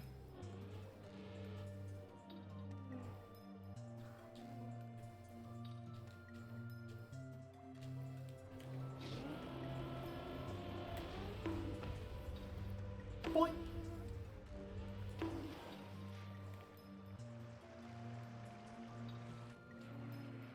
No, I like the virtual cut though, because virtual cut allows you to skip that weird downhill section.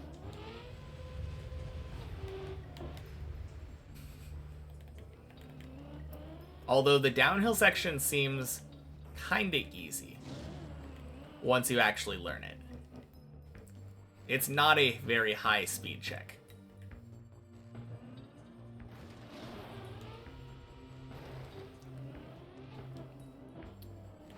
But as someone who hasn't practiced it very much right now, it feels nice skipping it.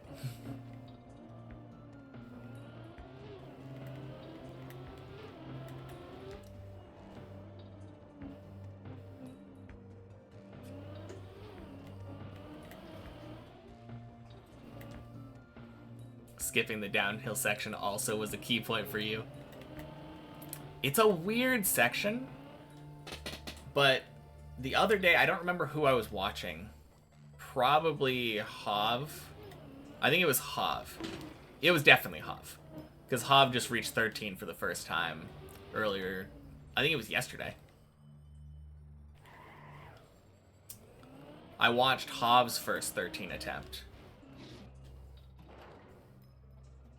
And he was going... He went for the Bren skip,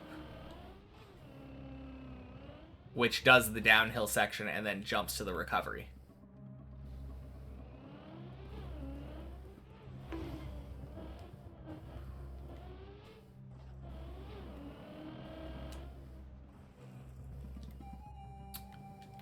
And one of the times when he did that downhill section, he literally like bonked, came to a complete stop at the top of the hill, and then just kept going.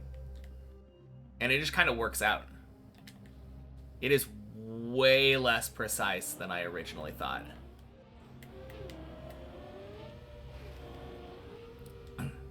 Beautiful hole.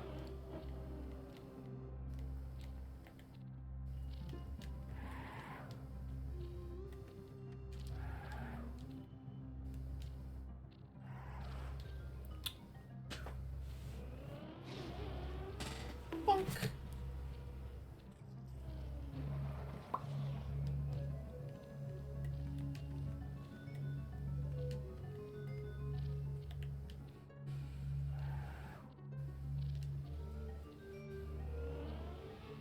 No, I will have to get good at the at that downhill section though, if I plan to do either the Elcon cut or the hobby cut.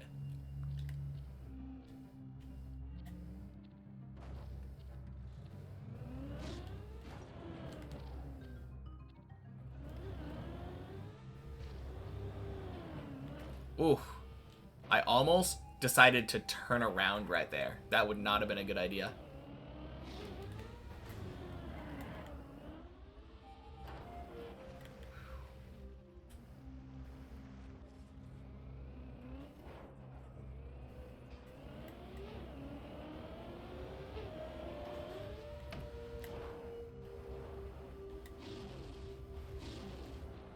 Clean.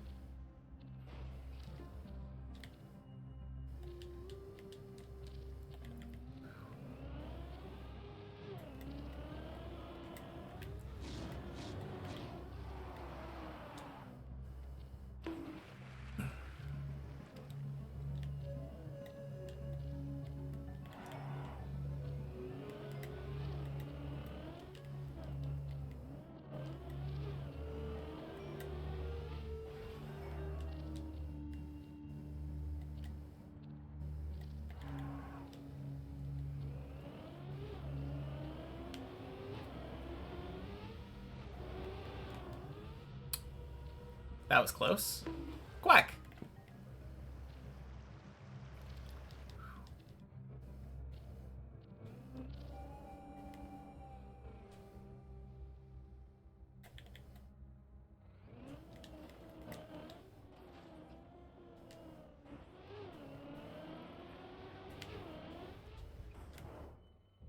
Let's go. Huge PB. Time to watch that first pillar jump, I believe. Congrats, though. That is huge. Ooh, cool car skin.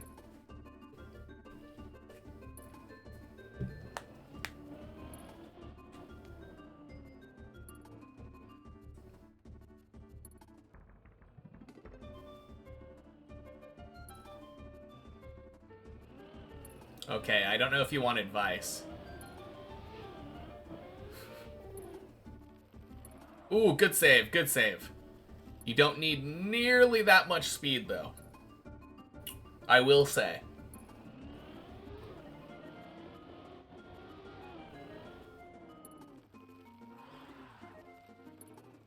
Ooh, good save again.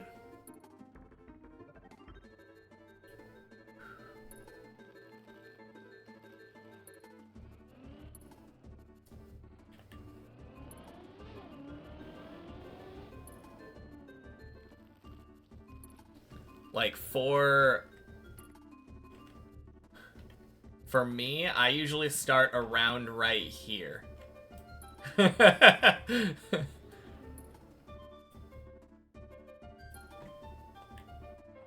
Oh, man. Close. 07.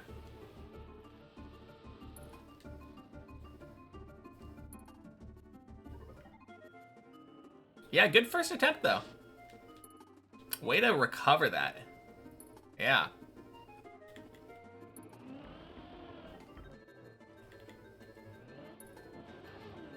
Yeah, starting closer so that you don't have to try to control your speed, though. Starting closer allows you, in my opinion, to get wider, which usually gives you better attempts.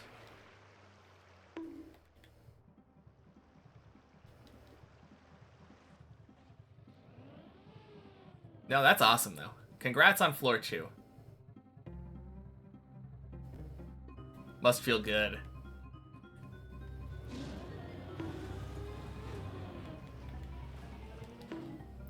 Oof.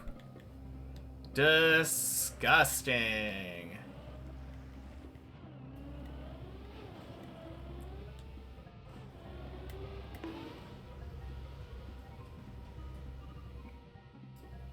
Just like that things are slowly falling into place. Yeah. That's always a great feeling.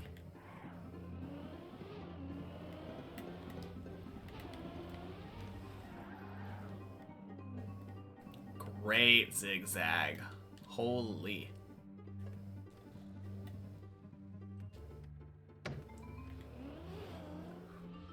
Even though you still don't like the jump onto the first ice part. Yeah. It's probably my favorite jump on 1 now.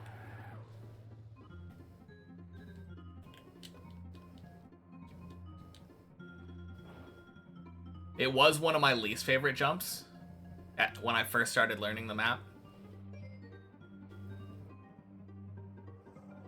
But yeah, that jump is very satisfying once you get to the point where you can ice slide up the hill. And then just like smoothly go onto the pipe.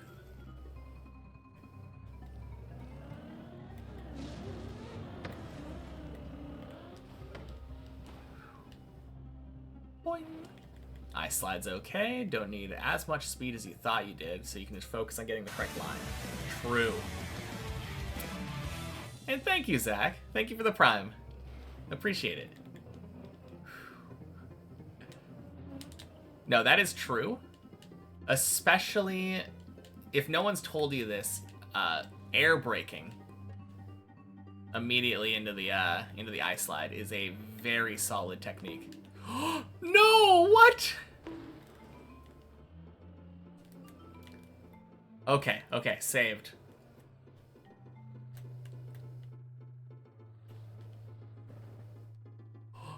No, are you kidding me? Fuck! Oh!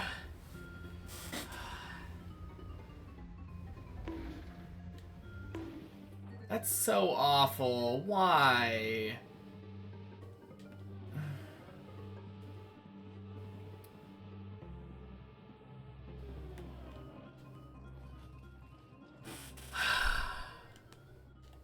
Damn it. It looked like I had that save, too.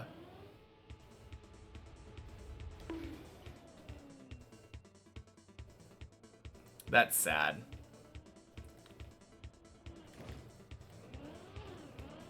Also, like, that was a very weird banana. Jumping onto the banana there, my back wheel clipped and didn't let me go further onto it.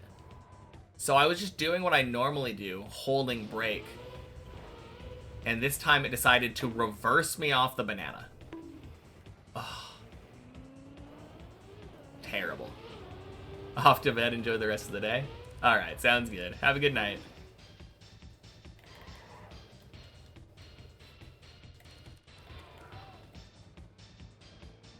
Yeah, I've been having a lot of weird, dumb floor 7 fails today. Hey, Lentillian, thank you so much. Happy Wednesday. Always appreciate the luck. Kinda need it if I want to get to floor 13 today. So how are you doing? That map you were playing the other day looked really cool.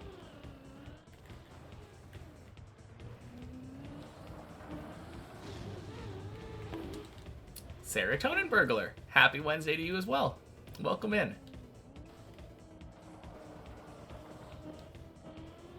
Low-key eating a second lunch right now because you're so hungry.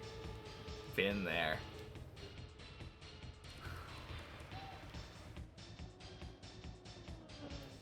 I used to be like that back when I was in high school. Ooh. That's the map you built? Oh, okay.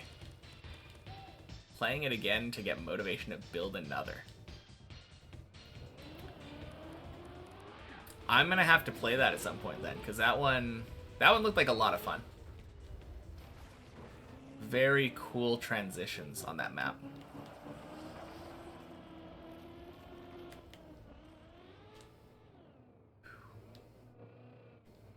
Eight of them if I ever get bored. Well, I will have to check them out once I'm done with... I've decided I'm going to be doing Deep Dip 2, 1, and then Bennett 48 my checkpoints. Seems like a fun first 3 maps to finish. But after that...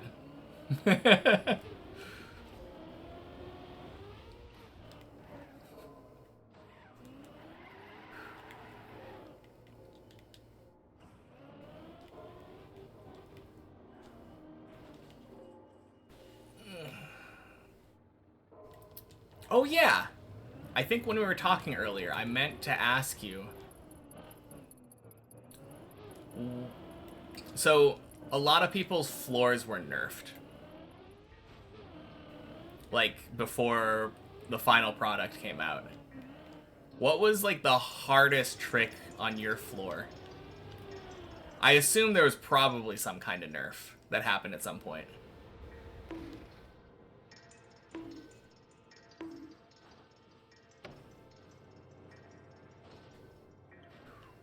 Hey, High Ground. Happy Wednesday.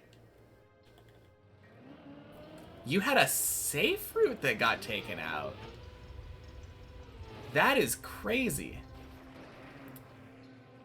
So that's the opposite of what I'm thinking of.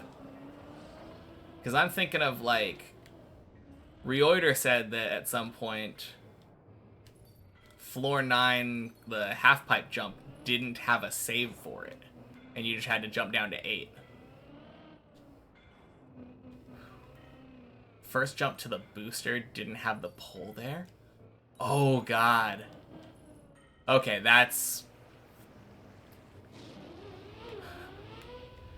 Welcome back, Siegel. Oh, God.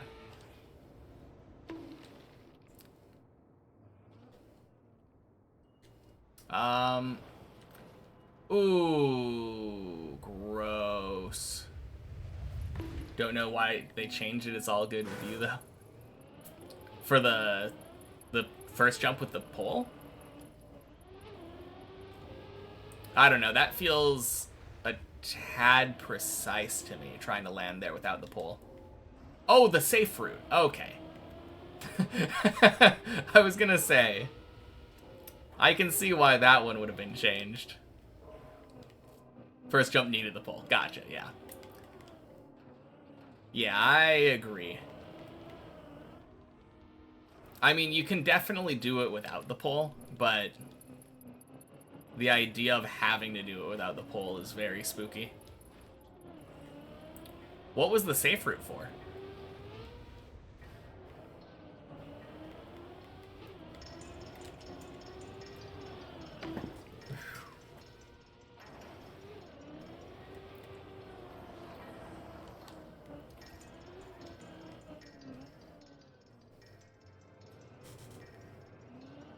Oh, jeez. Lets you go back to the plastic jump right after the turtle section. Okay, so I assume what you're talking about, there's like an empty black section before, like underneath the like bow tie looking platform. I assume there was probably some way to go from there back to the plastic. Okay. And that got replaced with jumping down to that platform that you end up going to the ice slide. That would have been really nice. I feel like I would really appreciate that when I was learning the jump. But I guess I can kind of see it. Got replaced with having to respawn. I mean, technically there's still a save there, but yeah, basically.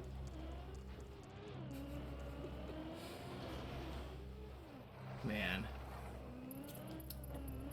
That jump was probably the biggest cause of rage, I guess. Until I eventually figured it out.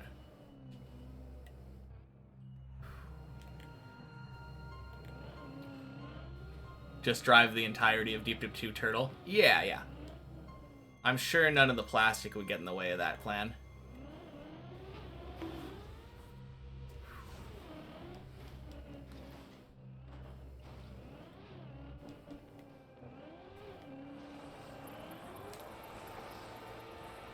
Actually, now that I think about it, that jump, the one that you're talking about after the turtle, we call that one the fish jump around here, since there's a fish on the platform.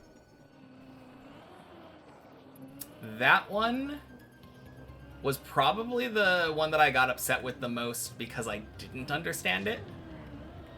And then the one after it was the one I got upset with the most because I did but couldn't pull it off properly 100% of the time.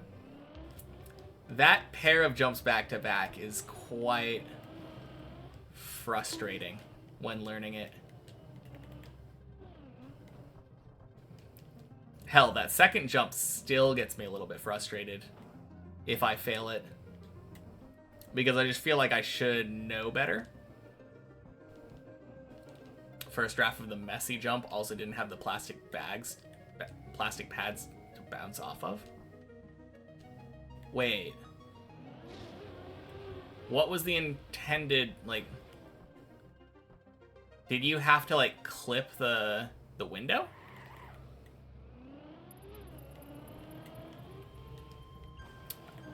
It was a release to land in the water. Wait, does that still work?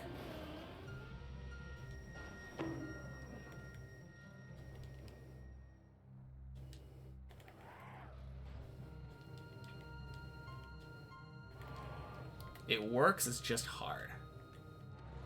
Okay.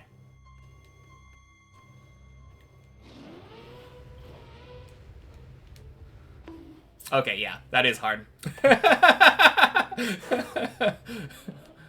Okay, I'm gonna try that. I wanna... Whoops. Don't exit all the way. Pads were a bait, but ended up working. That's kind of funny.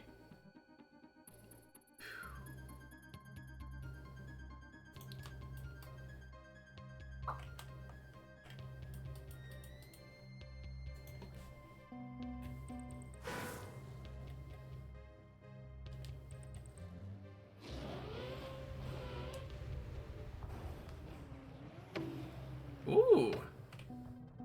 That wasn't too bad.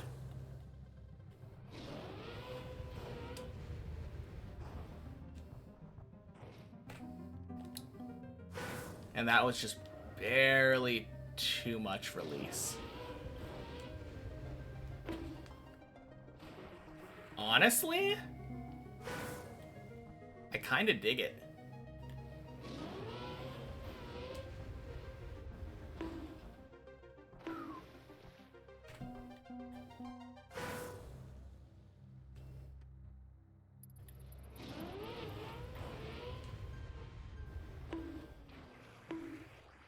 Works, but it's pretty sketchy, yeah.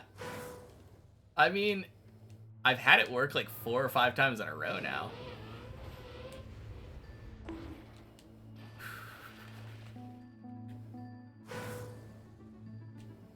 Replace the pads with just a taller pipe.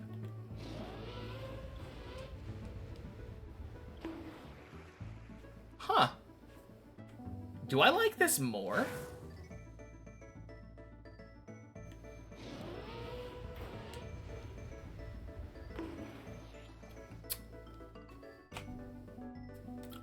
Would it be crazy to replace this?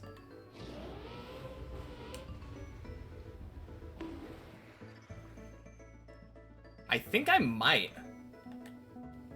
I legitimately like this way more than bouncing off the pad.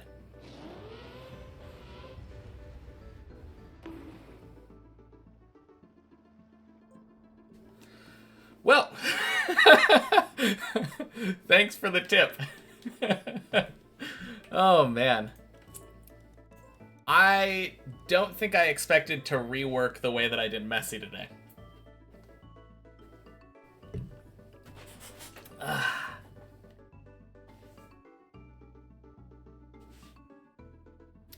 No, I feel like it's actually less sketchy than normal Messy jump. Surprisingly. Because I just do not trust those plastic pads.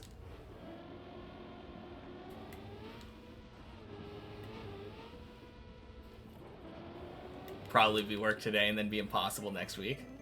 I don't know. I guess let's see.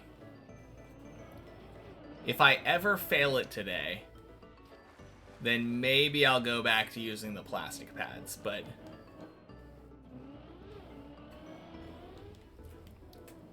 it actually felt pretty consistent to me.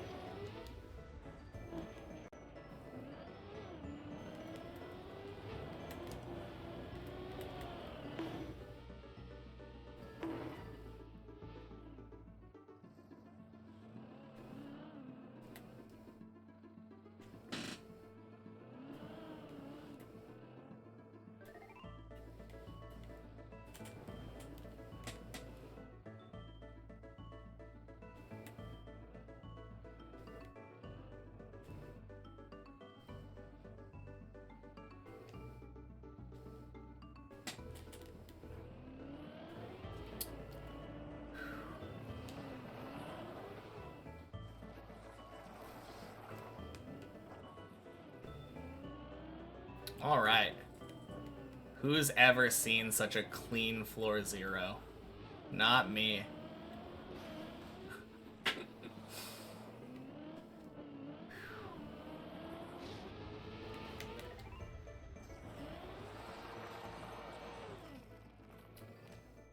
The funny thing is, I feel like I like that messy setup more. It feels like if you control it correctly, it's more consistent than doing the bonk. And it feels faster. Obviously, if I wanted to do the fastest one, I would do the strat where you jump around it.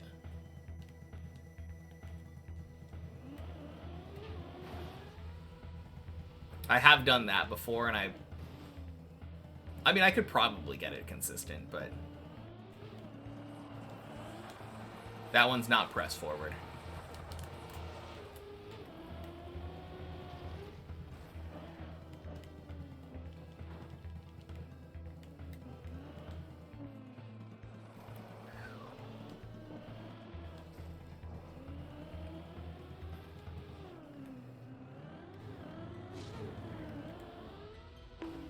Boing, boing, sploosh.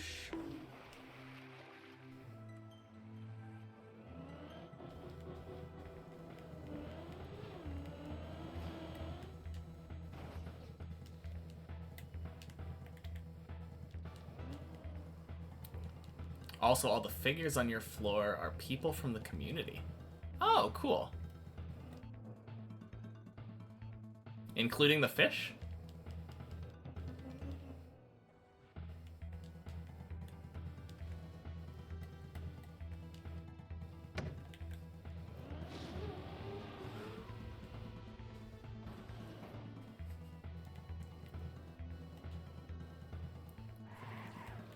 That is super cool. Fish is an inside joke? Okay, cool. Boing. All right. First try, new messy jump.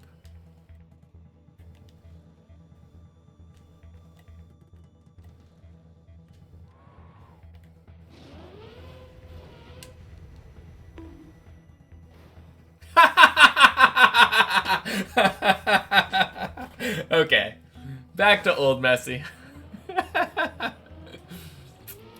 Man.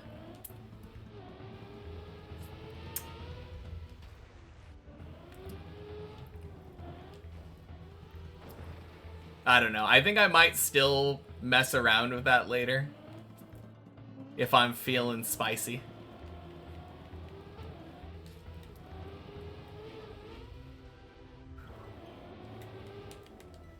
That is actually almost the exact thing that I was afraid of, doing it that way, though. I slightly over-released.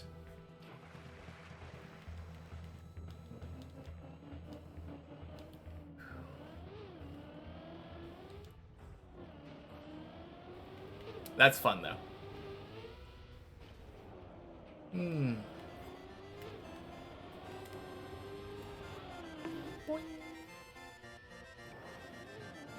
I think I might start going for that, though, if I ever find myself on a particularly fast floor 2.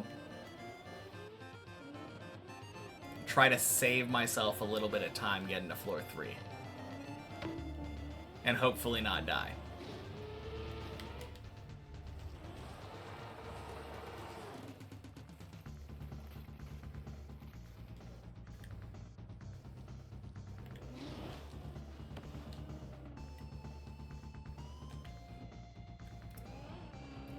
I mean, that is exactly what I expected to happen, though. It's just like me to try something for the first time on the main map and instantly fail it.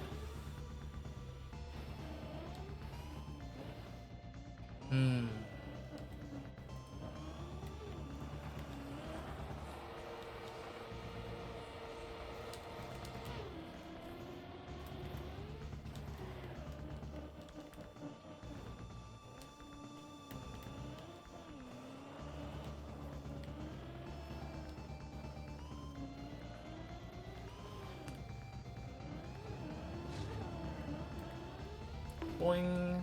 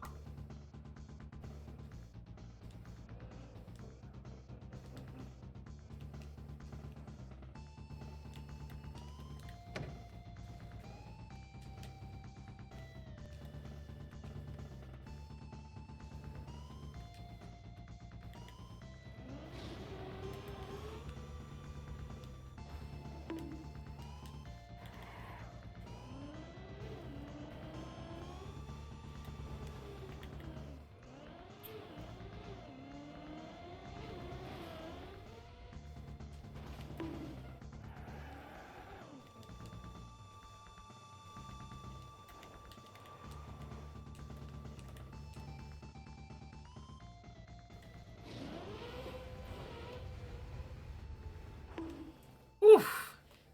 Yeah, that's, I'm gonna get it. I'm gonna get it once. I'm determined.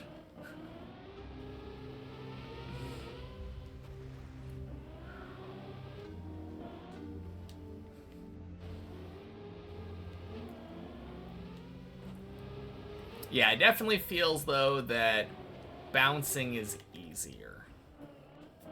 Far, far easier.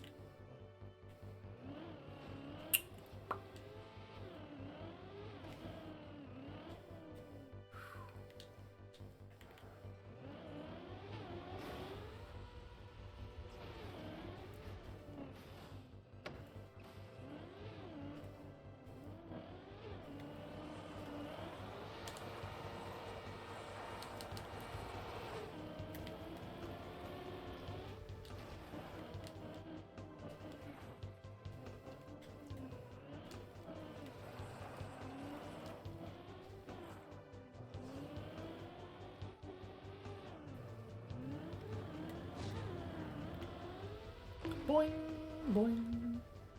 Sploosh.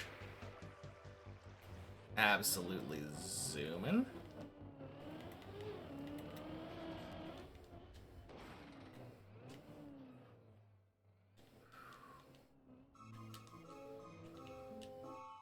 No!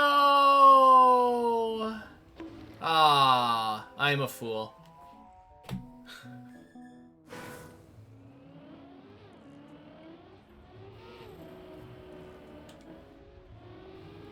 I think that's my biggest mistake that I make when I'm trying to speed run up to 3.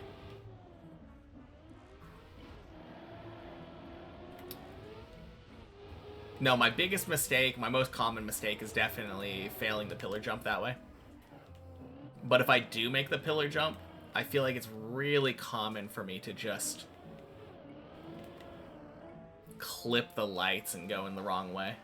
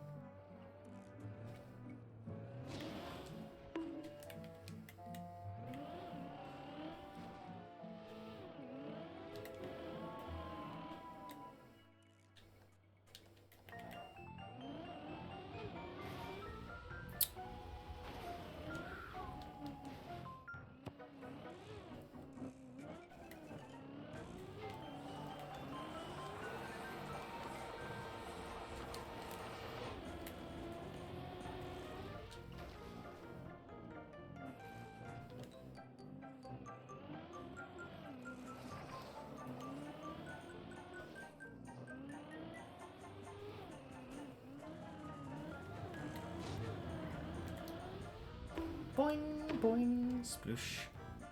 Holy cow, 208.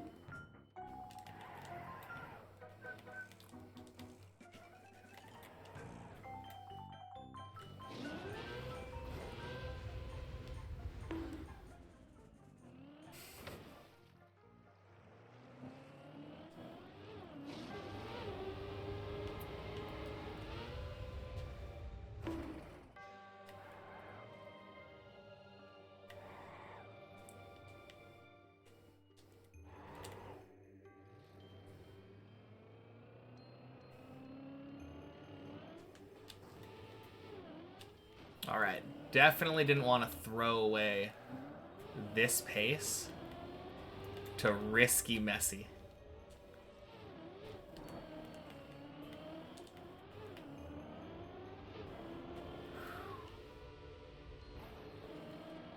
$351, holy cow.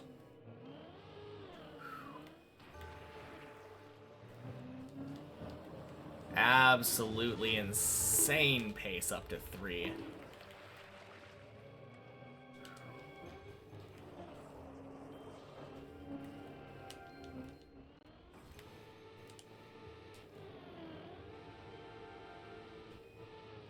And then I throw it away because I'm an idiot. Okay.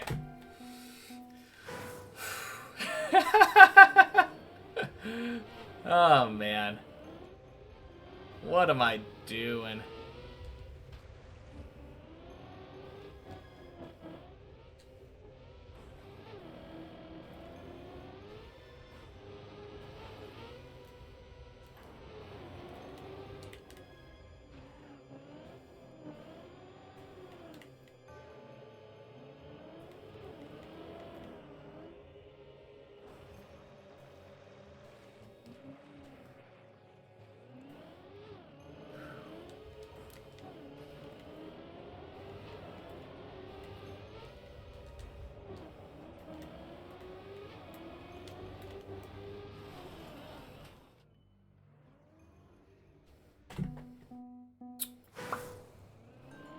Okay.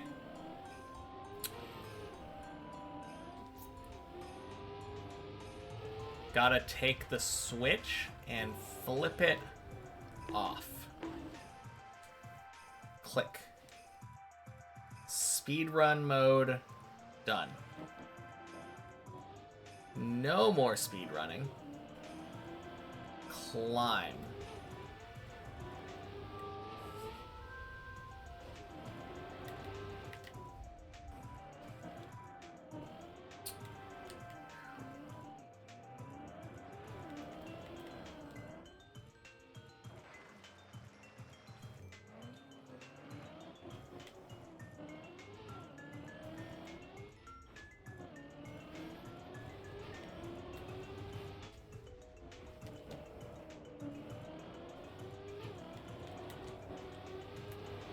Boing.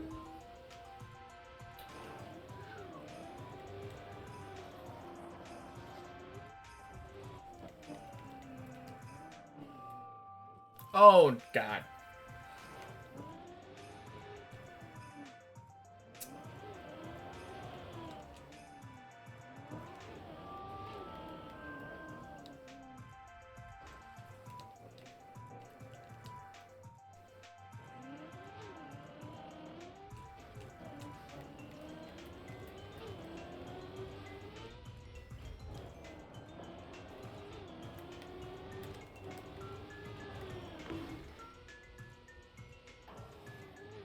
All right, round 2.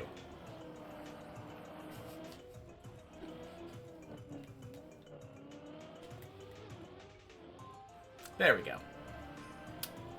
Good thing I turned speedrun mode off, because I would be quite dissatisfied with a 2-minute floor 1.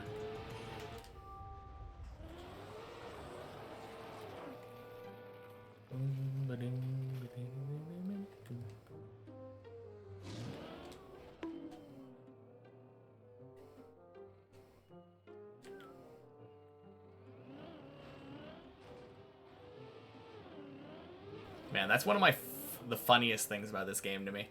When there's random skid marks that are in the air.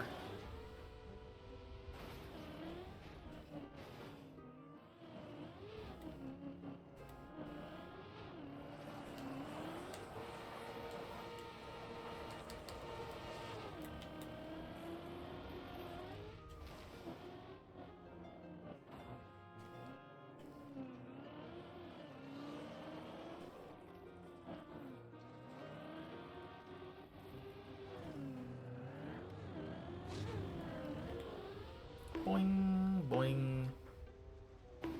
Thank you, lamp.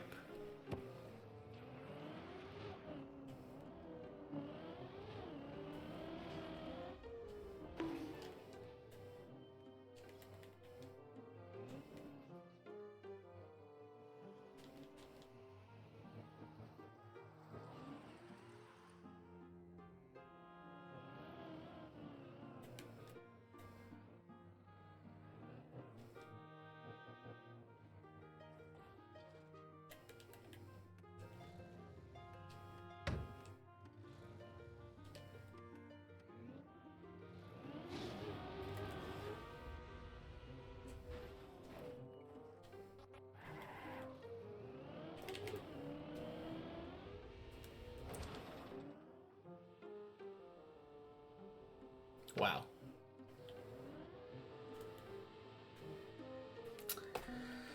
Oh, that was dumb.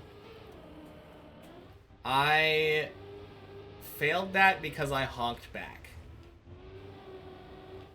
What am I doing?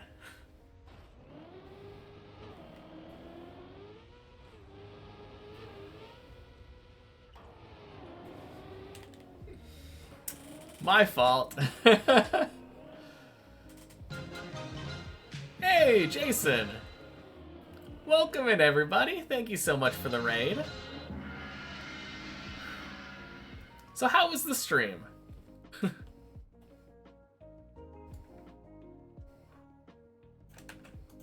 Hello! Happy Wednesday.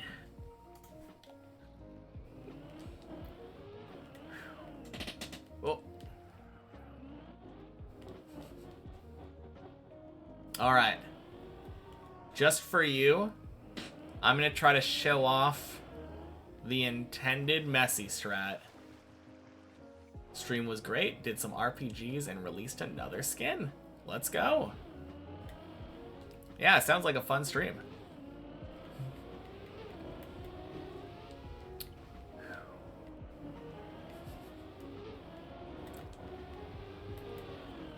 Boing.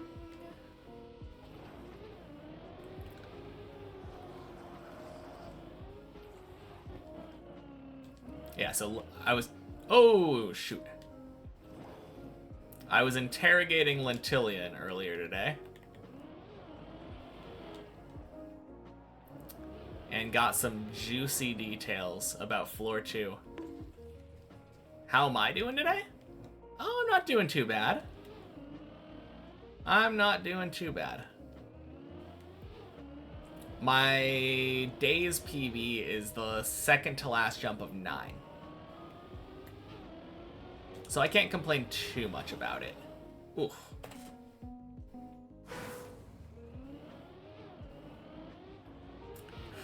Interrogating Lent as I should, yeah.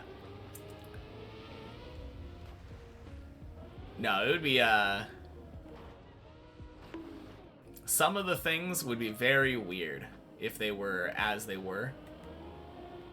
Apparently, pillar jump didn't start by having a pillar on it.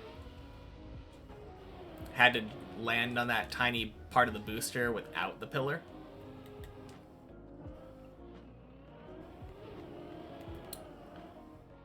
That would be very scary.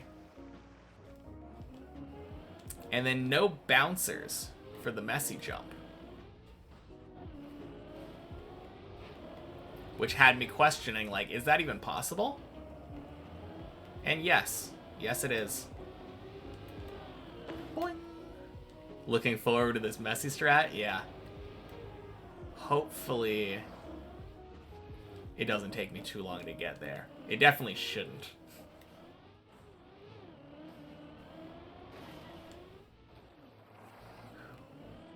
As long as I'm not trying to do any silly speedrunning things on the way, I think we should be fine.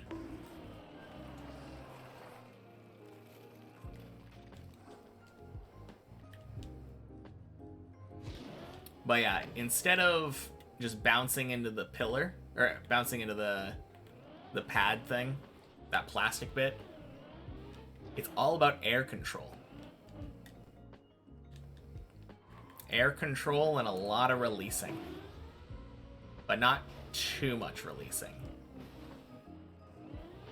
I've tried it twice now on the main map and failed it both times in different ways.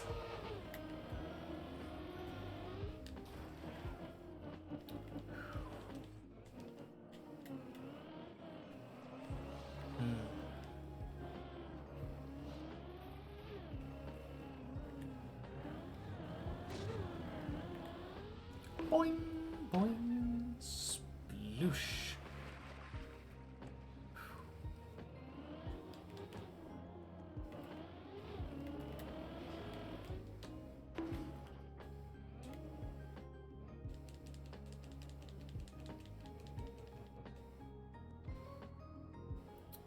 Crazy that Messi found this strat. I know.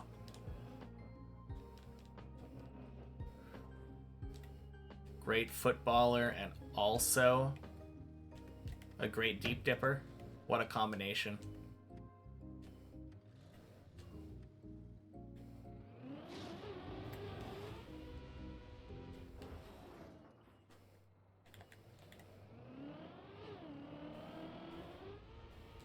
Nice.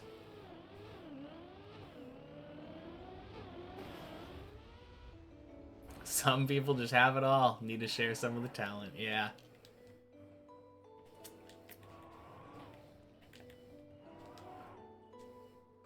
Alright, so strat starts the same as normal. But then... Hey, it works. Not quite the intended way. I should have had a little more speed. But it works. And the funny thing is, I'm pretty sure that's faster than doing the big bounce off of the back pad.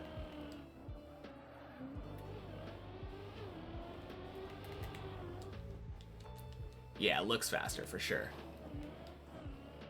I think it would actually be even faster if I held gas for a little bit longer and didn't bounce off of that bit though. Because what I was attempting to try to do is barely clear the bottom of the hole. If you barely clear the bottom of the hole, you can actually land down into the pool instantly. No flips necessary.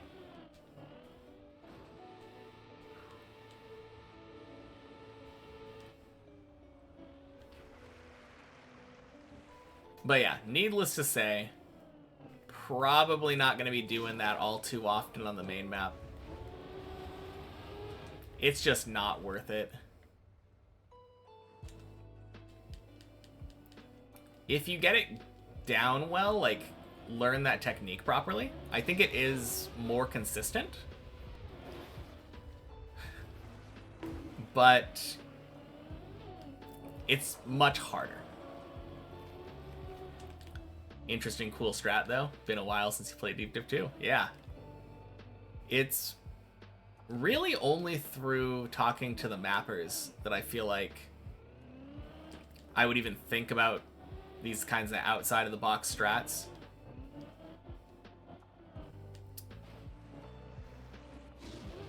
It's just, it feels so obvious to bounce off that back part, because that's what eventually became the intended route.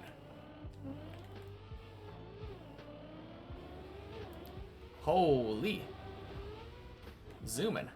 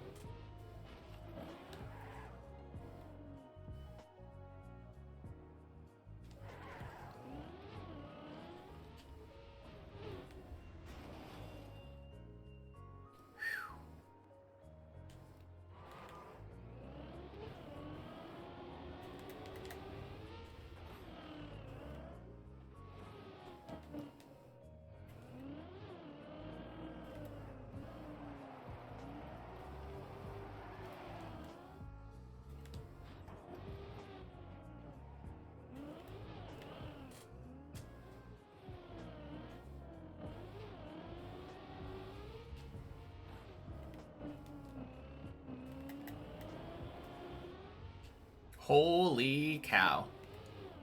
Pace. 744.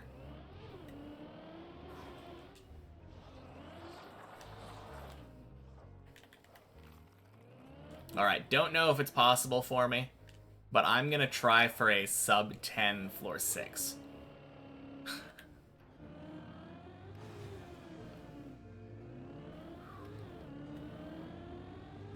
Gonna make some phone calls? Sounds good. Thanks again for the raid, Jason. Have a good night.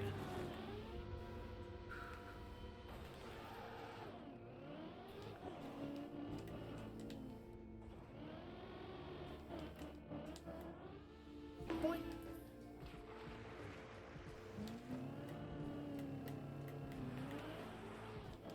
Good.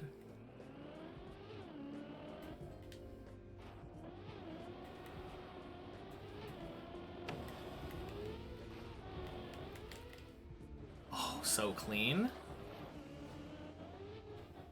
My one problem is I don't know how to do this turnaround section. The red booster turnaround there. I think if I could do this easily, then we could get sub 10, like, no problem. Having to do this, though. Maybe I should have tried turning sideways and landing through the booster. That might have been helpful. That's definitely faster than backing up and straightening in with the wall.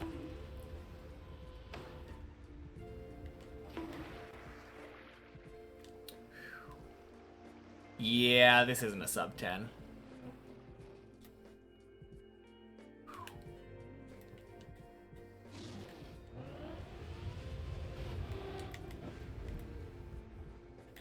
Probably the fastest floor 6 that I've ever had, though.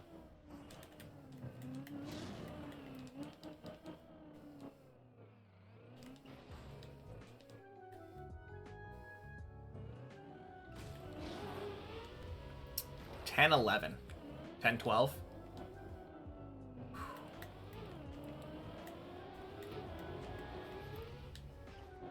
Absolutely zooming.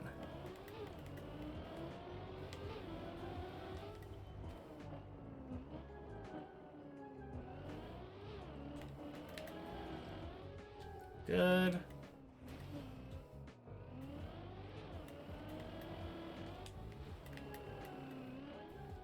Clean.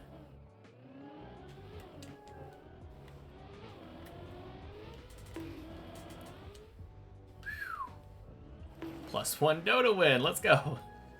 GG's alt. Oh, man. And happy Wednesday. Man. Well, it was worth a shot.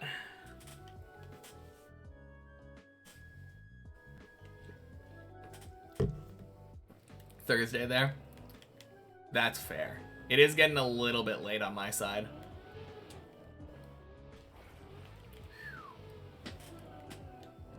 $4 p.m. where I'm sitting. Happy X day to me too. Thank you.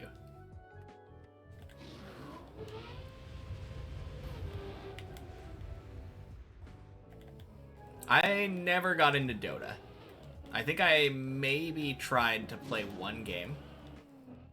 Had a coworker at some point who was really into it. But I think my main problem was just...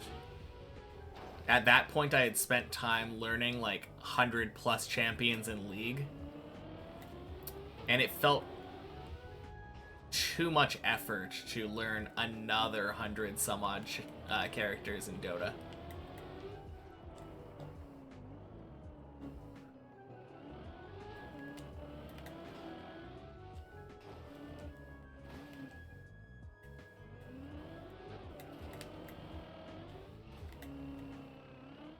Play exclusively ability draft, where you get 100 abilities and each player chooses one at a time. Huh. So is your character's basically custom made in that mode then?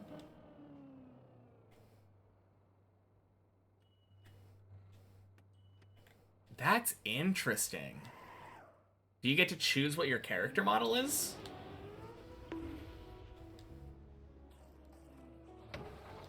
Or does everyone have, like, the same kind of... Full random. Okay. Interesting.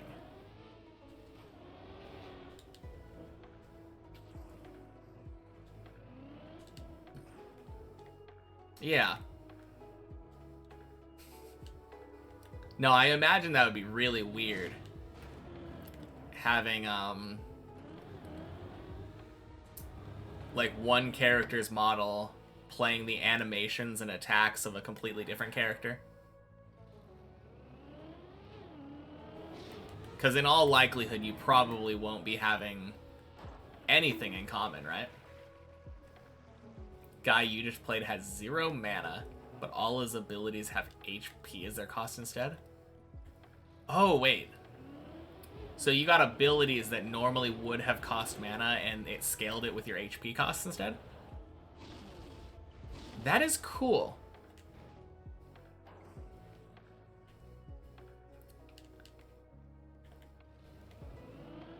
And I feel like that could be incredibly busted. Because I imagine Dota probably also has resourceless characters. There's characters like Garen in League of Legends that don't have any resources and are just cooldown based. I imagine if you had one of those kinds of characters and then like a very spammy ability that's normally balanced around you having mana. Quack!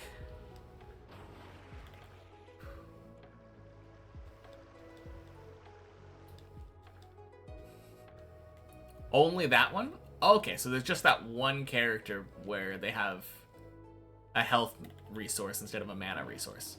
Interesting.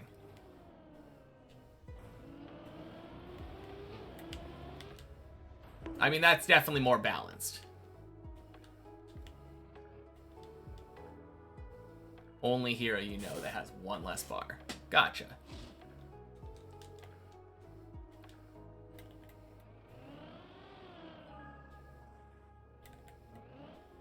Yeah, I feel like in League, most of the characters do have some kind of bar, but it isn't always necessarily mana. Some characters have like a rage kind of bar, or like energy, I think, was one of the mechanics that existed for ninjas.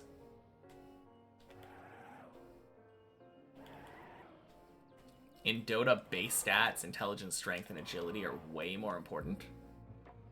Are they? Like, way more important. You're saying that, like, the champion, or the heroes are, like, they are scaled far differently.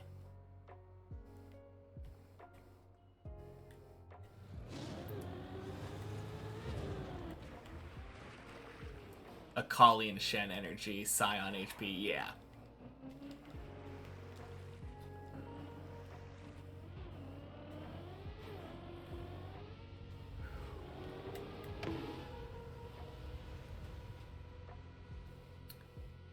Nice.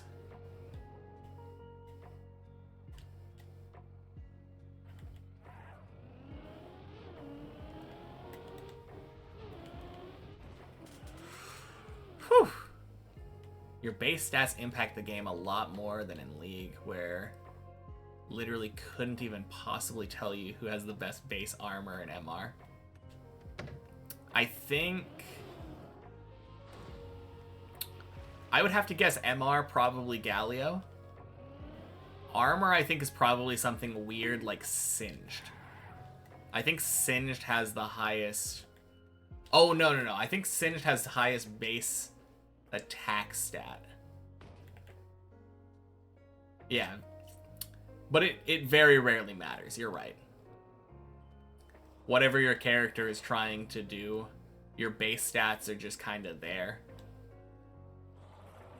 And the items that you buy that increase your stats are much more important.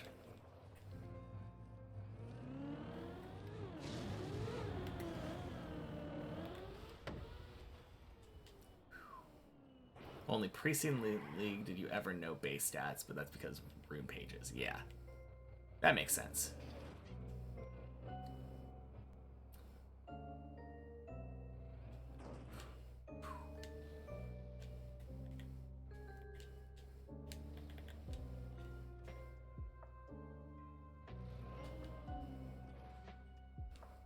Jeez. Alright, not how I'm used to doing that.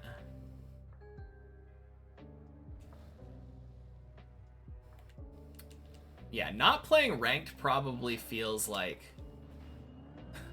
a really smart decision. I probably would have had a lot more fun playing League if I didn't do ranked. Poppy might be best base armor. Maybe. That kind of makes sense. I mean, it makes way too much sense for Rammus to have the highest base armor since he's literally the armor guy, but...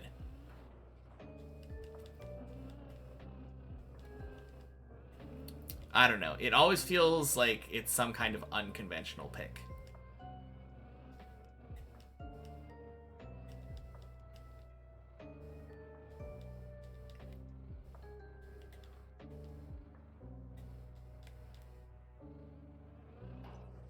Swing.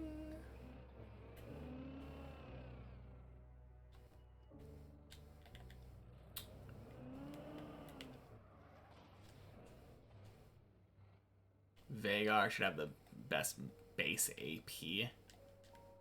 I think... I'm pretty sure nobody has base AP. I don't think that's a thing, so... If there was a champion who could have base, like, highest base AP, I think it would be Vhagar. Hope I reach the finish one day, don't give up. Absolutely will reach the finish, and won't give up, Vanity. Thank you. Happy Wednesday.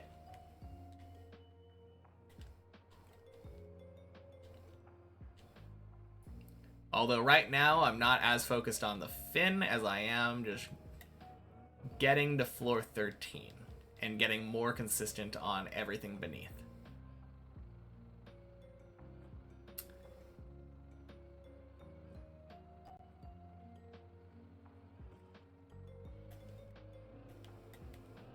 I feel like when I finish Deep Dip, I want it to be... Instead of thinking like, oh man, he got such a lucky run there. I want people to be like, oh, if he had to do it again right now, back to back, very capable of doing that. Effortless, like...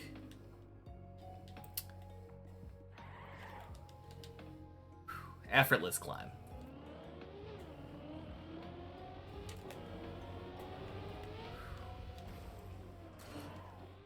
Nope. Nope, nope, nope. Okay. This is possible.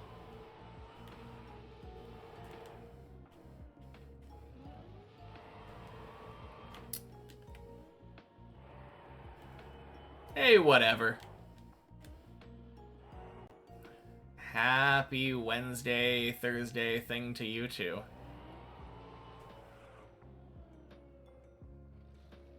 You'd already say I could do it again after I finish?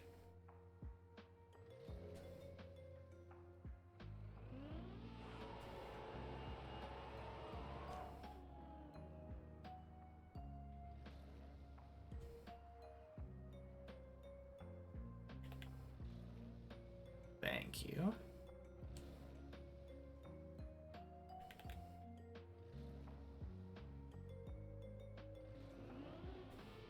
Okay.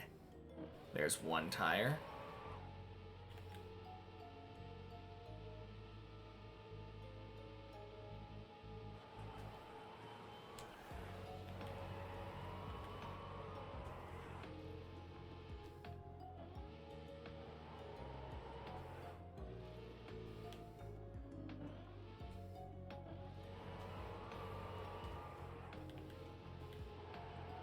Pole's in the way, yeah. Sure is.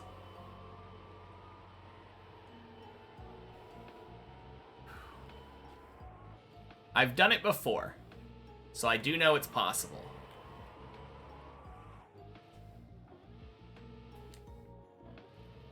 Right now, I'm just kind of trying to get the second tire up. Or the fourth tire up.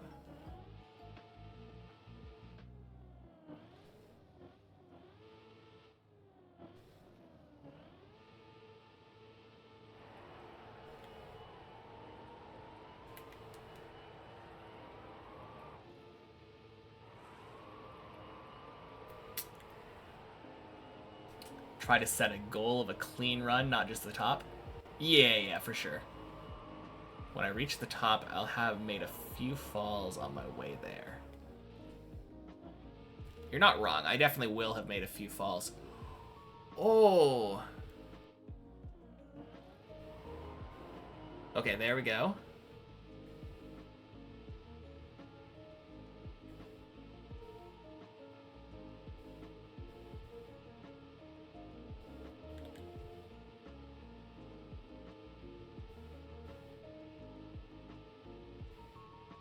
Alright, I guess seizure warning.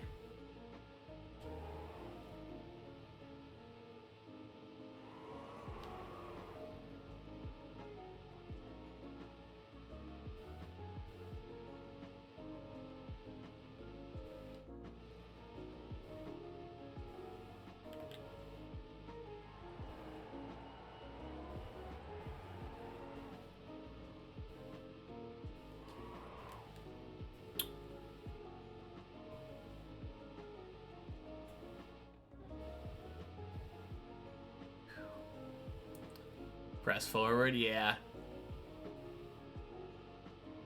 I mean, probably.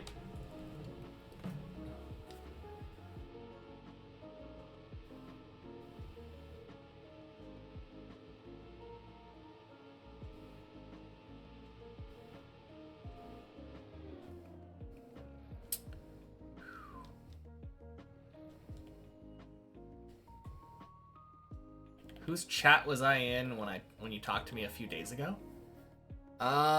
Good question. Whaler melon. Is that water lemon? No, probably not. But whaler melon. Welcome in. Happy Wednesday. Whale watermelon, yeah. Explaining the name origin? Oh, I have no idea then.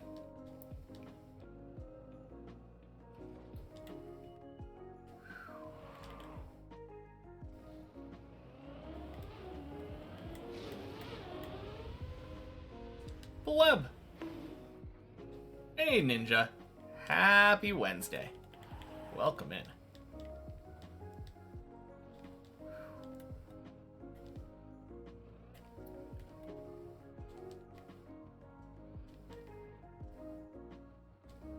I try to raid like somebody different most days, which is probably where I would have been if I was chatting and having a conversation about the origin of my name.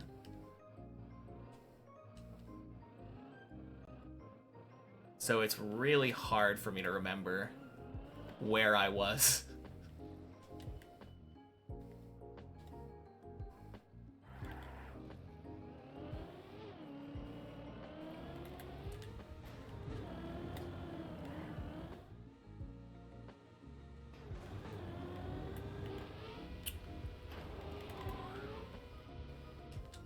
Clean. Let's go. It might have been Lentillion. That would make sense, for sure. I think I rated Lentillion 2 days ago, if I'm remembering right.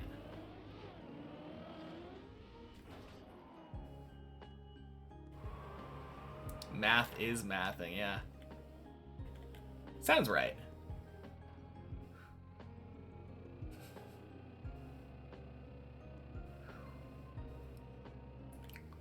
Was it like about an hour and a half before our current time?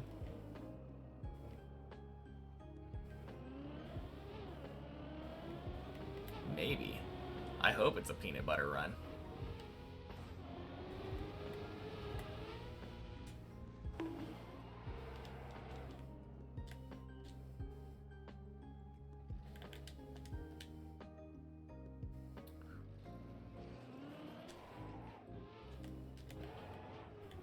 Was Lent playing Wampus? Apparently he was playing his own map.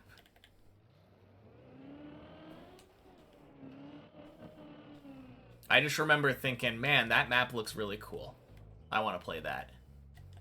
Because it had a bunch of really cool like transitions between checkpoints.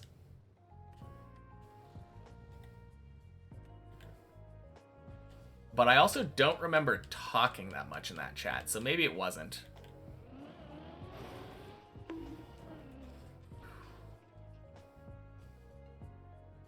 Oh, was that Wampus? 1100 will be a different century of ours. Yes, indeed. Is that the first message today racing car? I don't think so. I think you were here way, way earlier. They're his maps? Oh! I feel so dumb. I don't know why, but I never took Wampus and Lentillion and, like...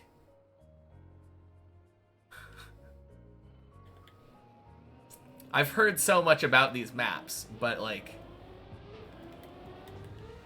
I assumed there must have been someone named, like, Wom or something.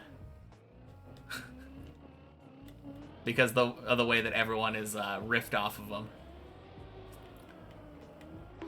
Oh, you chatted through the game. Okay. Then happy Wednesday, racing car.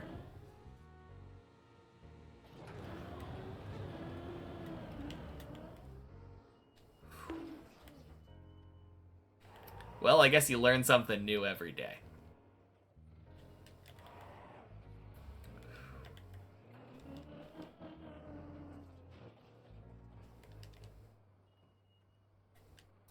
As if I didn't already have enough excuse to play Wampus anyway.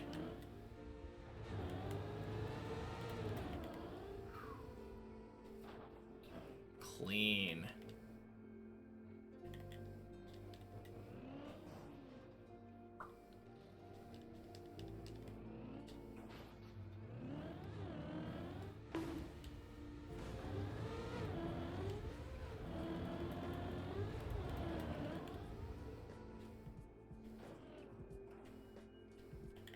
PB of the day.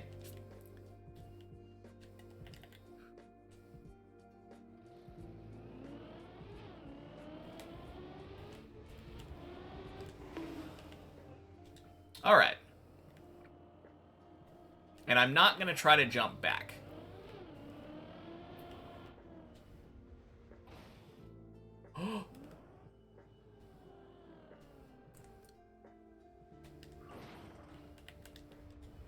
No! Damn it! Oh, that feels bad. Okay.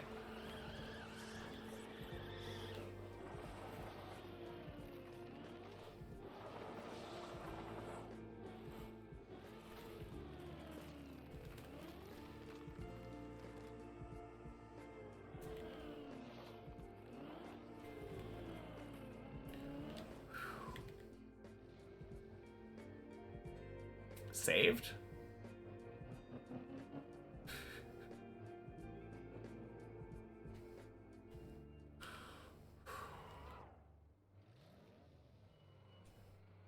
Yeah, I wasn't sure about it, but it didn't seem like there was much else I could do there. Man. PB of the day, though. Can't complain. Alright, here's the question. Do I have enough time? I might as well keep the run going. Gotta leave in like 10-15 minutes, but... we're on 5.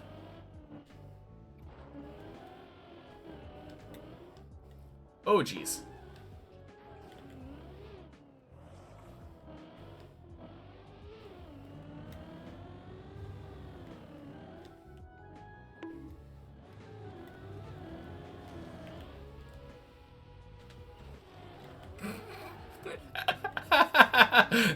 God, I'm going for the most stupid things right now.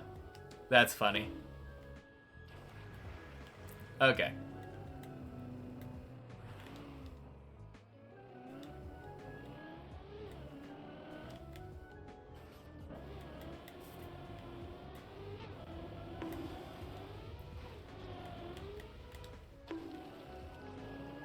Clean.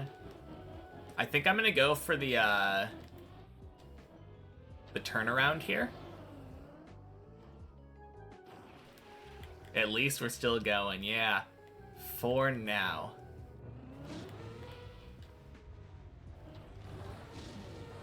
Oh. Alright. Saved anyway. I guess for future reference, land more right.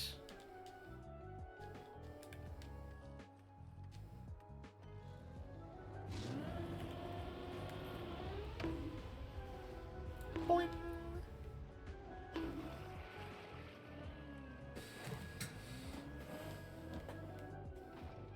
No, I'm definitely conflicted about this though, because I could be practicing like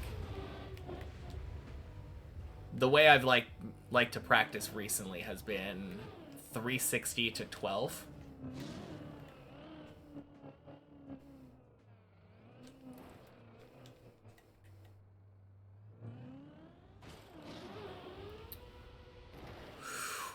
Ooh.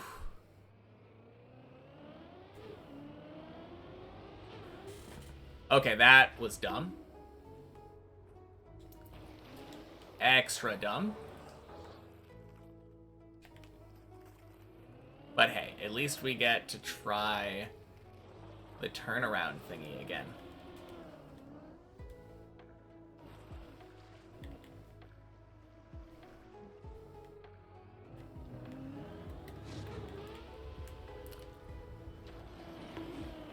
Nope. Too far right.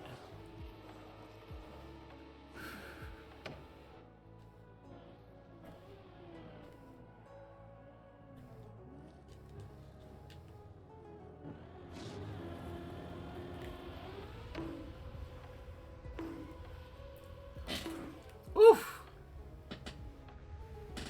Borak Eglia. Welcome in. Happy Wednesday. Time to practice some floor 10, 360 to however far we can get.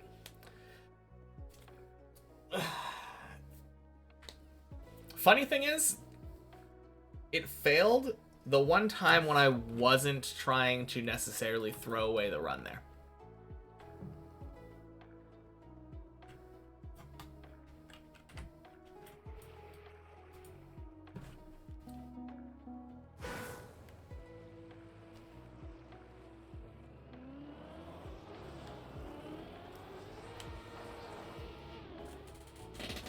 Oh,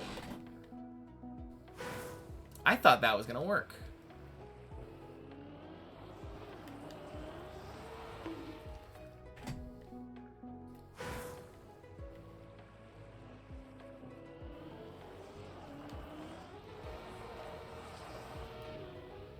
There we go.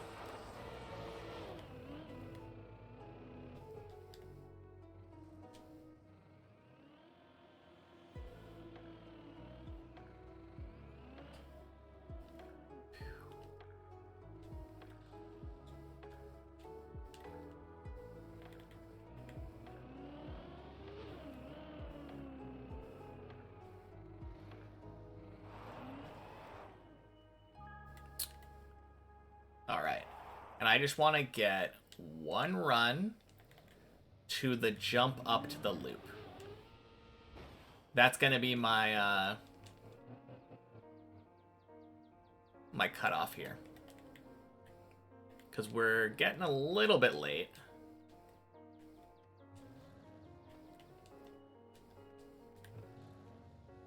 Okay. This should be good.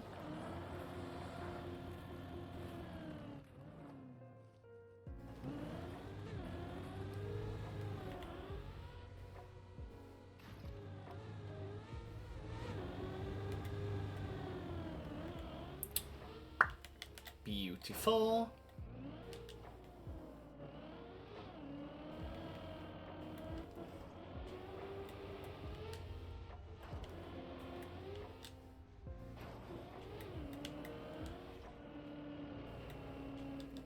And lack of discipline.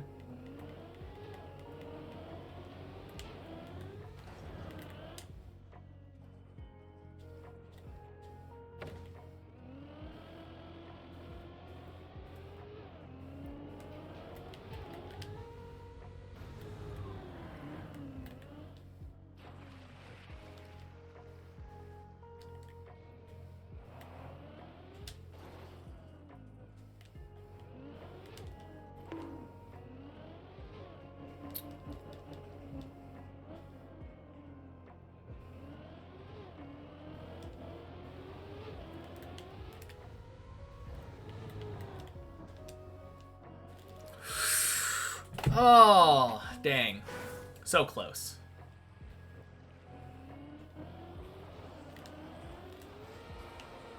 Who do I think is finishing earlier? Me, Chris, or Hav? I mean, it's only between Chris and Hav there, I think. And I think the answer is definitely Hav. Shit.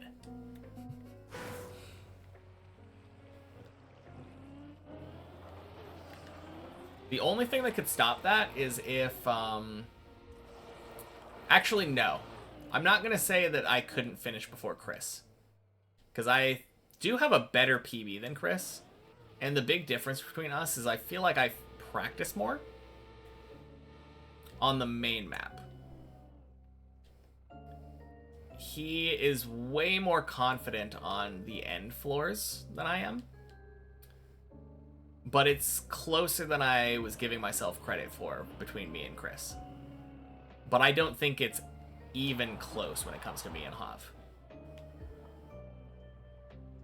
I think Hav is a far superior driver.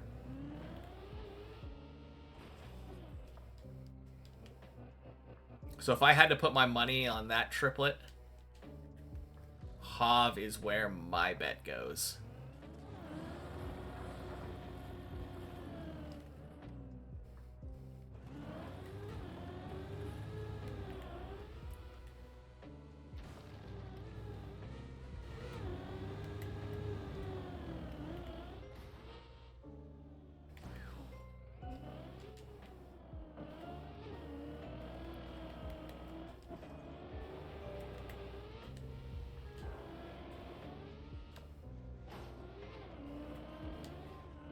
What about you? What do you think about that?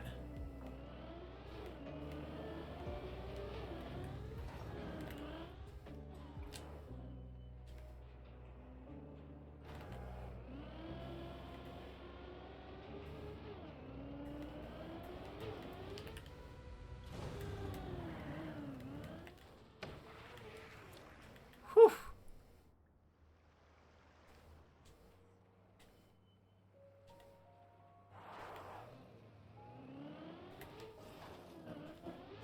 I mean, maybe it's a lazy guess to just choose whoever has the current highest PB. But I don't know. Hav one-shot 12, so... And he felt like he was pretty confident on 13.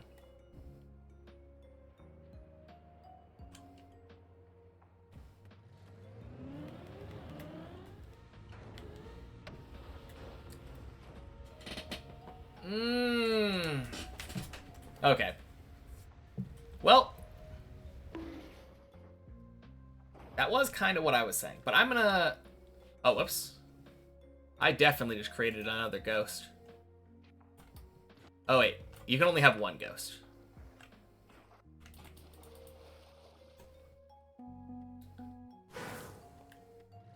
Feels like we're all 100 plus hours away from finishing. Anything could happen. I guess that's true. I mean, I'm probably about 400 or 500 hours away from finishing.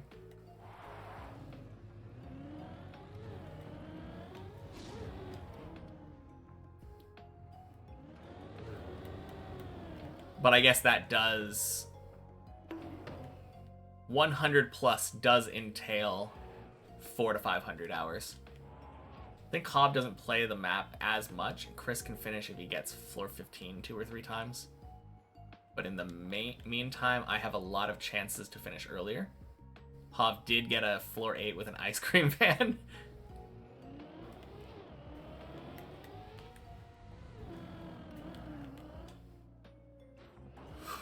Whew. Can edit the maps?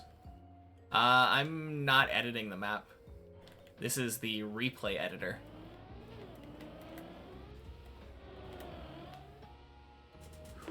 Oh, damn.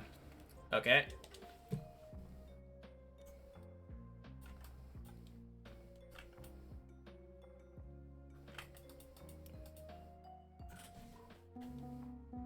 Didn't even know that existed. Yeah, it's a very helpful tool. Lets you practice whatever you want.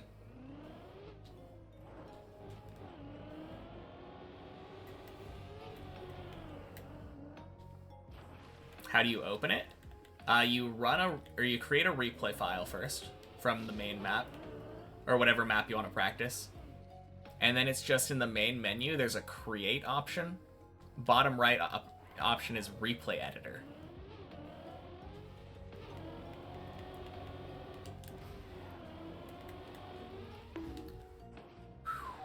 Wicked.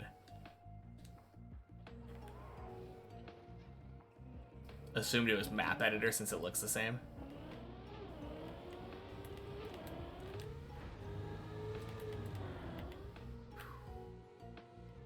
Are you talking about like the yellow timer thing for... I don't really know what the map editor UI looks like.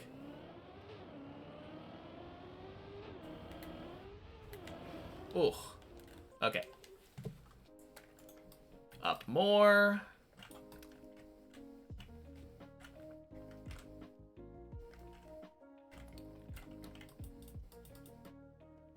There.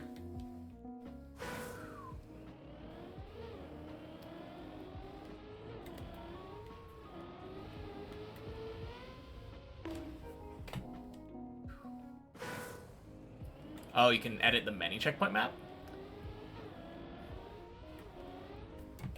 I didn't know. That's cool. Add more checkpoints? Yeah. Or fewer checkpoints.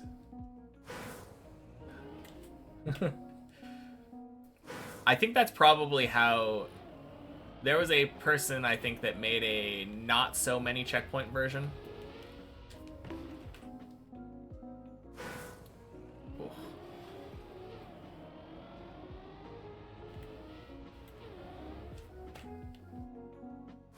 That's what you did with the modified version called Safer Deep Dip 2. You just opened many checkpoints and deleted the checkpoints and did it. Oh.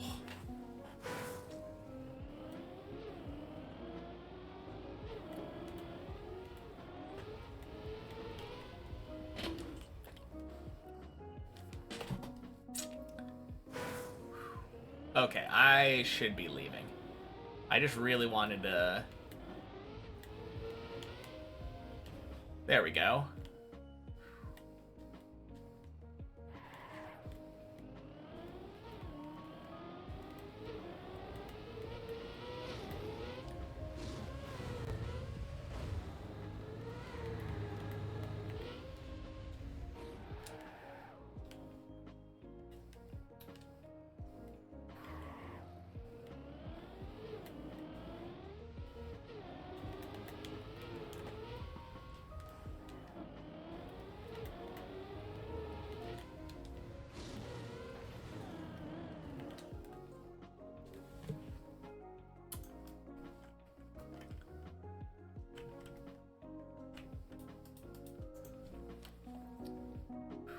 There we go.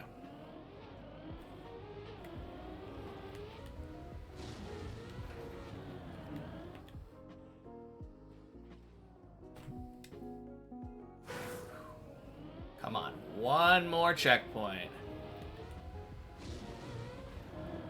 There we go. Clean. We finally made it. Okay, there we go. Alright, let's find someone to raid. Not going to be able to say hello to them. So, I'll be back tomorrow with more Deep Dip. Let's see. No idea who this person is. But let's raid him. King Kez. Cool. Thank you all for hanging out today. I will talk to you later. Be back tomorrow with more Deep Dip. All right, peace.